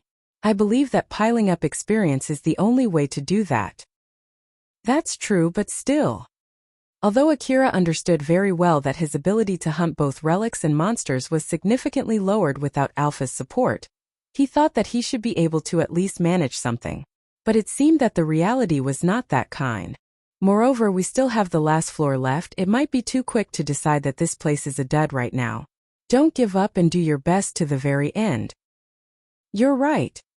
Akira thought that getting discouraged there would not help him with anything, thus he shook it off his mind and continued the exploration. The last floor only had a long hallway that connected the stairs to a door. Akira went through that hallway and stepped off from his bike in front of that door. But when he tried to open it, the tough door would not budge even with the power of his augmented suit. "It won't even move. Why did they make this one door so strong? All the other doors downstairs were easy to open." "That might be simply because the snails downstairs sap their energy and make the doors brittle. Which means that there should be no snails on this floor then." "Well, I guess we'll know soon enough once we get in." Akira turned up his augmented suit's performance to max, ignoring its energy consumption, and tried to open the door. But again, the door did not budge at all. Akira, who started to get annoyed, aimed his SSB multi-weapon rifle at the door. If he barraged that door with anti-force field bullets at that range, he thought he should be able to destroy that door no matter how strong it was. But at the same time, he also hesitated using bullets made to kill monsters for something like that. Although he did not pay for those bullets himself, it did not change the fact that he would be using more of those expensive bullets, although he still had no meaningful results up until now. It would be no surprise if he received some complaints from Kobayashi later. Akira still had his rifle aimed at the door without being able to bring himself to pull the trigger. That was when Alpha smiled bitterly at him and said, "Akira, if you want to destroy the door, you should use the blade instead. There's no need to use expensive bullets for a target that doesn't move even when you're up this close." Akira looked surprised and smiled wryly. He then took out the blade that he had forgotten until now. It was the blade he brought back from the Tsubakihara building. Akira's body suddenly started moving on its own. Of course, it was Alpha controlling his augmented suit. He then took a stance as a blade extended out from the handle in his hand. Alpha suddenly started providing support to him again.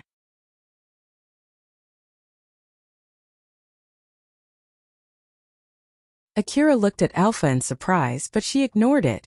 "This much is fine, right? Let's hurry up and open that door. After all, it would be a bad idea to waste the energy left in that blade." Akira smiled bitterly and matched his body movement with his augmented suit's movement. With the help of Alpha's support, Akira swung the blade with the skill of a swordmaster. The blade sliced through the thick metallic door as if it was not there in the first place. After he executed that slice, Akira took a breath before retracting the shape part of the blade. A few seconds later, the pieces of the door fell back and made banging sounds. Seeing how the door was cut clean, Akira could not hide his amazement. This blade is as sharp as usual. I somehow can understand why those hunters, who are able to get their hands on this blade and are able to use it freely, choose to fight monsters in close range. Alpha frowned, which was very rare for her. Don't do that, okay? Although I also train you on how to use that blade.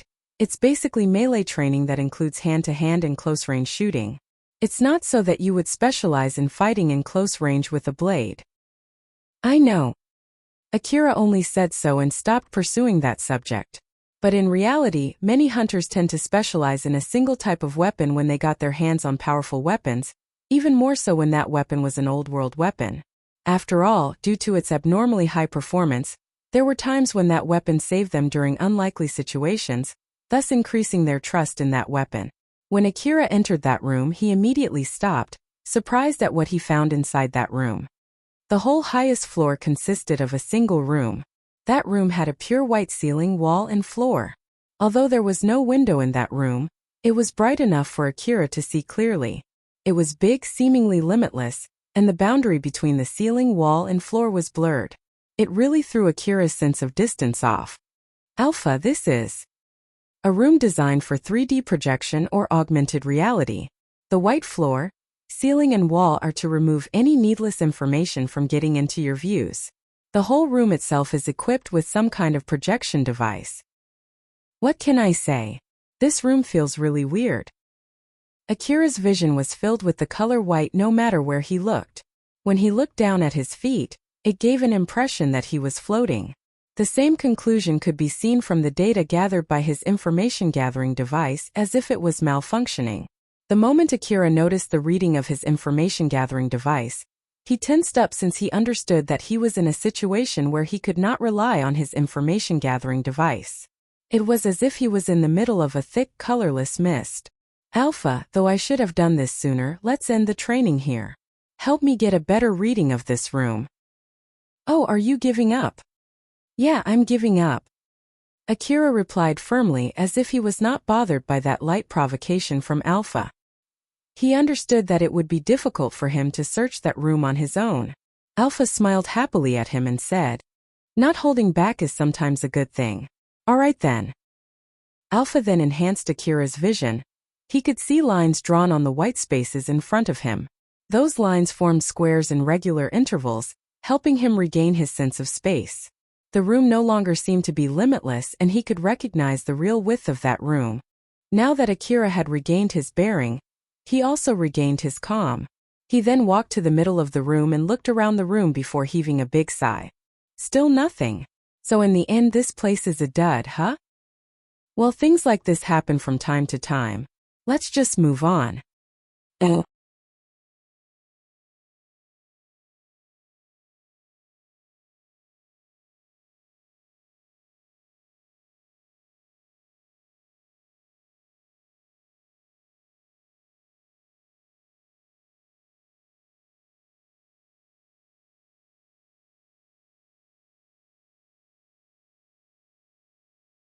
Akira was still compressing his time perception.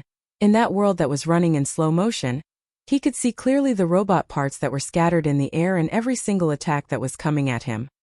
He understood that he would not be able to block all the incoming attacks, but even so, he did not give up and still desperately fought with his best. Inside that world where everything almost stood still, Akira could see the killing blow coming for him, but he also noticed something else behind that robot. A swarm of missiles coming in his direction from behind the robots. After Akira's bike was kicked down, Alpha controlled it to get it back up and emptied the missile in the missile launcher fixed on his A4WM automatic grenade launcher. The explosion from those missiles blew the robots away together with Akira since they were in an enclosed space. Akira smacked down to the floor and coughed out blood, dyeing the white floor red. His body was assaulted with pain, and the medicine that he took beforehand had run out of its effect. When Alpha launched all the missiles, she guided them herself and had made all the calculations of their explosion radius. Thanks to that, Akira was spared from the worst shockwave of those missiles.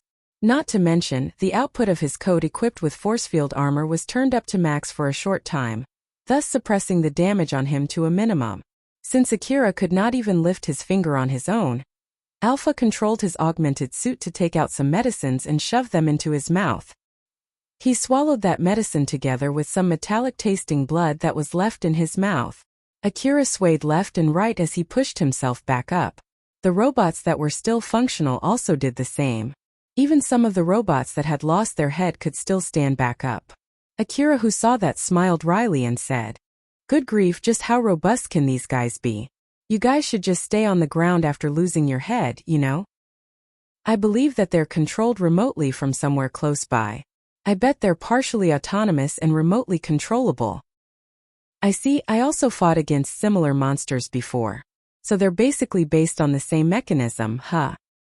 Just a little more before we can escape this building, so hang on."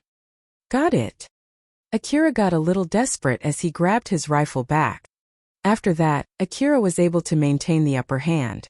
Alpha provided a suppression fire using the DVTS minigun fixed on his bike, while he was also shooting at the robots from beside the bike. Although some of the robots were still functional, they were damaged and their movements were significantly slowed.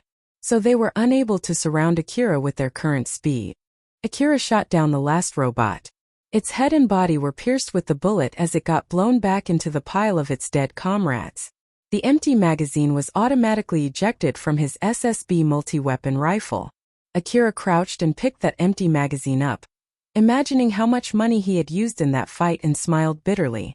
He then threw that empty magazine up to the air. Alpha had a big smile on her face and praised Akira. "Good work there. Although I did give you some help, you have become pretty strong." "Thanks for the compliment." "Oh my, you don't sound happy." "It's not like I did that with my own power. Moreover, even after I almost got killed just now, I still don't have any expensive relics to carry back. This is not good at all." "What are you talking about? There's a pile of relics just over there, no?" "Where?" Akira tilted his head and frowned. Alpha was pointing at the pile of dead robots. Although they're already destroyed, it doesn't change the fact that they're old-world relics.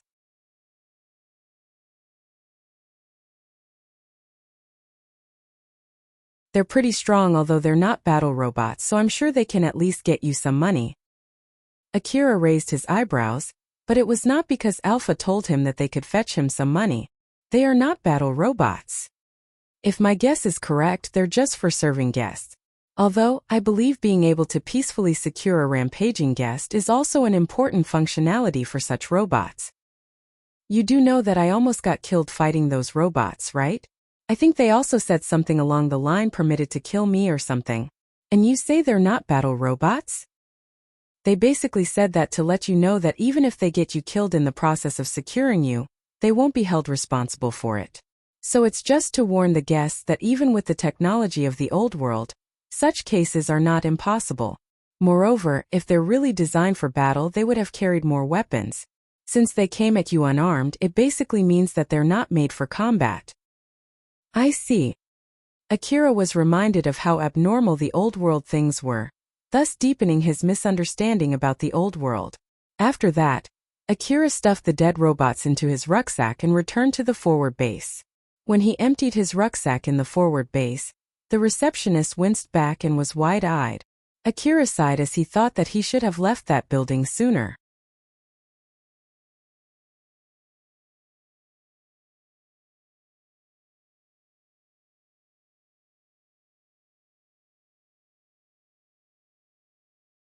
Rebuild World Chapter 181 Humanoid Monsters. After Akira sold the robots that he destroyed in the forward base, he took a break in the base's cafeteria. Thanks to the medicines that he had taken, his wound had already been fully healed and he was not physically exhausted, but the medicines did not help with his mental stress at all. He had decided to end his day, so he was sitting there looking absent-minded. That was when Kobayashi appeared. Kobayashi happily took the seat in front of Akira without asking Akira's permission and smiled at him. Akira frowned, knowing that it would be nothing but more trouble. "What now?" "Don't be so cold. It's just that since I see you haven't returned back home yet, there's something I want to ask you here, you see." "Ask me?" "Just to let you know, I won't be paying for the ammo, alright?" Akira said so clearly right from the start with a stern face. Kobayashi smiled wryly at him and said, "Don't worry about that. Just because you got your terminal destroyed during your duty, it's not like we're not going to pay for the ammo you used during that time. The information terminal that Akira got from the temporary base always sent the signal of his location, but the moment he entered the highest floor of that building, his signal was cut off due to the feature of that room. Then the explosion from the mini-missiles finally completely broke it. Because of that, the temporary base did not know anything about his encounter with Tsubaki, and of course Akira had no plans to tell Kobayashi about that at all. It's nothing complicated. The robots that you brought in are all completely destroyed though. Couldn't you bring them in a better state? No. I see. Got it. That's all I wanted to ask you. Akira looked surprised. He did not expect Kobayashi to back down that quickly. Is that all? Yeah, that's all. Like I said, I do like you. I have no plans to keep pursuing that subject just to sour your mood, alright? Not to mention you've entertained me enough. You crushed a swarm of monsters on your own on the first day. And today not only you brought back a lot of old world relics, you even secured a whole building too. Just so you know, normally speaking, you've done splendidly up until now. Like hell if I care about that. In the first place, it's nothing normal the moment you offer to pay all of my consumables. I said so with that considered too. But that's just so you. Kobayashi smiled amusedly at Akira's abnormal reaction. After that, Akira and Kobayashi talked for a bit more about the request and the situation around the road. Akira's current request did not have a clear finish line. It would continue until Akira's hunter rank reached the point where it was suitable for his strength, while the request itself did not clearly state what that hunter rank would be. But Kobayashi already told Akira that he had entertained him enough, so Akira thought it should be fine to end the request there. But when he asked Kobayashi about that, Kobayashi said that it was not up for him to decide and he had no idea either what was the opinion of the people from the upper echelons about that matter. Akira did find that a little surprising as he thought of using as much ammo as he wanted without caring about effectiveness, since someone else was paying for it. That way, he would be able to quickly rank up until his request was deemed finished regardless of the opinions of the others. ******. Tayal was eating the wreckage of humanoid monsters inside a dilapidated building in Kazusuhara ruin. But those were not the humanoid monsters that Akira destroyed. Tayal destroyed those monsters in another building. The white room was filled with the echo of metallic wreckage getting crushed.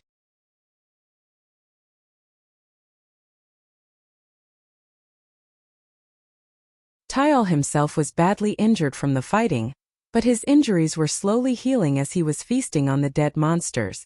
Suddenly Tsubaki appeared in front of Tayal. Good afternoon. Tayal immediately stood up and took a fighting stance as he swung his right arm to rip off Tsubaki's head.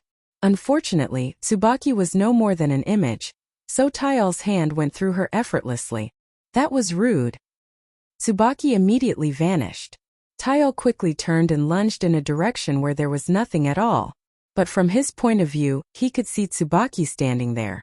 But from Tsubaki's point of view, the world was running so slowly as if it was completely paused. Inside that slow-moving world, Tsubaki looked closely at Tayal and mumbled, "He can recognize me both through augmented reality and through network image too. I see." Tsubaki then said with a flat emotion, "Stop." Right at the next moment, Tayal's body suddenly froze in the middle of lunging at Tsubaki. The inertia allowed his body to proceed forward, but the gravity prevented him from staying afloat. So he just crashed down to the ground and rolled over as if his whole body was petrified into stone. Safety leash command number 721 works as intended, which means that it's based on the nanomachine inside one of those biological monsters. I don't know who did this, but it's pretty impressive. Unfortunately, that person was not able to override the control command. Wait, no, it might be some kind of mutation because of the nanomachine put inside his body in order to trick the friend or foe identification system. With too many conflicting nanomachines in his body, it instead might have caused a system failure. There was no one else other than Tayal in that room, but he could see all kinds of information displayed in his views as Tsubaki walked toward him. Unauthorized connection, unable to prevent connection, failed shutting off the connection, identified administration from Area 844, individual outside the administration right, detected unauthorized hacking, hopeless difference in strength, 0 winning chance, advised to run away immediately. Tayal registered all of those notices that appeared in his views, but they did not help his situation at all. Tsubaki suddenly vanished again from his view. She then reappeared again as an image as she extended her hand to his head. He wouldn't even listen to what I have to say. So I'll ask you instead. I'm sure you're also having it hard with such an unstable system, right? I'll give you the reward up front, so don't worry. The information notices in Tayal's views suddenly changed. Unauthorized connection, unable to prevent connection, failed shutting off the connection, rebuilding control system, readjusting administration structure, rebuilding connection, rebuilding finished. Tayal could move his body again as his body relaxed while he was still lying on the ground. After a few seconds, he slowly pushed himself up and stood in front of Tsubaki.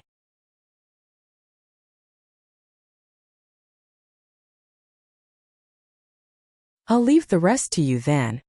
Tsubaki smiled faintly and vanished. The only notice left in Tayal's views was an order from Tsubaki. With his assigned duty to secure the area starting, Tayal immediately moved out following that order. Asterisk, asterisk, asterisk. Yatsubayashi had a stern look on his face as he eyed the displays in front of him. What just happened? The display showed information sent from Tayal, and that information stream was already fully stopped. Among the last information sent by Tayal, there was a piece of information that really piqued Yatsubayashi's interest. Yatsubayashi actually was thinking of a plan to take care of Tayal before it caused extra trouble to him, but with this, he decided to change his plan. His curiosity completely outweighed his rationale as he readjusted his plan accordingly following curiosity. Asterisk, asterisk, asterisk. Akira once again visited Shizuka to replenish his stock. Shizuka looked worriedly at Akira as she said to him, Akira, this will be pretty expensive though, are you sure? Akira nodded with a serious face. Yes. After thinking about it one more time, I thought that it's safer to do this and I should be able to end this request faster this way. So please continue with the order. Akira completely readjusted his order. This time he ordered multiple mini-sized energy packs and high-grade repair cartridges. Both of them were expensive consumables. On top of it, he also ordered a huge amount of powerful anti-force field armor, as well as mini-missiles that could be used with personal-sized missile launchers. Shizuka proceeded to place the order. Akira and Shizuka waited silently for the confirmation, but this time, the order was rejected. As I thought it won't go through, huh? Akira seemed slightly relieved. Suddenly a call from Kobayashi reached him. It's me. It seems that an expensive order just came in, and it's from you. Just wanted to make sure that it's not some kind of mistake or something. I've sent you the information to your information terminal, so go ahead and check it. I did, it was really from me and it was not a mistake. Unexpectedly, Kobayashi replied in a rather good mood. You bought quite a lot this time, enough for the financial division to contact me. You know? I need them to be able to fight safely. If you're going to tell me to cut that out, just so you know, that's basically my real strength. That way I won't need to keep doing this request, right? HM? I'm not calling you for that. There, the payment went through. Even that got approved, huh? It was just a notice due to the size and the cost of the order. I'm sorry, but once you receive that order, bring them to the forward base for safekeeping. But don't worry, you can still use them anytime. I'll send you the specifics later. The repair cartridges are for my augmented suit, so I need them back home. I see, you can take the cartridges home then. I'll tell the guys above myself about that. All right. Akira was a little surprised that his order went through so smoothly. Kobayashi, who noticed it, laughed. I did tell you that your performance is far above the norm, remember? So this much demand will go through just fine, although it's partly because of my influence too. You should be more confident in yourself, you know? Until next time then. At the same time Kobayashi closed the call, a notification confirming that the order got through reached Shizuka and Akira. Akira smiled bitterly. He knew very well the gap between his real strength and the strength that he acquired due to Alpha's support. Although he kept working hard to close that gap, he could not lie that every time he noticed his growth, he also noticed how significant Alpha's support was.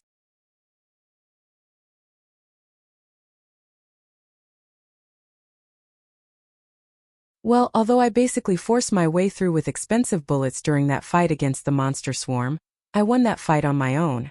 So even after adding that with those robots that I destroyed with Alpha's support, it should at least lower the total evaluation from Kobayashi. So it should at least be a little better. Akira's bitter smile was a mix of half mockery and half compliment toward himself. But he then noticed Shizuka looking at him worriedly as he flusteredly said, "Ah, well, what can I say? It seems that the order should go through just fine." "Akira, don't get too reckless, okay? I know.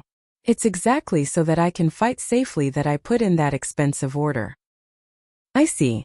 It's good that you're calm about this, but be careful not to get your guard down, okay?" "Yes." Akira firmly nodded. Shizuka replied with a smile. Shizuka understood that Akira said so, knowing fully well he was cornered into a situation where he had no other choice but to be reckless. While on the other hand, she also understood that hounding Akira about it would not help his situation at all, so she held back herself from saying anything more than that gentle reminder. Akira took her warning to heart and told himself not to unnecessarily jump to danger. Akira once again took his bike to Kazusuhara Ruin. It had been a few days since the last time he went to Kazusuhara Ruin. During that time, he had repaired his augmented suit, carried his supplies to the temporary forward base, and got himself to the best state before going. Alpha was floating beside Akira as if she was sitting in an invisible car. She was donning a battle suit with a daring old-world design as her long silky hair was flailing in the air, blown by the non-existent wind. "Akira, what's your plan for today?" "Let's see. I might as well search one of the buildings for relics again, but I don't want to fight monsters like last time." Akira glanced at Alpha's outfit and thought, "That is an old-world battle suit, right? Since we're this deep into the ruin, I wonder if I can find some of them somewhere around." "I can't really say you can't, but it would be hard to find. Let's say that you did find one. What's your plan with it?" "If there's no problem with the size, I'm planning to use it for myself. Old-world relics are fundamentally advanced stuff after all. I do know that I'm obligated to sell all my relics by contract, but I'm sure I can get it back after paying some money, or at least I'll put some effort in doing so." Alpha smiled mischievously and pointed at her own battle suit. "This suit is for girls, though? Are you really going to use it?" "Well, I can understand if you do, since it's a high-quality battle suit." Akira could not hold back his laughter the moment he heard that. Why does it even come to that? I'm talking about when it's a battle suit for guys, of course. Then what if you only find battle suits for girls? I'll sell them, then use the money to buy one made for guys.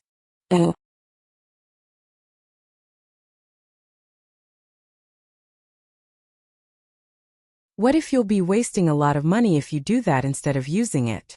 Of course, ignoring the design aside. Akira looked conflicted for a split second, but he immediately made his decision. "I'll think about it when that happens.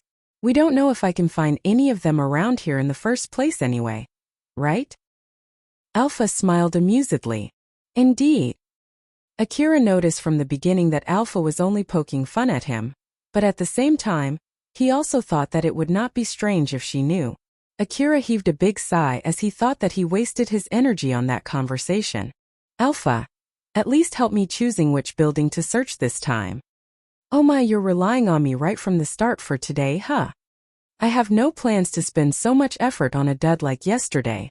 I understand that choosing the right building to search is also a part of my training, but let's put that training aside for some other time.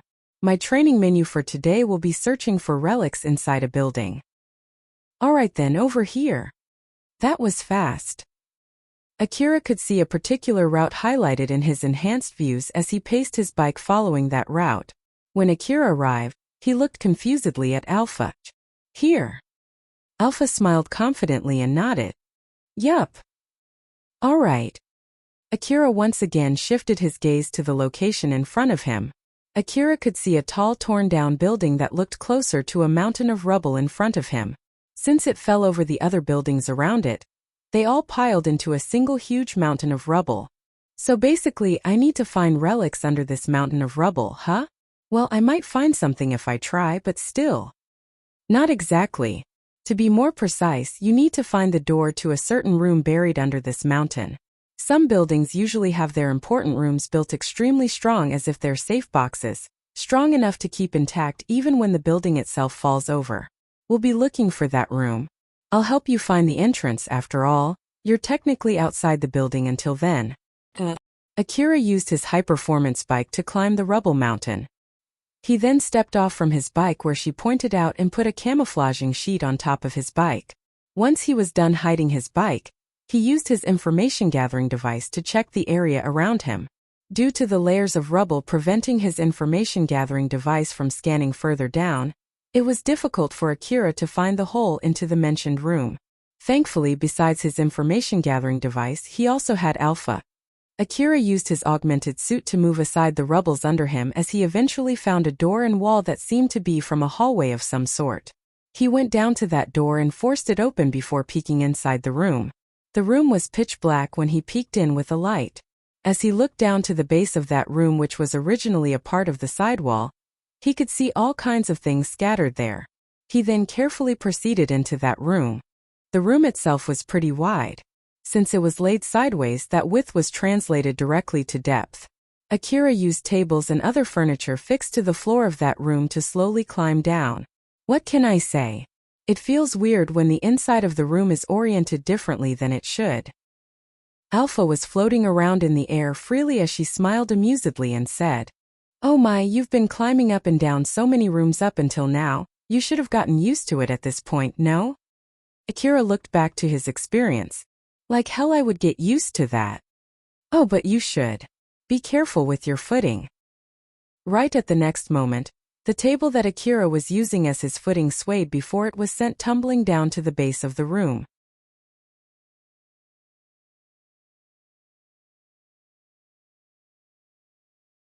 He was only barely able to jump to the next table. You could have told me sooner. Weren't you doing this on your own right now? That's true, but all right. Akira decided to stop himself from throwing any complaint at Alpha, who was smiling amusedly at him as he moved to the next footing. When Akira reached the base of the building, his eyes were wide open. The base of the building was filled with piles of old-world relics. Though some of them were already destroyed, others were strong and durable relics. Akira started stuffing his rucksack with any expensive-looking relics that caught his eyes. When he finished filling his rucksack, Akira looked up. The exit seemed to be located far away from him now. I know it's already obvious, but I have to climb back up now, right? I should have at least brought a rope with me. You can just get one and return back here again later. Again, you should have told me sooner. But you're on your own this time, right? Alpha smiled amusedly. He replied with a conflicted, bitter smile. Akira had climbed down the building with his augmented suit and climbed up a building with his bike, so somewhere in the back of his mind, he thought that he should be able to figure out something when the time came. That was why the idea of bringing along a rope never passed through his mind. Akira worked really hard and somehow was able to get out of that room. Sometimes he used 2 blades, one for each hand, to scale up the room. Sometimes he had to heavily-heartedly leave some relics behind since he could not go through with his backpack full. He basically paid in full for his mistake of not bringing a rope with him that day. After that, Akira returned back to the forward base and sold his relics there. He did not forget to immediately buy a rope too. Asterisk. It had been 2 months since Akira started the request to get his hunter rank up. But his request had still not ended. Even after he kept ordering bigger and better supplies, all of the payments for his orders went through just fine. Originally, Akira thought that at most it would last for about a month. So that day, he was venting his frustration in Shizuka's shop. Elena and Sarah, who saw that, could only smile bitterly at him. To be more precise, Akira was venting his frustration there because Elena and Sarah encouraged him to. They tried to prod him to share his situation, and if possible, to offer him their help in order to mend their relationship back. But even Sarah and Elena did not expect that Akira was frustrated because he was forced to take a request to boost his hunter rank, though he did not want to. And even after he thought he got his hunter rank high enough, that request still continued. Any normal hunter who worked hard day and night to get their hunter rank up would be furious if they heard that. Sarah looked rather impressed with Akira. But still, a request to increase hunter rank, huh?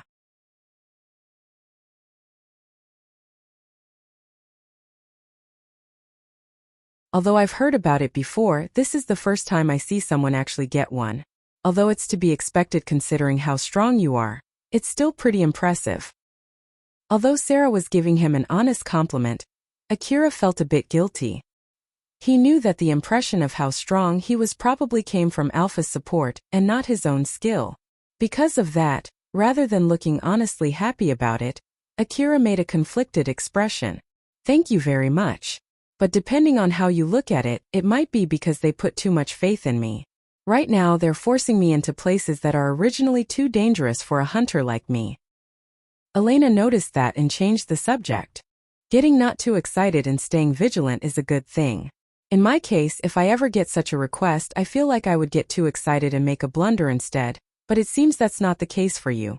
That in itself is pretty impressive, you know? I guess I need to learn more from you about that. Akira slightly blushed from that compliment. Sarah pouted a bit at how Akira reacted differently to her compliment. But in order to distract herself from that feeling, she quickly circled behind Akira and rubbed his head while sticking close to him from behind. Sarah-san? I'll do that too. Though I don't think that I'll ever get such a request. Being too humble might annoy people instead, you know? I didn't mean it. I know. It's just a silly talk from a narrow-hearted girl. But I just want you to be careful since there are a lot of people like that out there. Oh, of course. Though Akira was surprised, he did not resist. As a matter of fact, he enjoyed it. Seeing that reaction from Akira, Sarah smiled satisfied. Both Shizuka and Elena who saw that could not help but giggle. Of course, Sarah noticed them, but she only pouted a bit while trying to hide her embarrassment and enjoying Akira's reaction. They then talked about other things too. At some point, Akira found something that Elena said interesting. Humanoid monster, huh? Yes, it seems that there are more and more people getting attacked by a humanoid monster near Kazusuhara Ruin lately. To be more precise, the location is around that highway. Is it one of those things? That one where the city management treats a strong criminal as a monster? I don't know the details. That might be the case or not. It might be an autonomous robot that went on a rampage. Or maybe someone controlling the augmented suit of a dead hunter like back then in the Saranthal building. The details about the incident itself are still unclear. The city management itself hasn't released anything else other than a warning. Whether it's a strong criminal or a monster, basically there's something that looks like a human attacking people around the ruin. Right? Yep, exactly. The only thing that we know right now is that it looks like a human instead of a monster. You should be careful too as a hunter. It tends to dull our reaction when the opponent looks like a human. If it was a monster, hunters could immediately decide to kill it. But when it was a human, they would often hesitate, and more often than not, that hesitation brought about a fatal consequence. Okay. I'll be careful. Akira said so firmly, seeing which Elena smiled happily. When Akira left the shop, Sarah frowned and said, Say Elena, I wonder if Akira really hates when people evaluate his skill highly. That might be true. If I'm not mistaken, he said something similar to that back then in the underground city too. Now that you mention it, he did. Why do you think that is the case? No idea. I'm sure he has his reason for that. But whatever it is, I'm sure it's not something pleasant.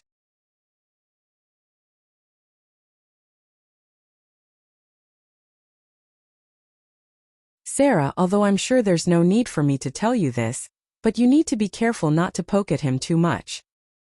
I know. This is difficult. Although the other day Akira saved them despite there being nothing that he could get out of it, he also did not hesitate in cutting off their ties. At the moment they somehow still managed to talk normally with each other. Sarah had no idea whether it was because of something trivial or deep, or if it was due to Akira's principle in life or simply his opinion. Sarah had no plans to let go of the thread that she worked hard to preserve inside as she thought of her friend whom she was not sure how to treat. You're tuning into the Li Mei's Wuxia Whispers YouTube channel. We're so grateful for your support, and don't forget to subscribe to join us on this incredible journey through captivating stories. Your generosity through donations truly makes a world of difference, as it's the primary source of revenue that allows me to expand and enhance this channel for you. Thank you from the bottom of my heart for being a part of this adventure.